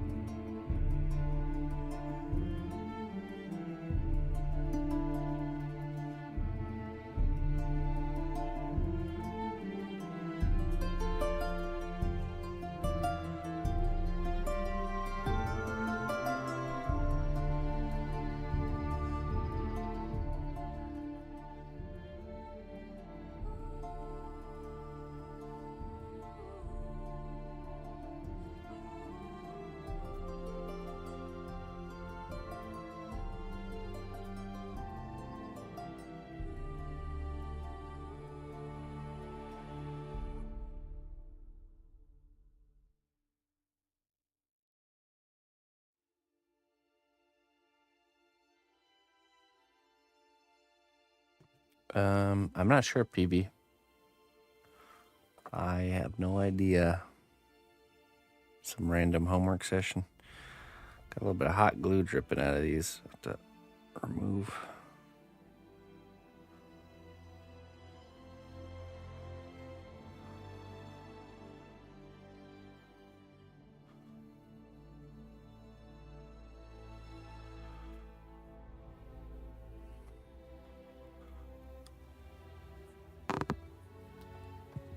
Oh, hold on.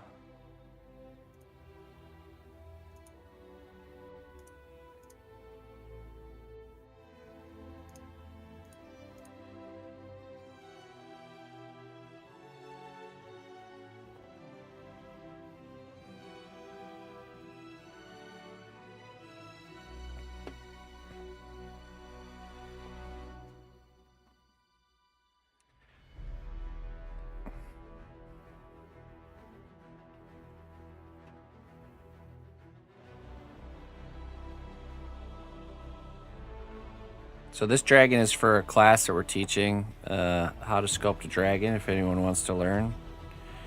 We're currently raising funds for the next class, which will be how to sculpt a robot. And if anybody wants to chip in for that, we rely on people chipping in to make those classes happen, and they can't happen unless we hit that goal by the end of the class. So if anybody wants to continue the making of these tutorial series, any sort of help to maintain that would be much appreciated.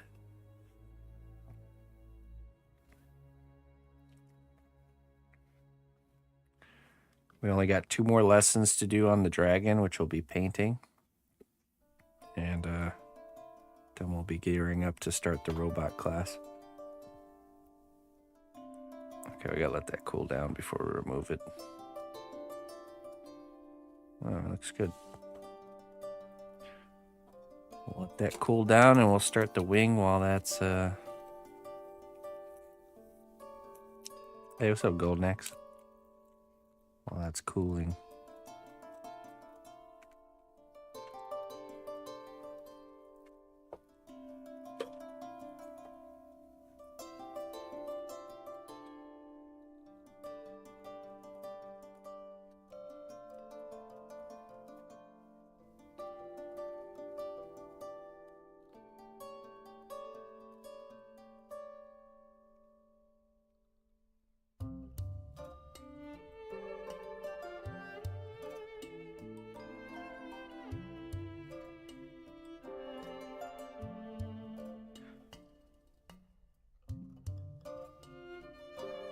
Let's run this through the pasta machine. Get maybe a 3. I want this to be as thin as possible.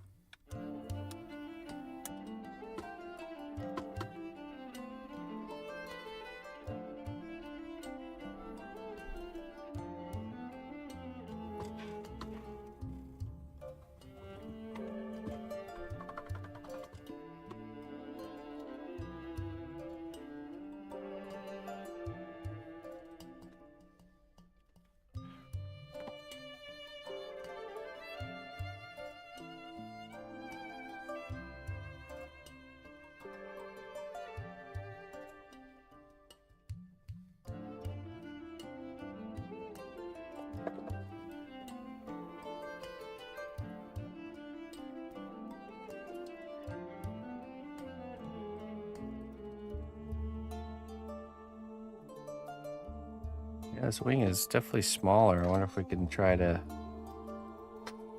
do more of it than the previous wing.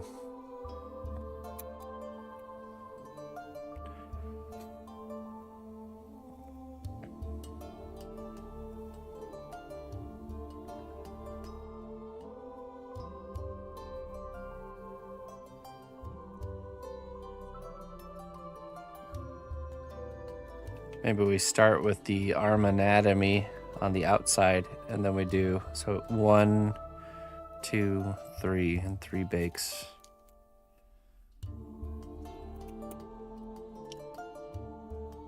Let's give it a try.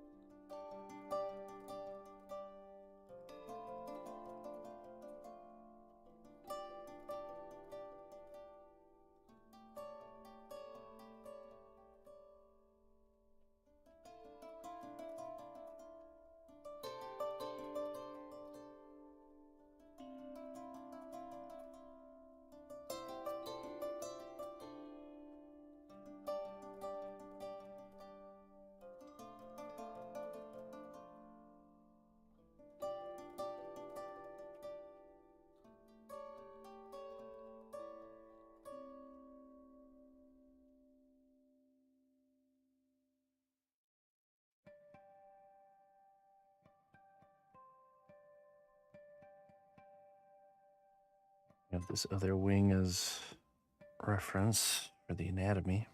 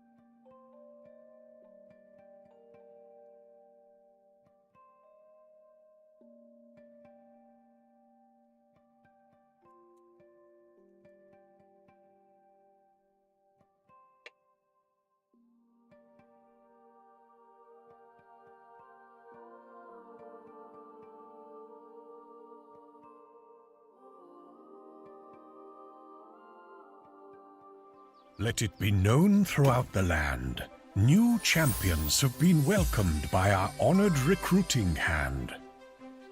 Well, just recruiting yourself a whole army there, huh, Dvorn? Jeez Louise. What the heck, man? 100 gifted subs? Well, how you doing today there, Dvorn? Thank you so much, man. Jeez. That's insane.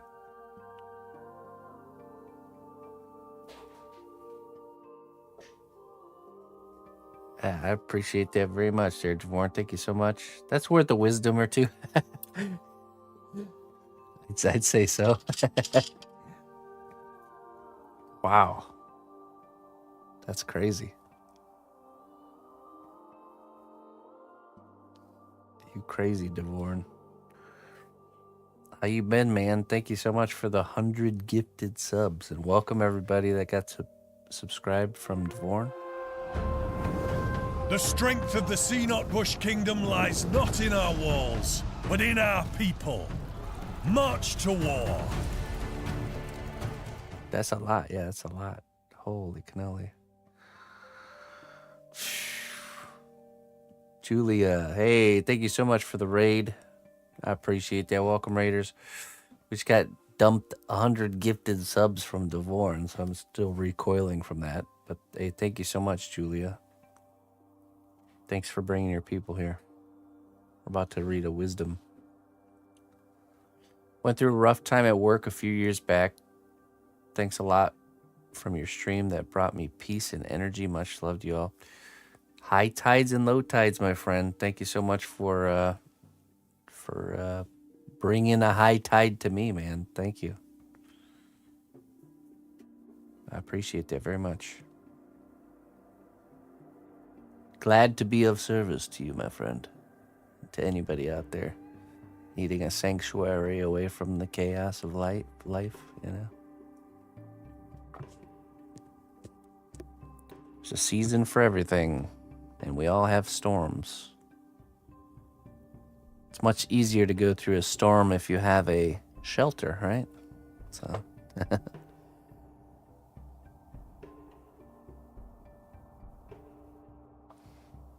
all right, let's read this. Let's see what this says here. We get Cornish Pixie.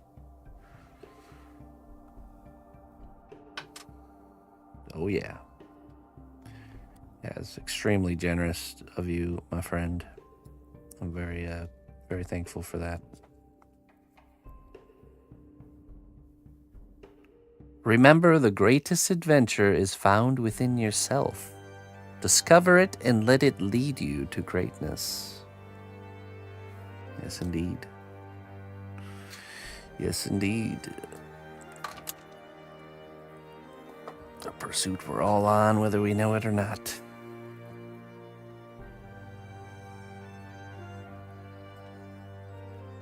So welcome in here, Julia and Julia viewers. We're working on a dragon right now, sculpting the wing. What were you up to today, Julia?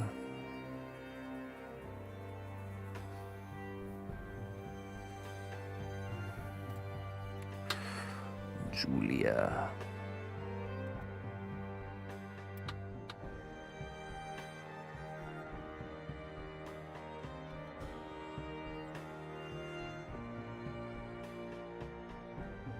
I have plenty of adventures within. Doesn't work very well, does it?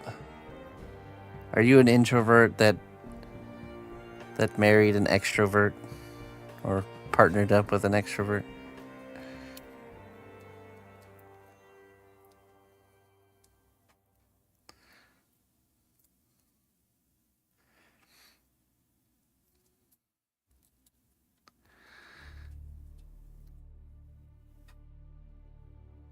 Yeah, thanks, Warren. Thanks for being such a big supporter of what I'm doing here, man.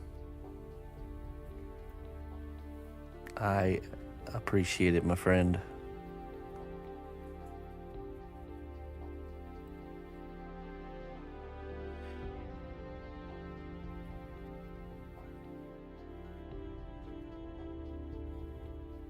Sending backup support. The cnotbusch army was looking a little bit thin, but you have bolstered the ranks. Thank you. So we can fight on.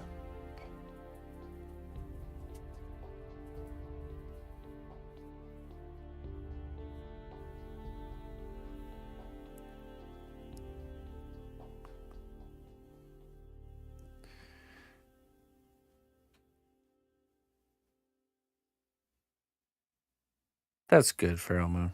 That's good.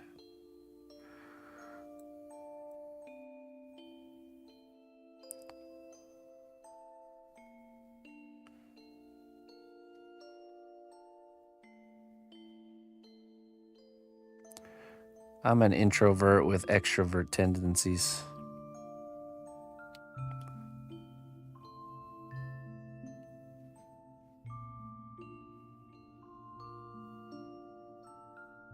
Hey, yeah, no worries, Julia.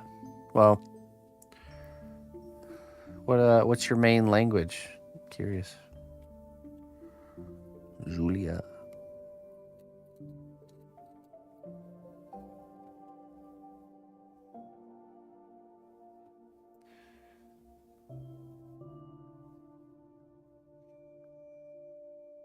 How long does it take to make a dragon from scratch to final? Probably this particular one, I'd say maybe in the 100-hour range, somewhere in there. 80 to 100 hours. but definitely bigger ones take longer.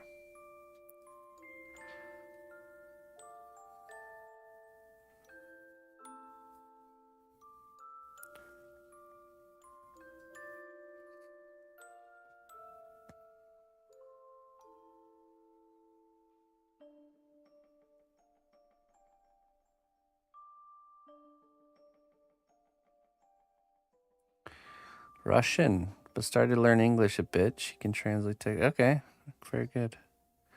I only know one Russian word. Privyet. Privyet. That's it. That's all I got.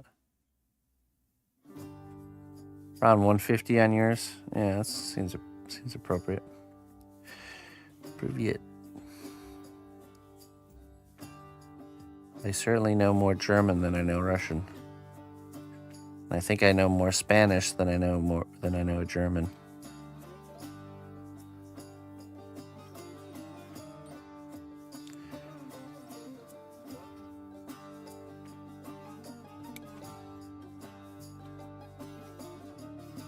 I don't know. I think my German and my Spanish are pretty equal, actually. Are you rare rubber? Okay. Privyet.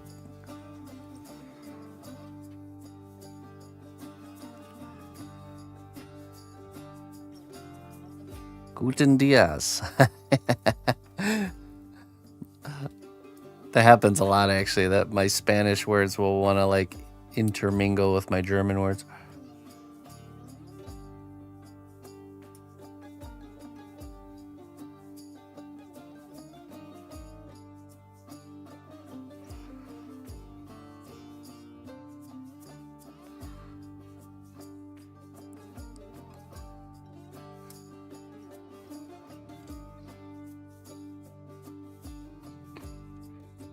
Let's see if we can remove this now. Maybe it's cooled enough.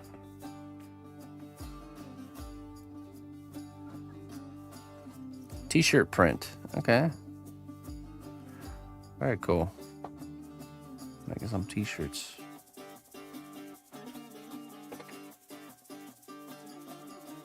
Let's see if we can get this off. Oh, look at that. Easy.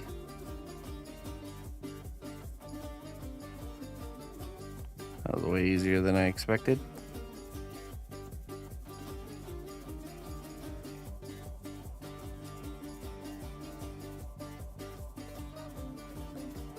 Easy disconnect for painting.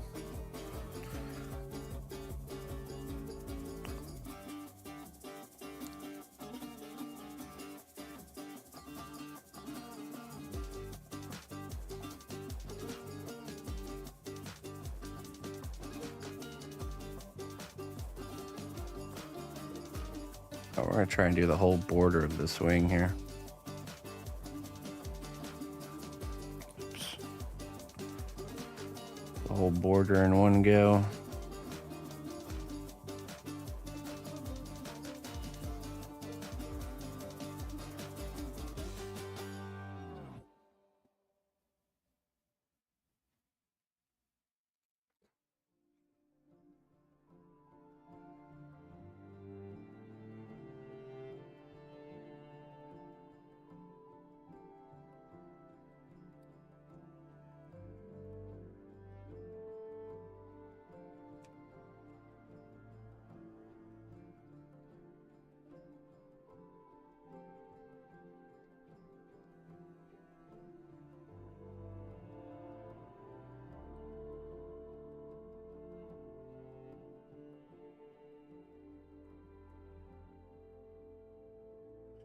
The knuckles.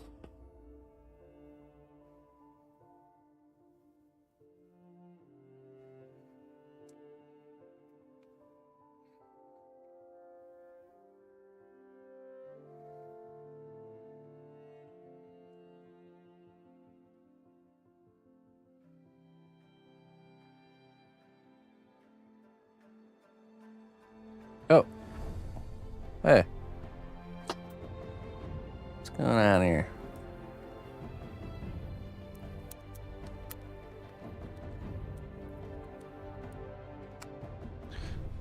Julia makes paintings on different ideas, but for several months, probably now, was making small sculptures of dragons inspired by Night Fury from How to Train Your Dragon. Oh, cool. So he's learning new stuff. Cool. Sculpt in the realm of sculpture. I approve of this. Oh, I see. Hold on, I gotta do this.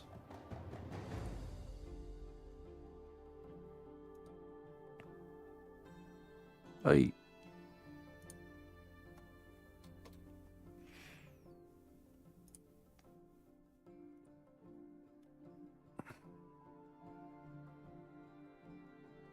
Let me do...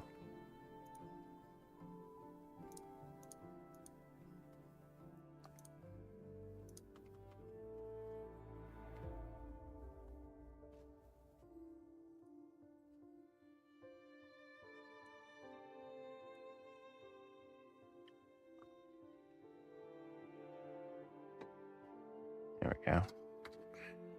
Back in business.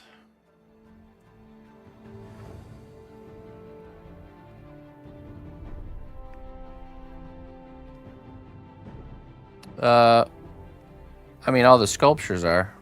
Some of the props, some of the objects are handmade. Some of them are found.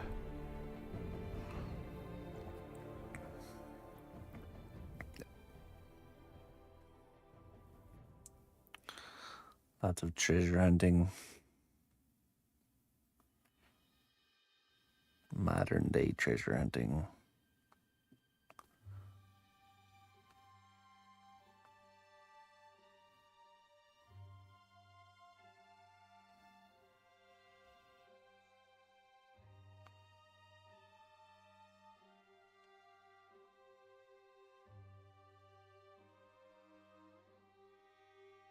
Office chair, welding glasses. Treasures, that's right.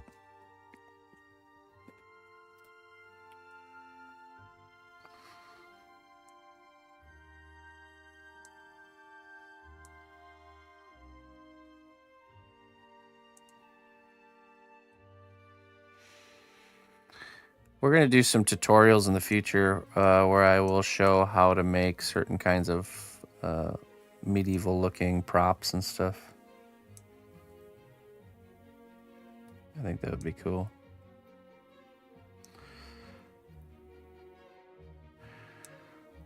So you too at home can have your own wizard's workshop.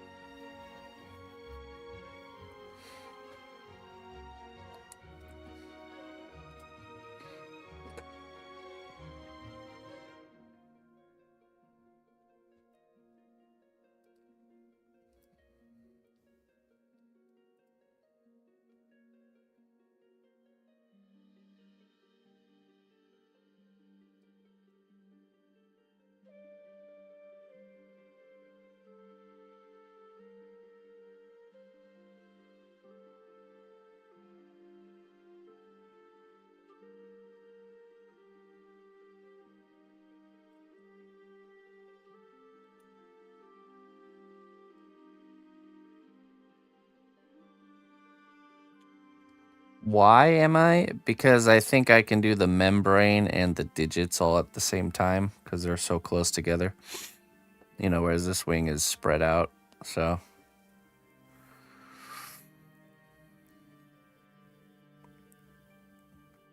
It really doesn't matter the order, to be honest.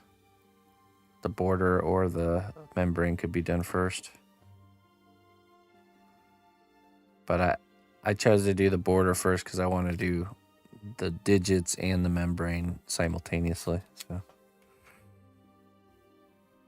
I could have started with that, but I just chose to start with this.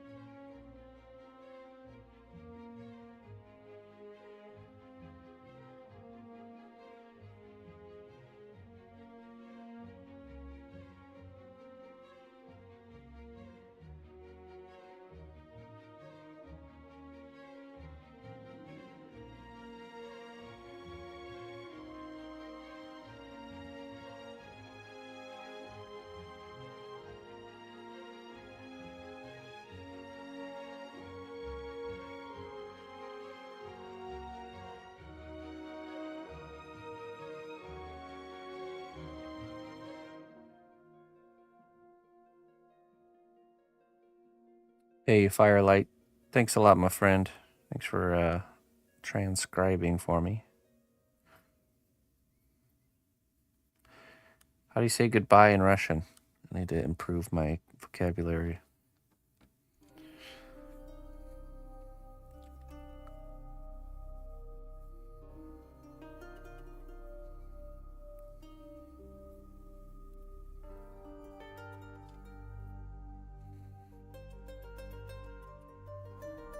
Hey, what's up, sister? We'll still be on for a bit here. We do a longer morning stream on Wednesdays because there's no evening stream.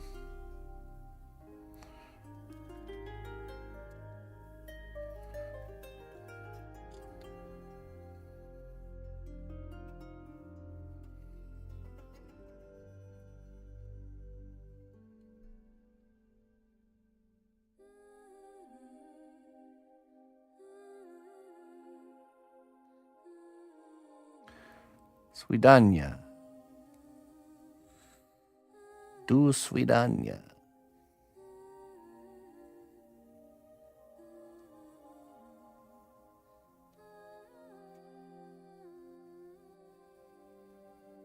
Swidania, okay.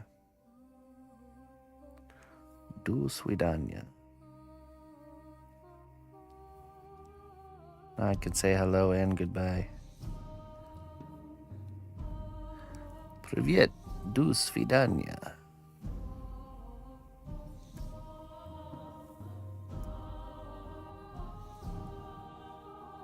Thank you.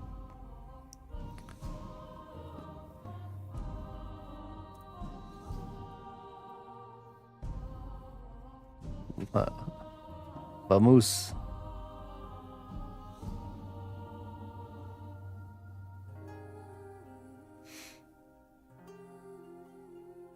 I was teaching class. Was my name called? No, it was not, unfortunately. You lost. Good day, sir.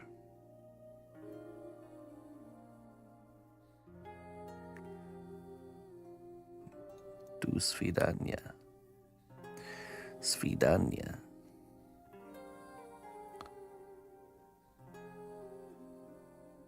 Apparently it means goodbye. Goodbye, farewell.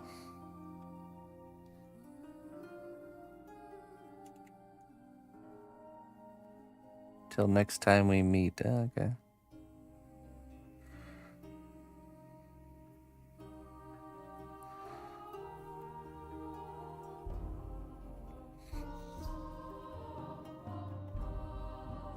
No, I think it was somebody new. Somebody newer. Bango, Bongo, and Greg let us down. They were so close, but they just couldn't do it.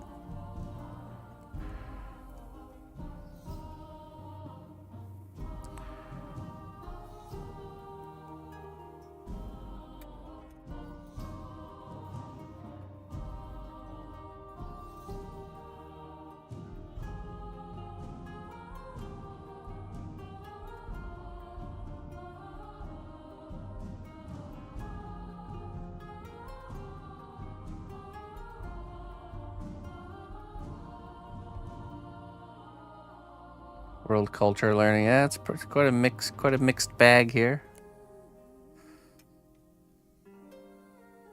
This is what happens.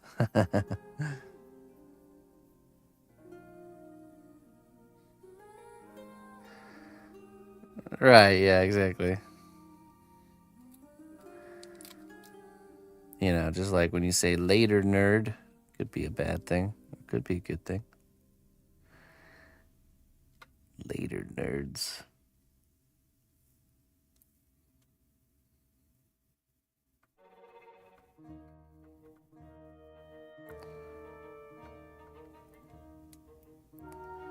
It's not what you said, it's how you said it.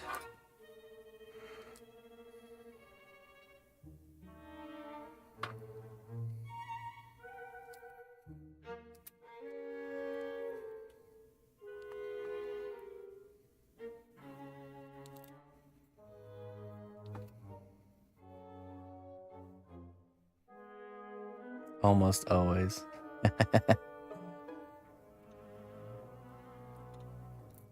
Don't das Vidania me, girl.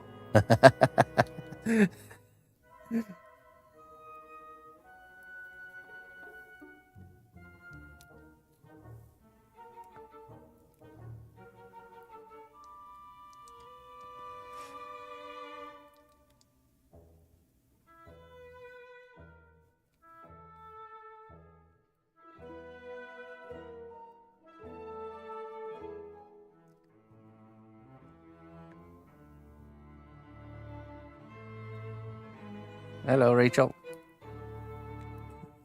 How you doing? Gonna do that bicep muscle.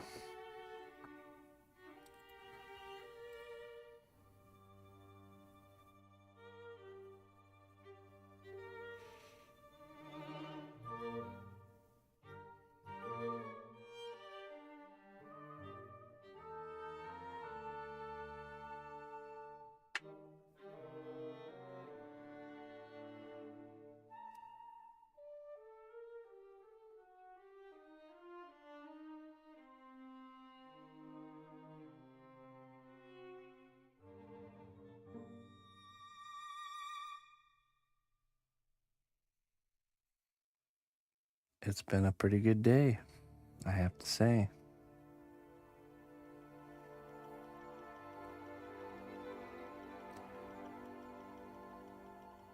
Lots of good things today.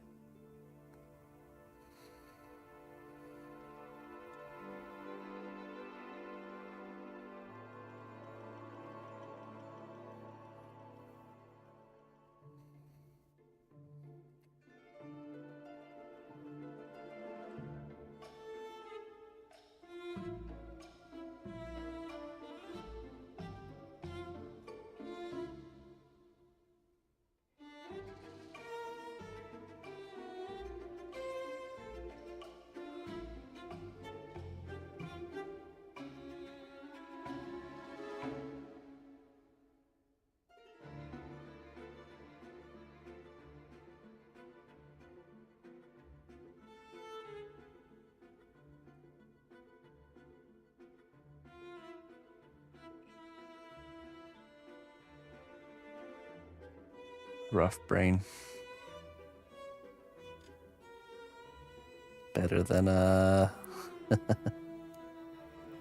better than the opposite, I suppose.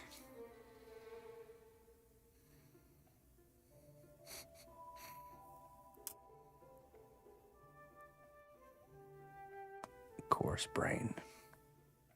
A 60 grit brain day today.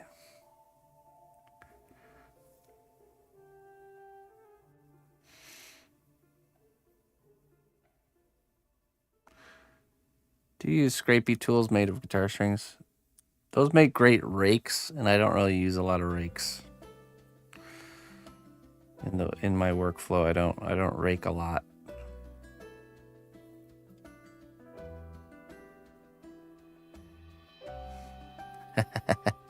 Hey, you said it. Well, I wasn't gonna say it.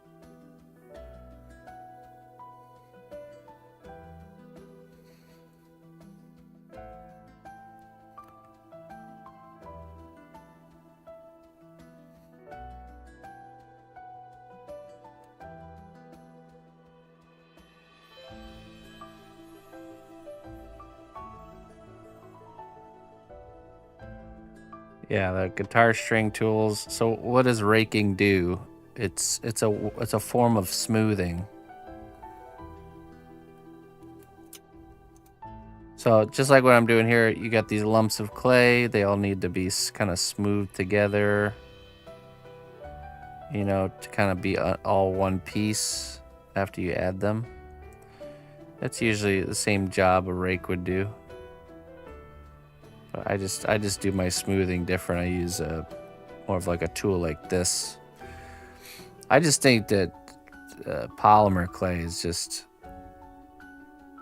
it doesn't necessarily need to be raked, but like firmer clays like Chavant or Monster Clay, raking's a lot better for smoothing. if you're trying to make like really clean shapes, and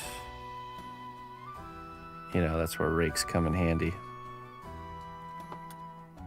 Because what it does is by it removing material but allowing some of the material to pass through the little grooves, when you scrape it along the surface, it's like planing. It's like automatically creating planes, flat planes.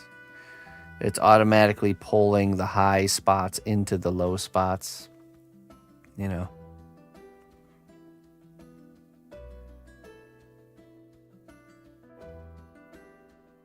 Can I get some old strings? I mean, I have some, you know, I have some pre-made. This one's got a guitar string end, and then the other end's like a blade of a, you know, a saw blade. And yeah, you would just use that to, like, you know, to essentially establish planes.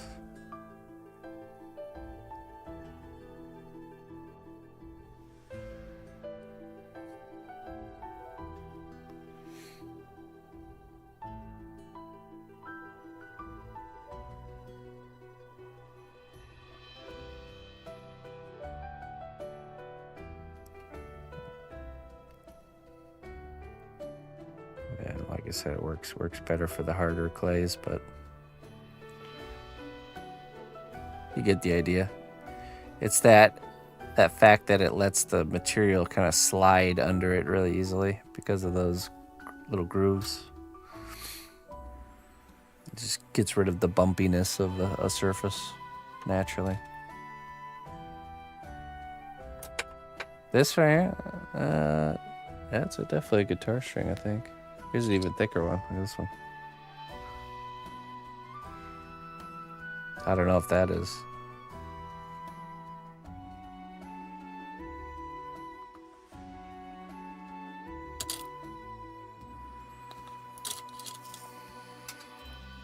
You see me, I do a lot of smoothing with my fingers, which is kind of like very similar to what the rake can do. Or I just use like a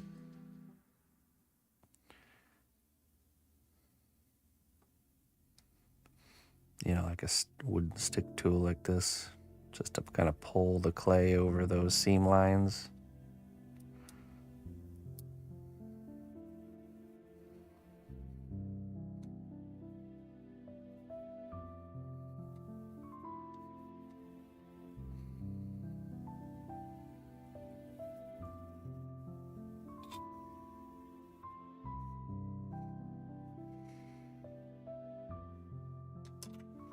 It's definitely that I think.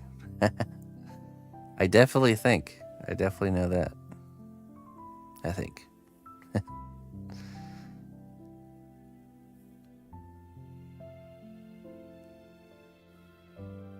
Yeah, it's another common sculpting instrument that a lot of other people use that I don't really use is silicone tip tools.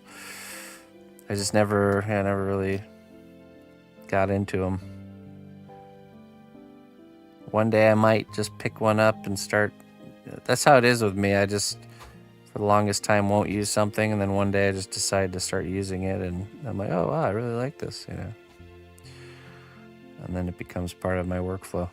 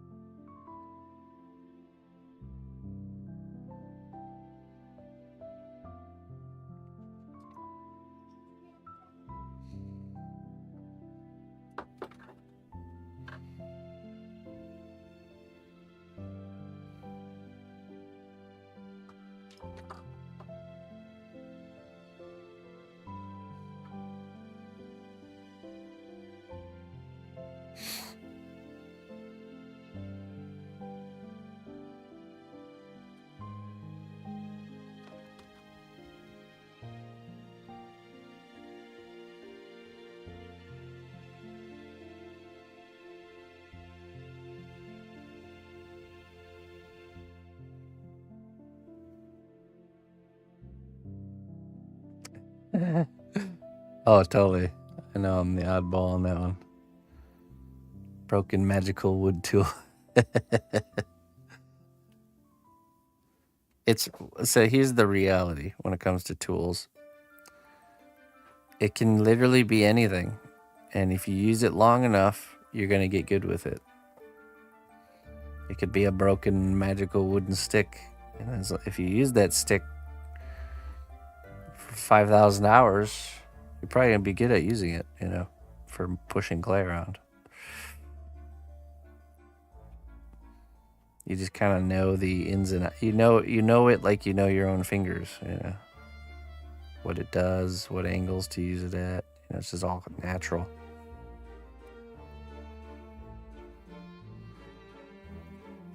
That's the deception with trying new tools, though, is that when you try a new tool, you don't have the hundreds of thousands of hours of use yet. So initially, a new tool will seem worse than the tools you've been using. And it's because even though that tool might actually be better for the job that you're trying to use it for, it won't seem like it right away because you're not proficient with that tool. So you have to give new tools time. You really have to give them a lot of time. Just casually kind of work them into your workflow, and eventually you'll really truly unlock their abilities. So it just takes time to unlock it.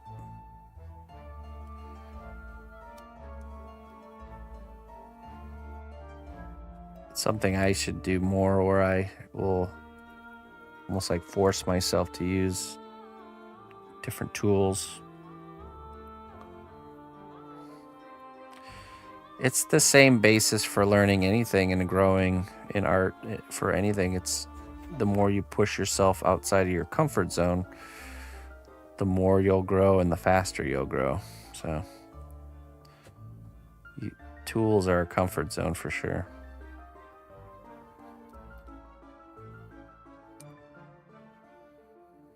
There might be a tool out there that's better for the jobs I'm trying to do.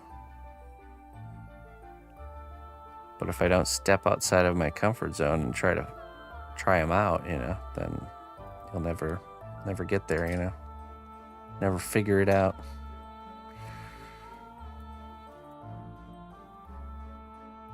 Comfort is the enemy to us all.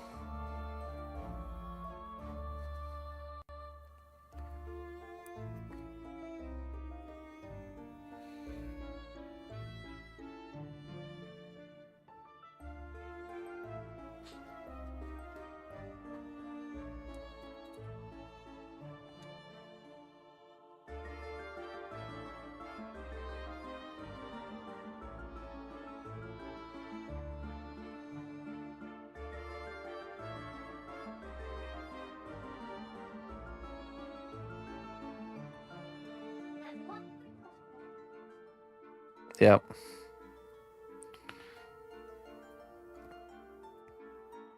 Carrito. It's like a metal one with an axe-looking tip. I think I know which one you're talking about. Let's see, is it, let me see here.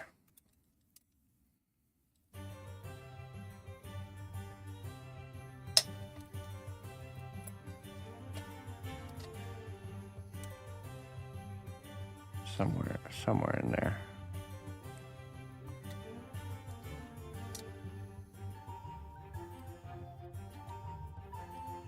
Oh, the spear one. Okay, yeah, I know which one you're talking about. I don't think I have that in my normal lineup.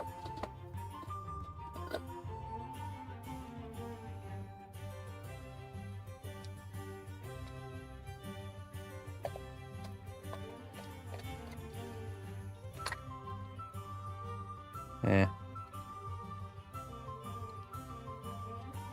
I know exactly which one you're talking about. I think it's just I have a big box of just tools that I don't use very often.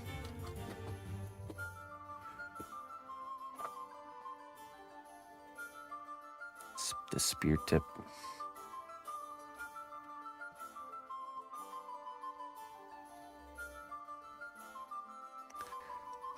My metal one of choice is certainly the, where is it? The one that's now missing.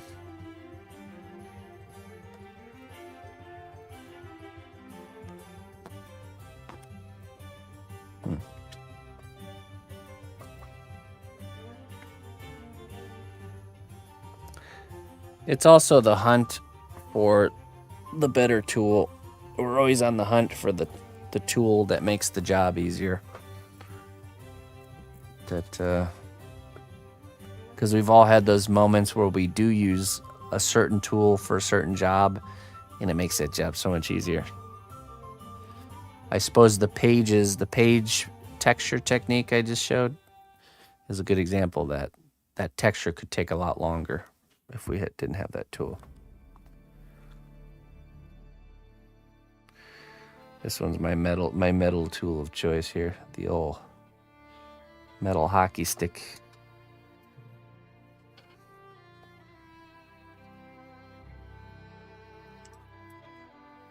Got a bit of epoxy clay on there.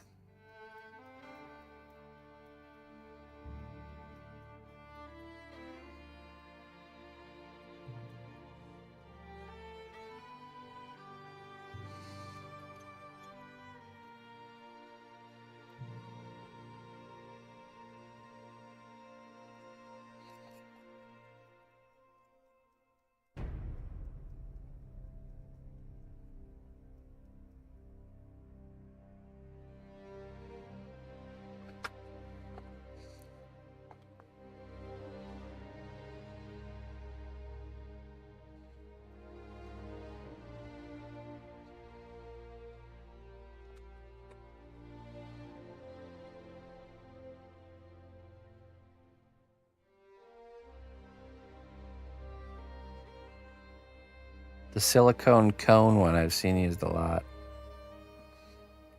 That seems to be a widely liked one. It's like that hockey stick angled silicone, kind of like reddish colored silicone tip.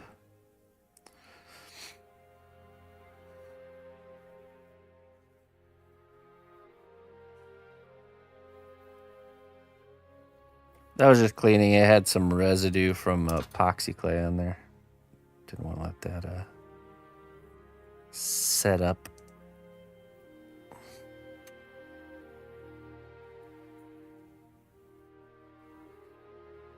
I think I'm ready for scale textures.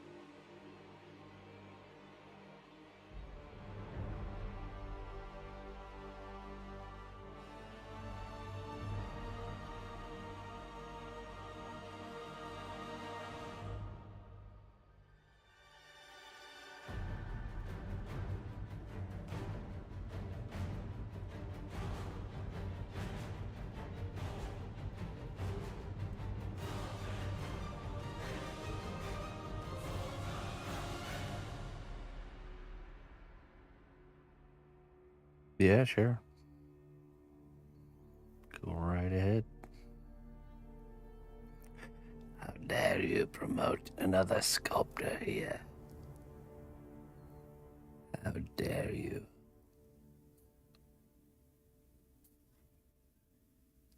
You shall pay for this crime.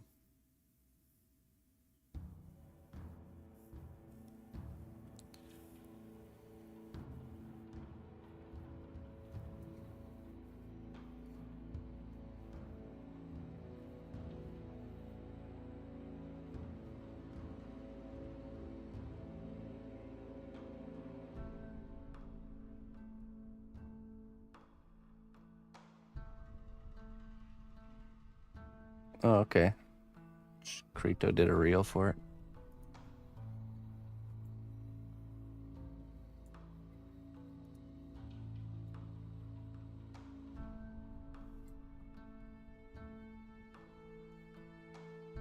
Ah, yes, I see it.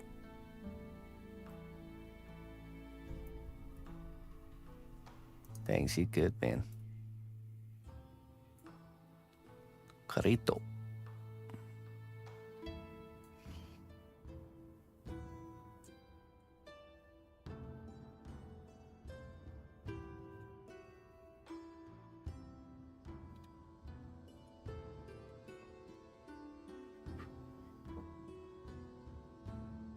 Yeah, it's totally how it is. Becomes a part of you. I'm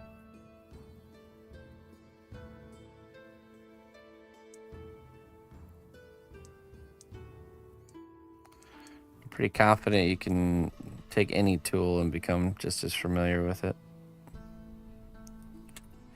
Except maybe the drill bit tool. This is one I've always given a hard time.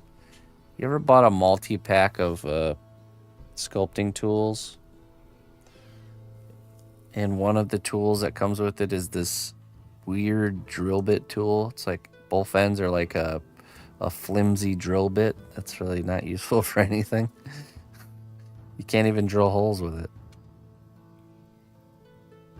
It's like one of those filler tools that like literally has no use. They're just like making, it's like to like just make people think you've given them a bunch of variety when it's not even useful.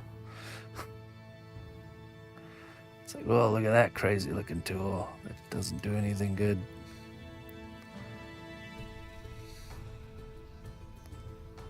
The drill bit tool.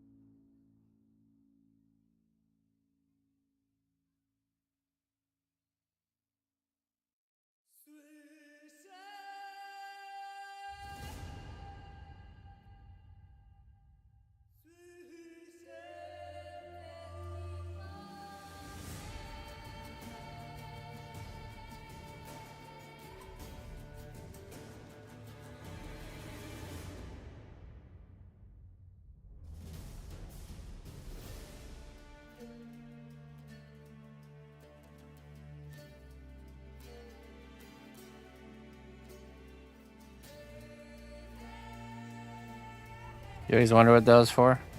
Absolutely nothing. I've never discovered it. Another common, almost useless one is the one that's got like 2 brushes on one end, but the Christmas tree shaped brushes. The strength of the cnotbusch kingdom lies not in our walls, but in our people. March to war. Oh, look at that. We got double rated by Rob Furs and Woozer Moose. Hey, welcome, Raiders. Welcome in. Thank you very much for the raid. How was your stream there, Woozer Moose? Hello, hello. I hope you had a wonderful stream there, my friend. We are sculpting a dragon wing. Working our way through it here.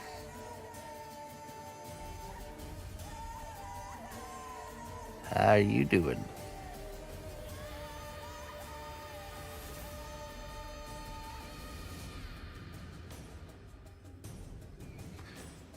Starbound. Is that one kind of like Stardew Valley, but like spacey? Is that the one I'm thinking of?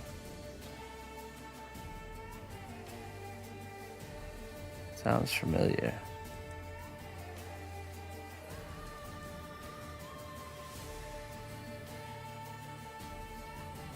Terraria in space. Ah, okay. That was my second guess.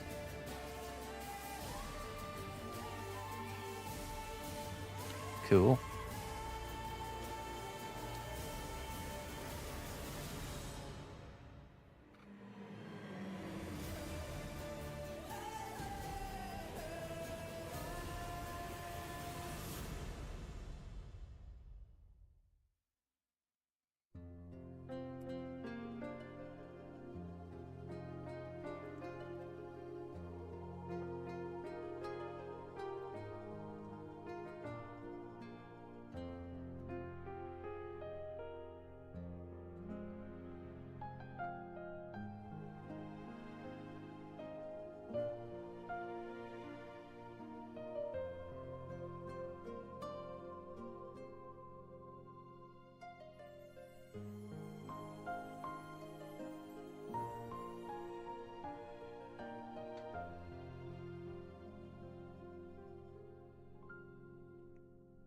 Seat warmer on a cold day. Yeah, the car we got has seat warmers too. Quite a nice feature, I have to say.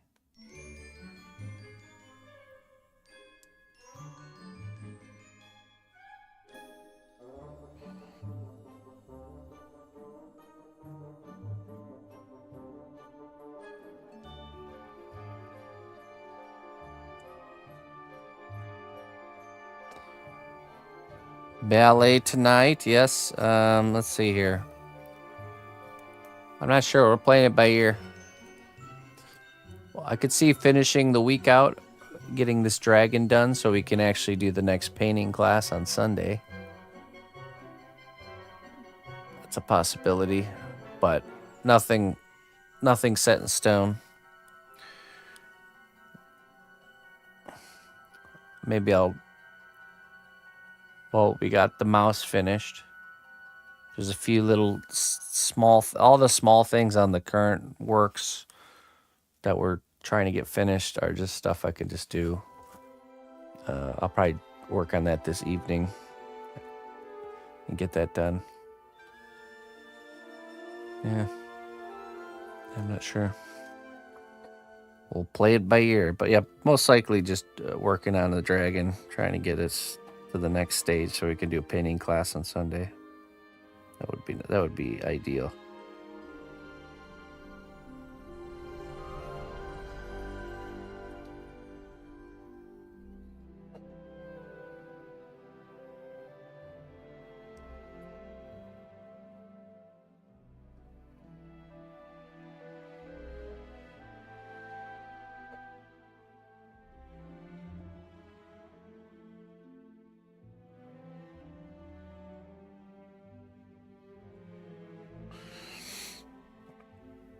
Let's see.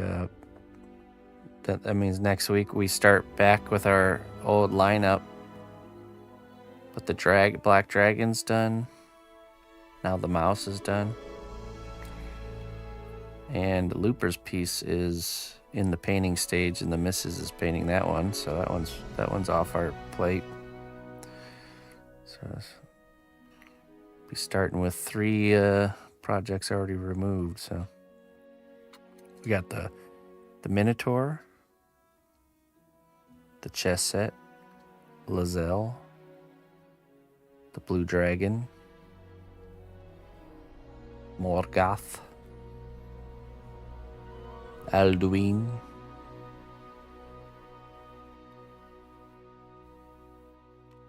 that's our next mission.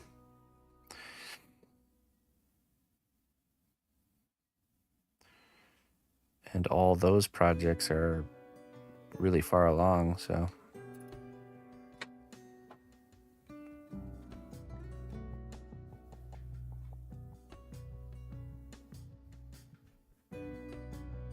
be long before we have to do another big photo session.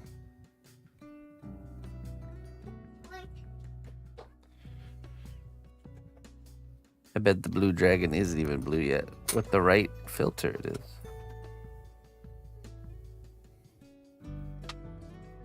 Hey, what's up, Nor?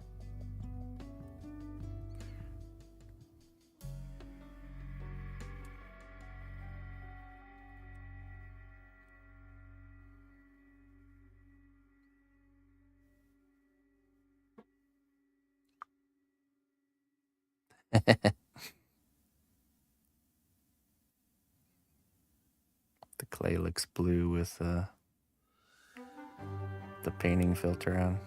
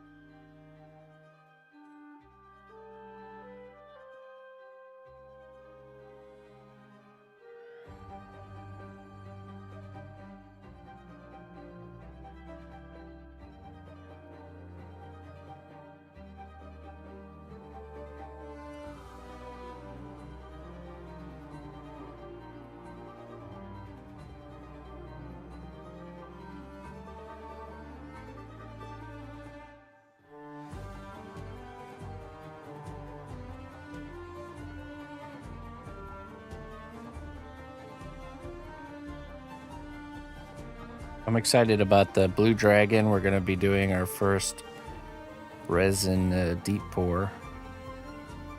Just like all those crazy YouTube videos. It's going to be highly experimental.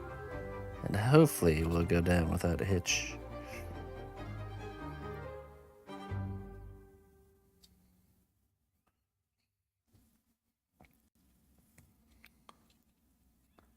Those always go flawlessly.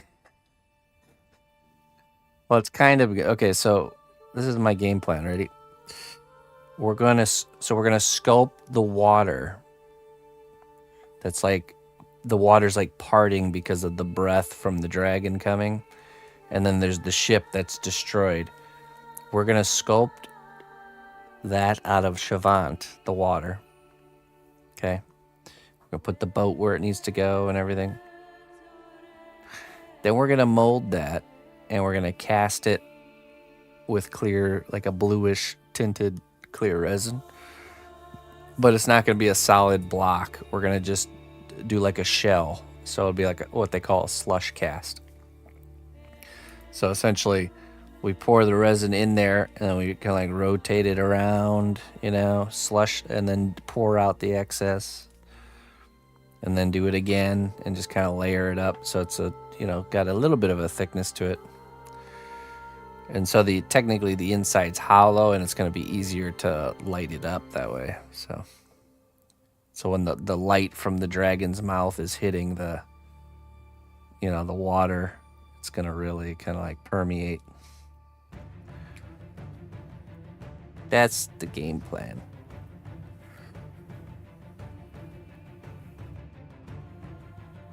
Because it's a wall hanging piece, I don't want to do a solid block of resin.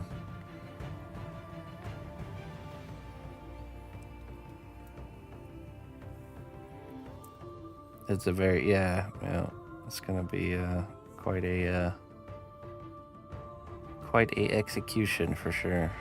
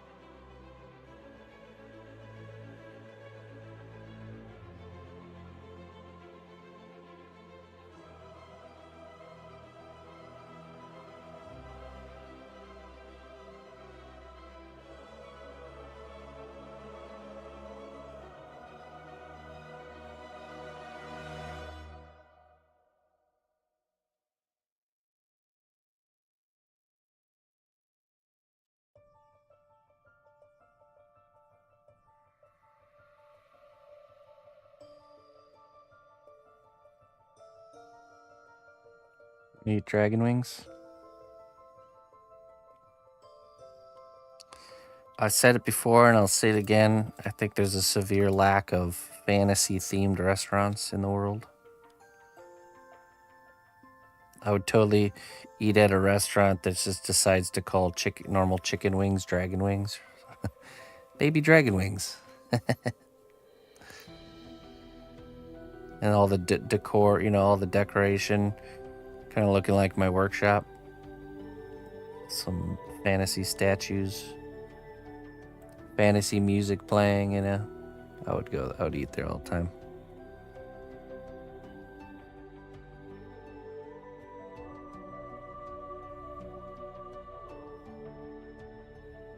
I'll have a cup of your finest grog.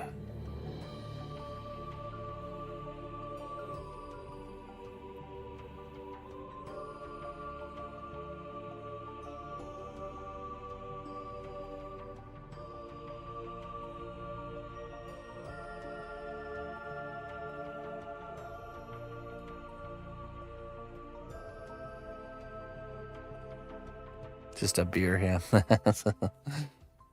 I'll just have just a beer.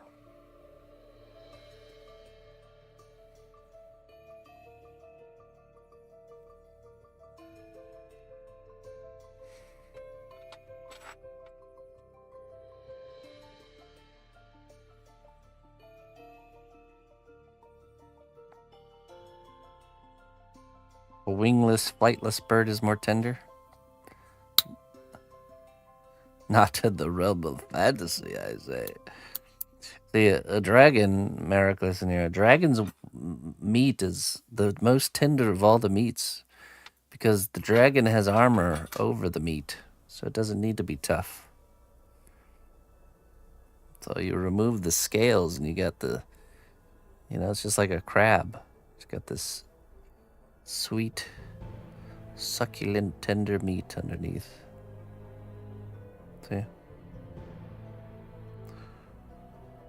Common misconception, though. Common, very common.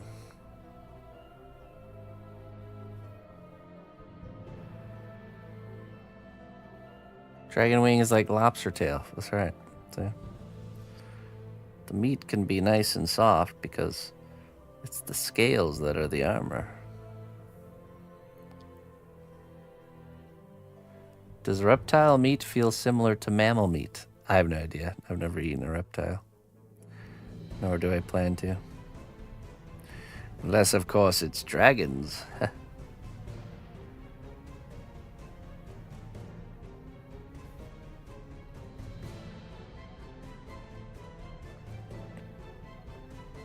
Alligator is similar to chicken. That's all you've had? Similar to chicken, you say?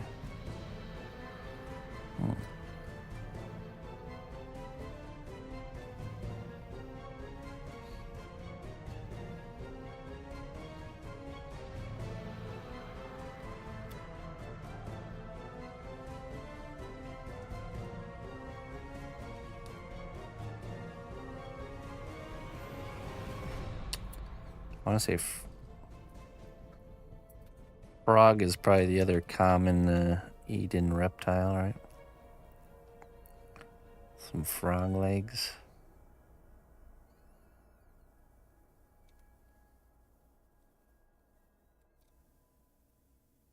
Can't say I've had those either.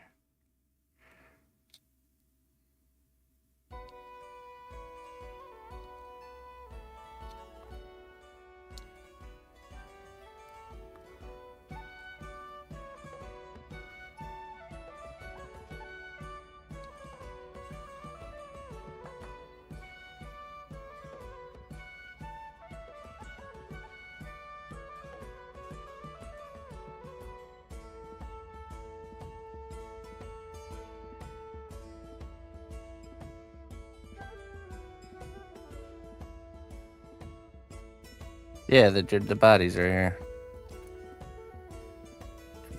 Everything except the front paw here.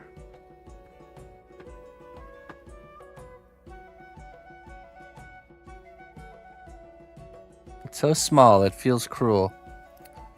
It's like that show Alone. You ever watched Alone? When somebody like kills a squirrel or a mouse to eat. It's like just like this little crumb. So I think I'd rather just not eat that day. Easy said from my comfy couch where I'm stuffing my face with nachos or something. But I think from that perspective, I would not eat the mouse. Yeah, it is a good show. I really like that show. That's just me. Well, depending on the squirrel. I mean, yeah, some squirrels can be pretty chunky, especially right before winter.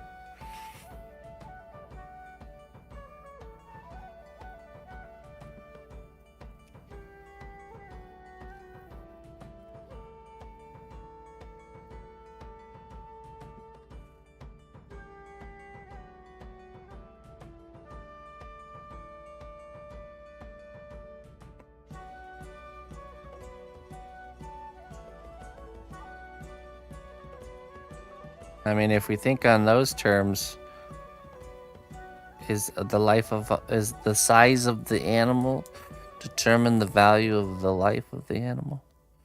Because if that's the case, the best thing to do is to just only eat really large animals. Because then one life feeds us for a long, long time. Before we must kill again.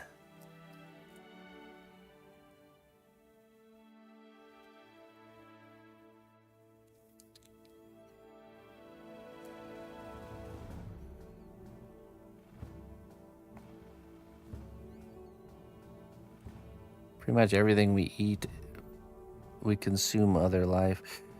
All the plants that we eat is living material.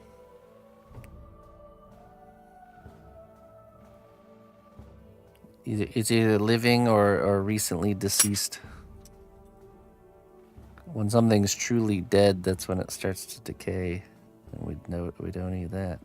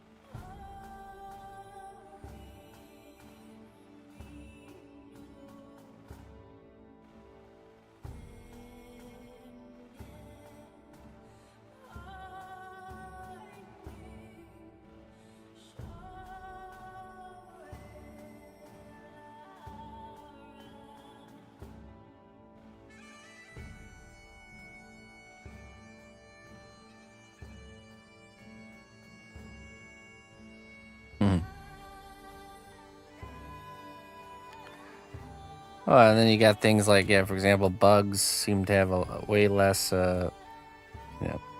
consciousness than, say, like a larger animal. Or a fish. Same with, fish don't seem very,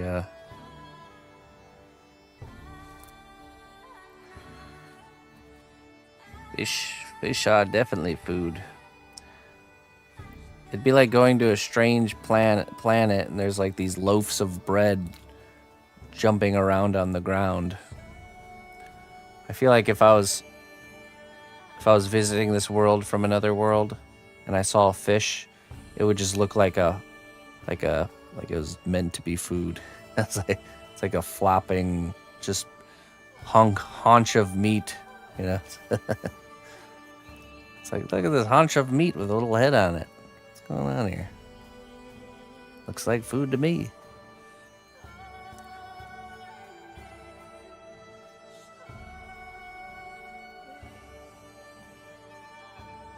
All right, Smeagol. Would you eat it raw or cooked? Well, I would cook it. That's just me. But then again, the bouncing loaves of bread in that strange world, would I cook that? Because it's a loaf of bread and it's already technically cooked, right?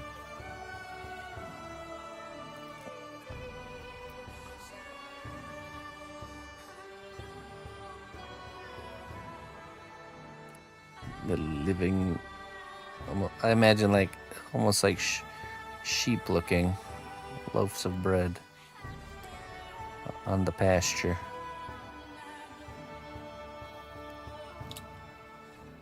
Unless its insides are doughy.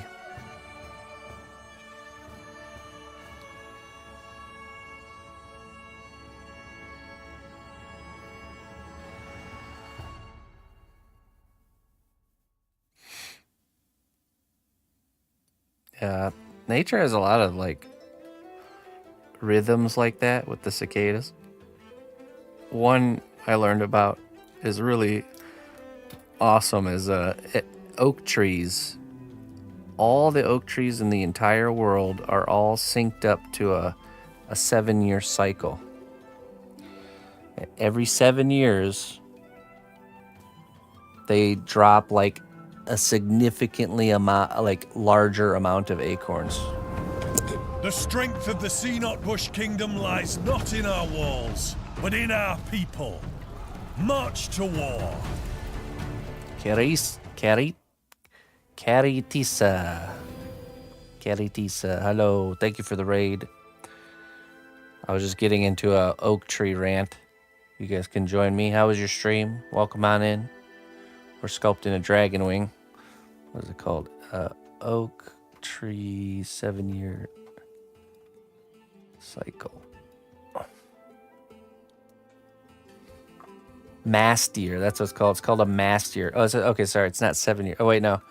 Oak trees have cycles of producing more acorns than normal every 4 to 7 years, which is known as a mast year.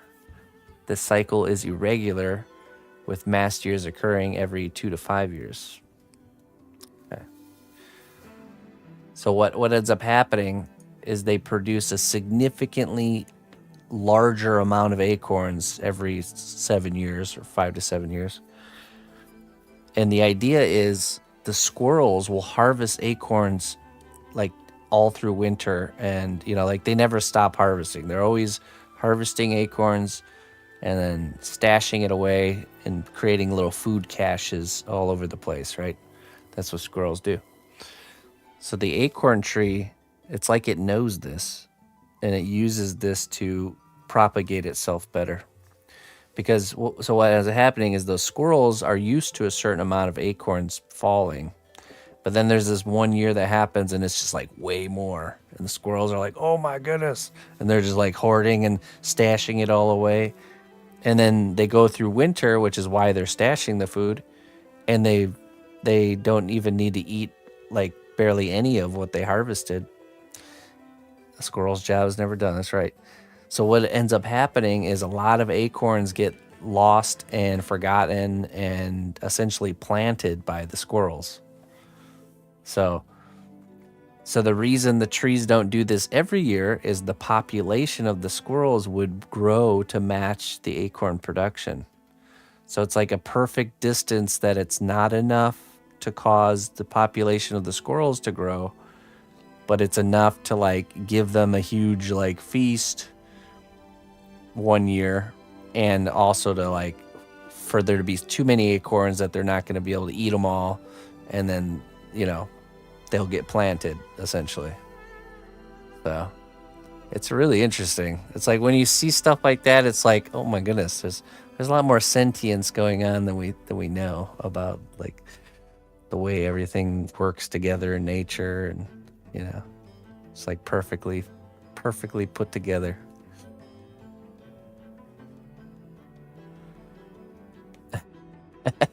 Wish they would have found the nuts about 10 years ago instead of my car wires. That was a really lean winter. I was really hungry.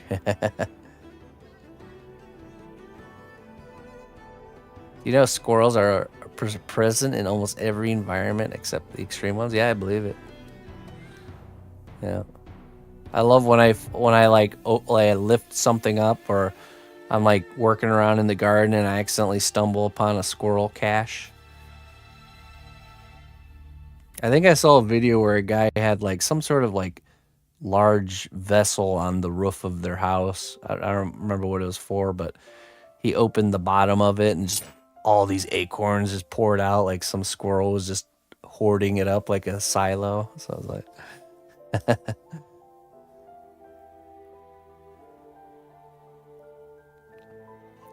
yes, I have. I've mycorrhizal fungi. There's fungus that will do that too, Corvic, in a garden setting, where there's this type of fungus that grows in the soil that will disperse nutrients and move things around, almost like a trade network. And so when you have a really healthy soil, like the soil is a real living thing.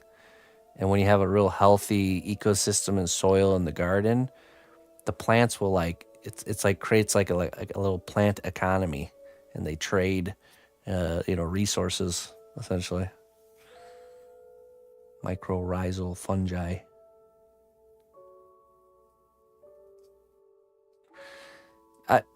I had, when I had first heard it, it said that the cycle was the same for all the trees, but I'm not sure.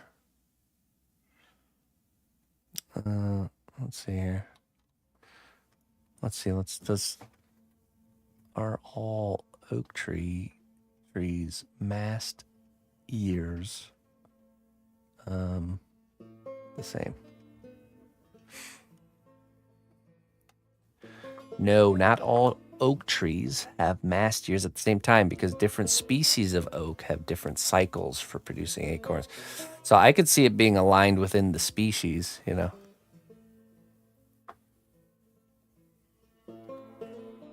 Yeah, okay. Wow. During a mast year, a single oak tree can drop up to 10,000 acorns. That's crazy.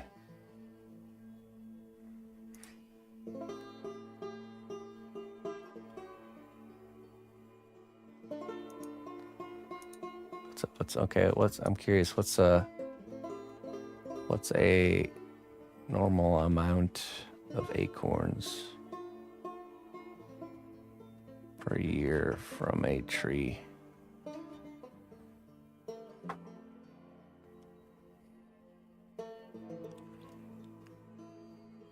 On a mast year. Okay, what about a normal year? They're all saying 10,000, but that's a mast year. What's a normal year?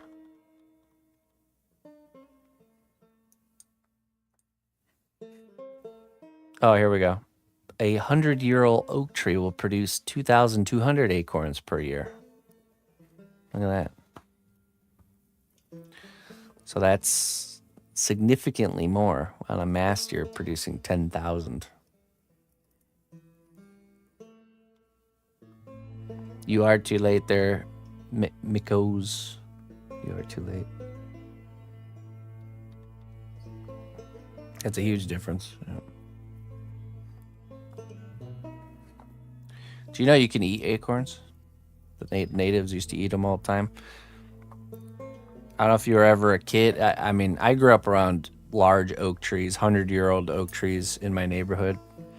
And, you know, we would use acorns for all kinds of different things. And, of course, we would open them up and try and eat them when we were kids, but they're like super bitter. So what acorns have in them is the tannins. But what the natives used to do, and we could do this too, is you gather up all the acorns and you take the husks off and you put them in like a cloth bag. And then they would put that cloth bag in like a stream, like a running water stream or river, and just like leave it there for like a few days. What would happen is the water would wash away the tannins, the part that makes the acorn bitter and non-edible to us. And then you could take the acorns and just use them for food. Totally edible after you remove the tannins. You could also boil water and then change out the water like 4 times to get the tannins out too. Wonder if they're tasty. I don't know. It used to be a staple. The Native Americans, it was quite a staple for them. Because there was a lot of free calories. If you think about, especially an acorn tree on a mast year, that's quite a lot of calories right there.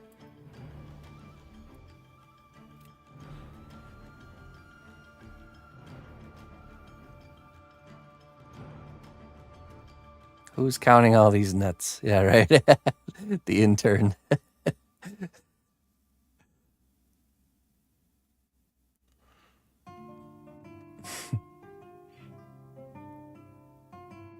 Yeah, squirrels are always messing with potted plants and whatnot. We have a lot in this area that I'm in now. We have a lot of black walnut trees.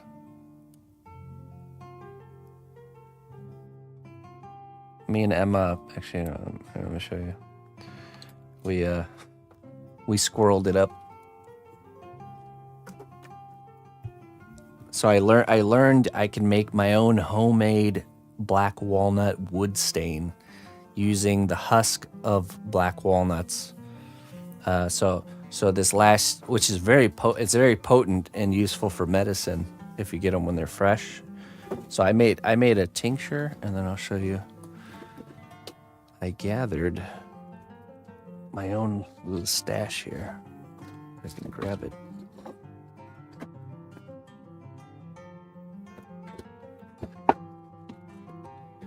This is one of those tasks that's ready to do. I just gotta find time to do it. But I have here. Let me show you.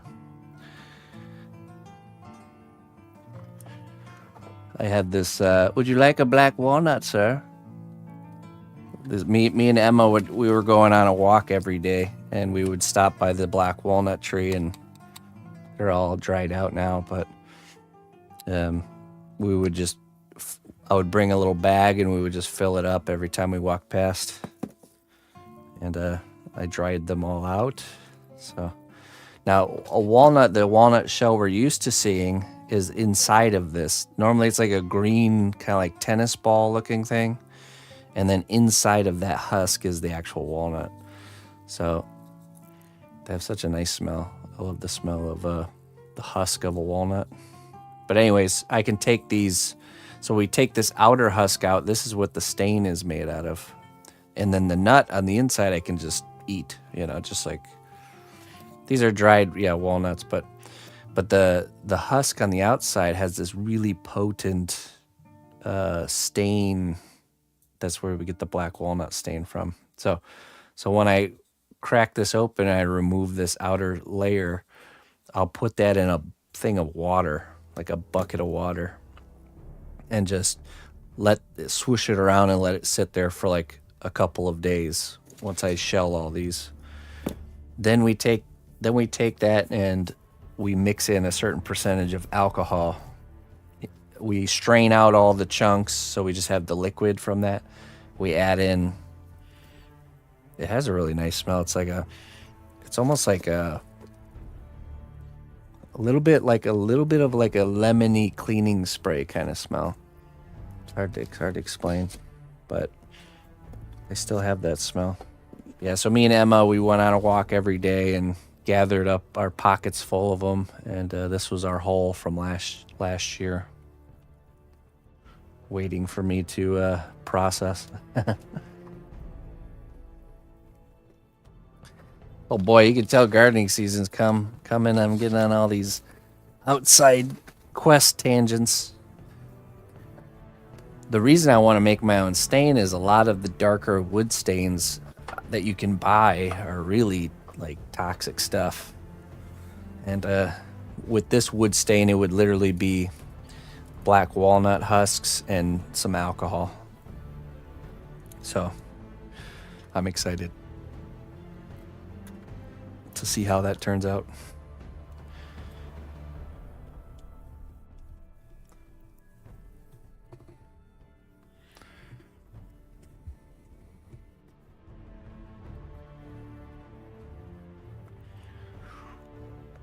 I failed all my outdoor quests. Well, the first step to succeeding is failing in a lot of cases. Try again.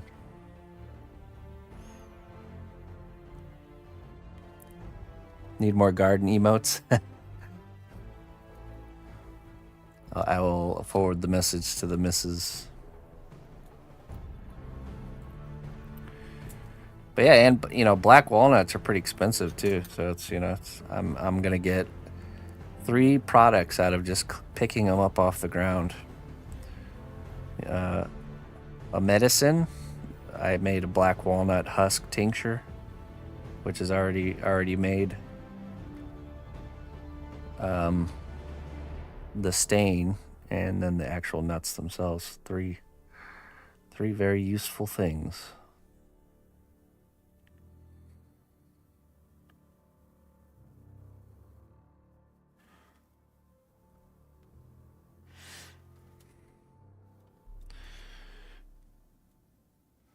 The quest giver wouldn't give me anymore. Yeah, it's winter. No more outside quests right now. Come back when it's spring.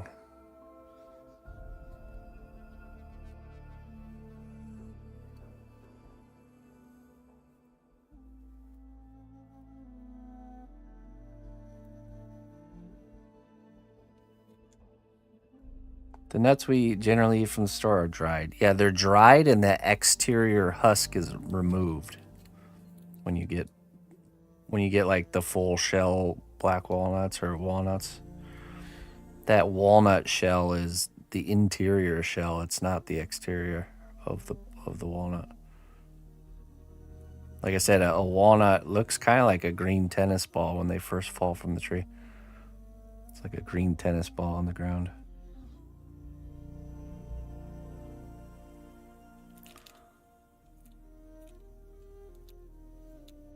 Is the missus of creative too then? Yeah, she is. She is. She does all the video and film edits you see. She also does a lot of the paint work for the sculptures and a bunch of other stuff. At some point she will pick up sculpting, I know it. It's just really hard to work it into the schedule right now. Both our plates are very full, so.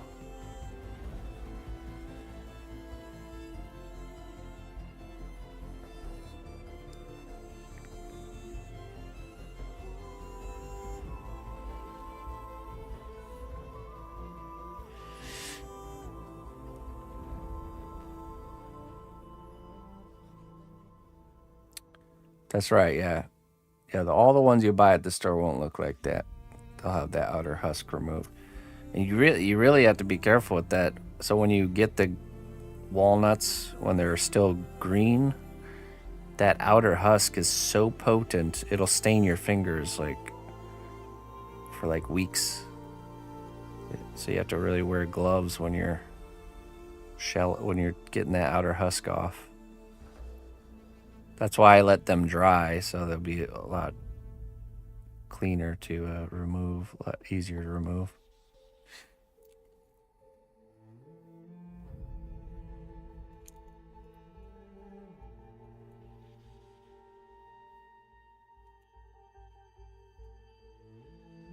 Oh, nice. Very nice there, Blue Snow. Old background noise for the students.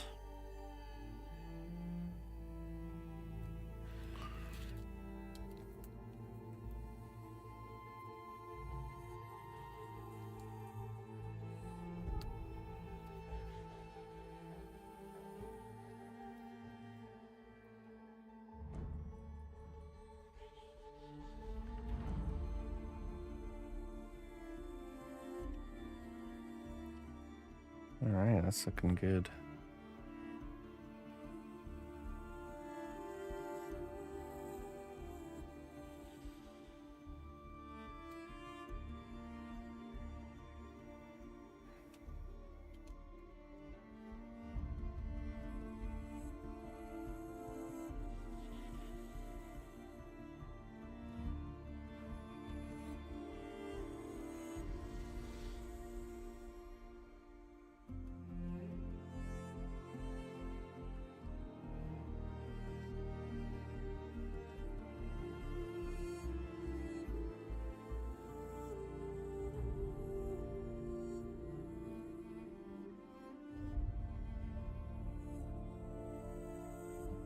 Yeah.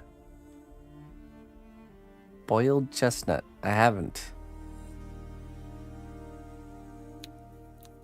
I had boiled chestnuts.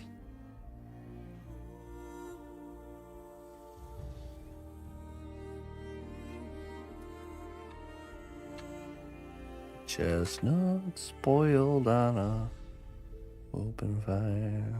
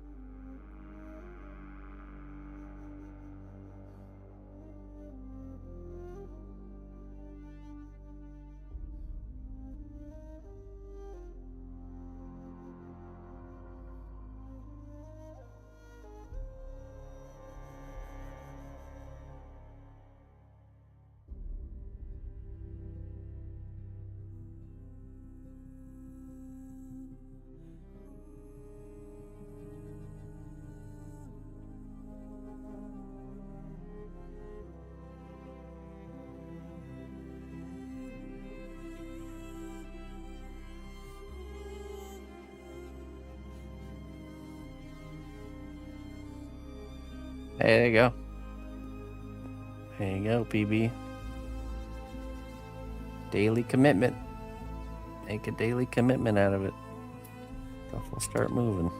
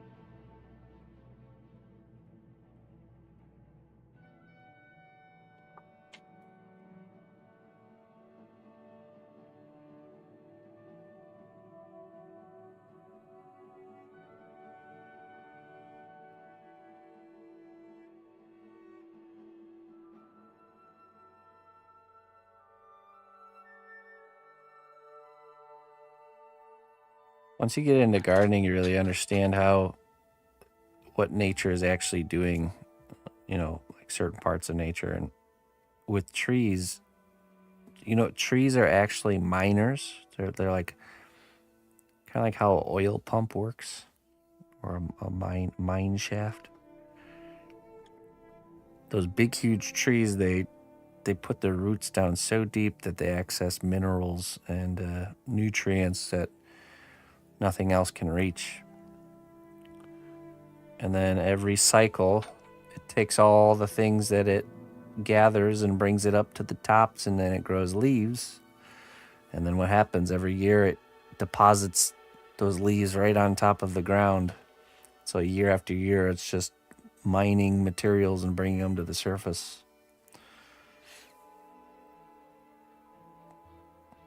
And that's why I use leaves a lot in my garden for that's how I provide food for the plants the next year. I use as many fall leaves as I can get my hands on. Freshly mined. It's also why some of the most, lush, rampant growth places in the world are, forests and jungles. You don't see anybody managing the land there, and it's growing just fine. Nobody's watering those plants. Tell us about edible pine trees. There's a certain pine, I think it's a white pine, that you can have the needles and make like a tea. It's like those 3 needle spurs. I don't know.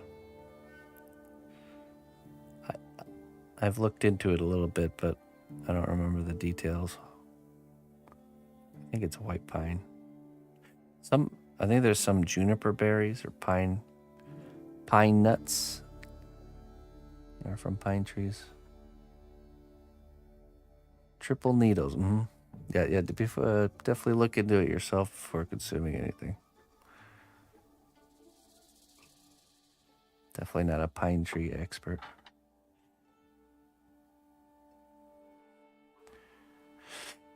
There's the resin. You ever see one of those pine trees that's got these huge like plumes of resin coming out of it? You can use for all kinds of making activities. Make some pine tar.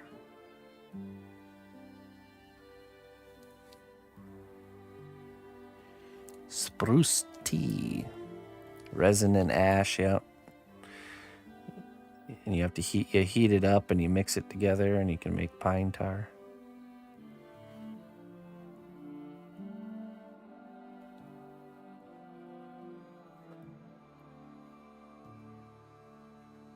It's also where you get fat wood, which is, it's like wood from a decaying pine tree that usually towards the base of the stem, where the sticks come out, where the resin kind of accumulated and impregnated itself into the wood. If you can get that stuff, it's really awesome for fire starting. Called fat wood.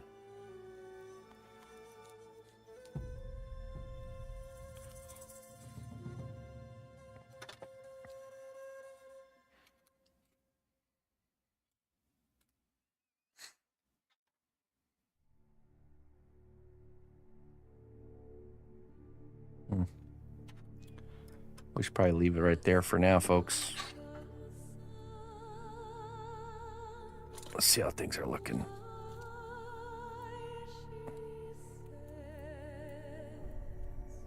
Birch bark, yeah. It's definitely good fire starter material.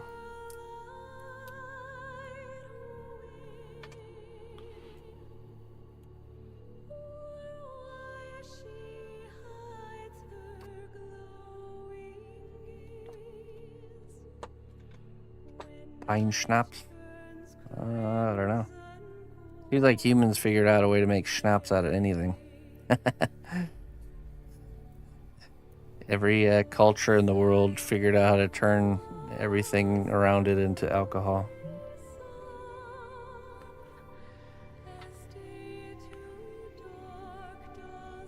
Potato vodka, rice wine, grain alcohol.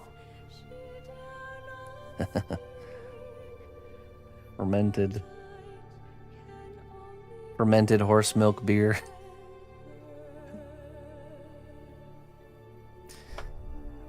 Yeah, we did. We already gave away the headphones. Yep. Already done.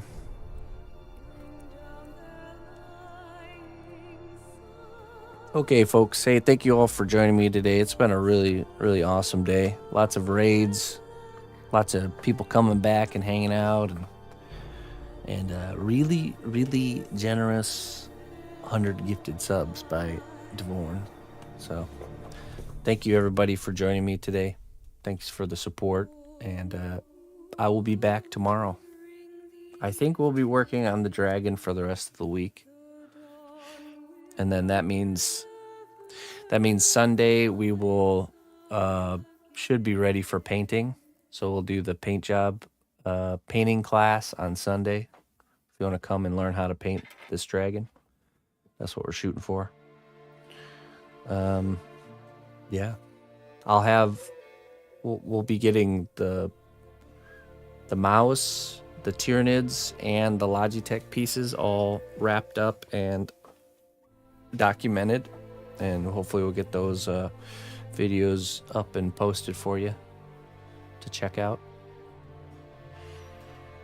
What else is going on? A mouse. Yeah, we worked on the mouse earlier. It's the yeah. Let me show you.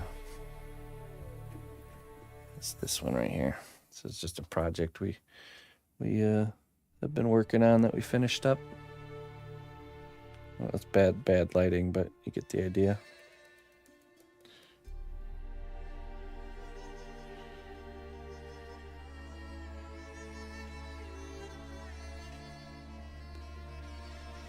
I'm quite happy with that.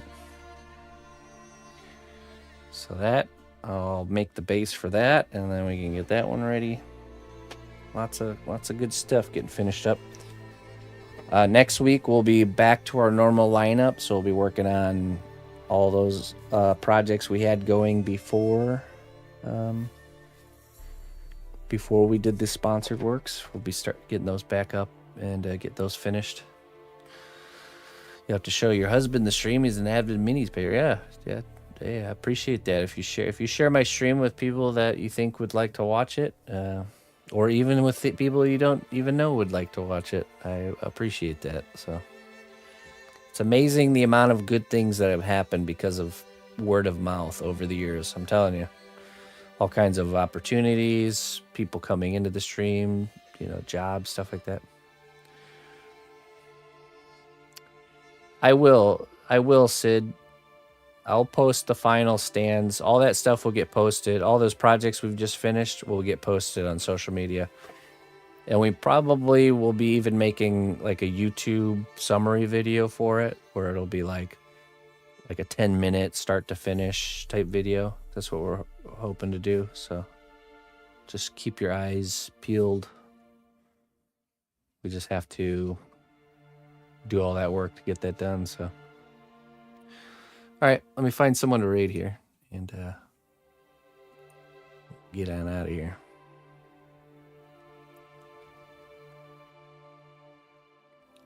Who can we raid today?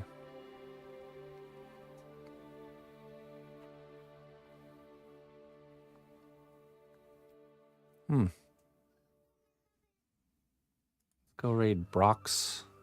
Haven't seen him in a while. He's a guy from New Zealand, does really awesome wood carvings. It's called Mori carvings, is that what they're called? Really cool work. Let's go raid him.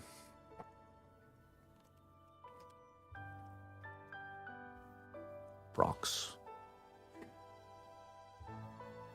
All right. Till next time, my friends. Bye-bye.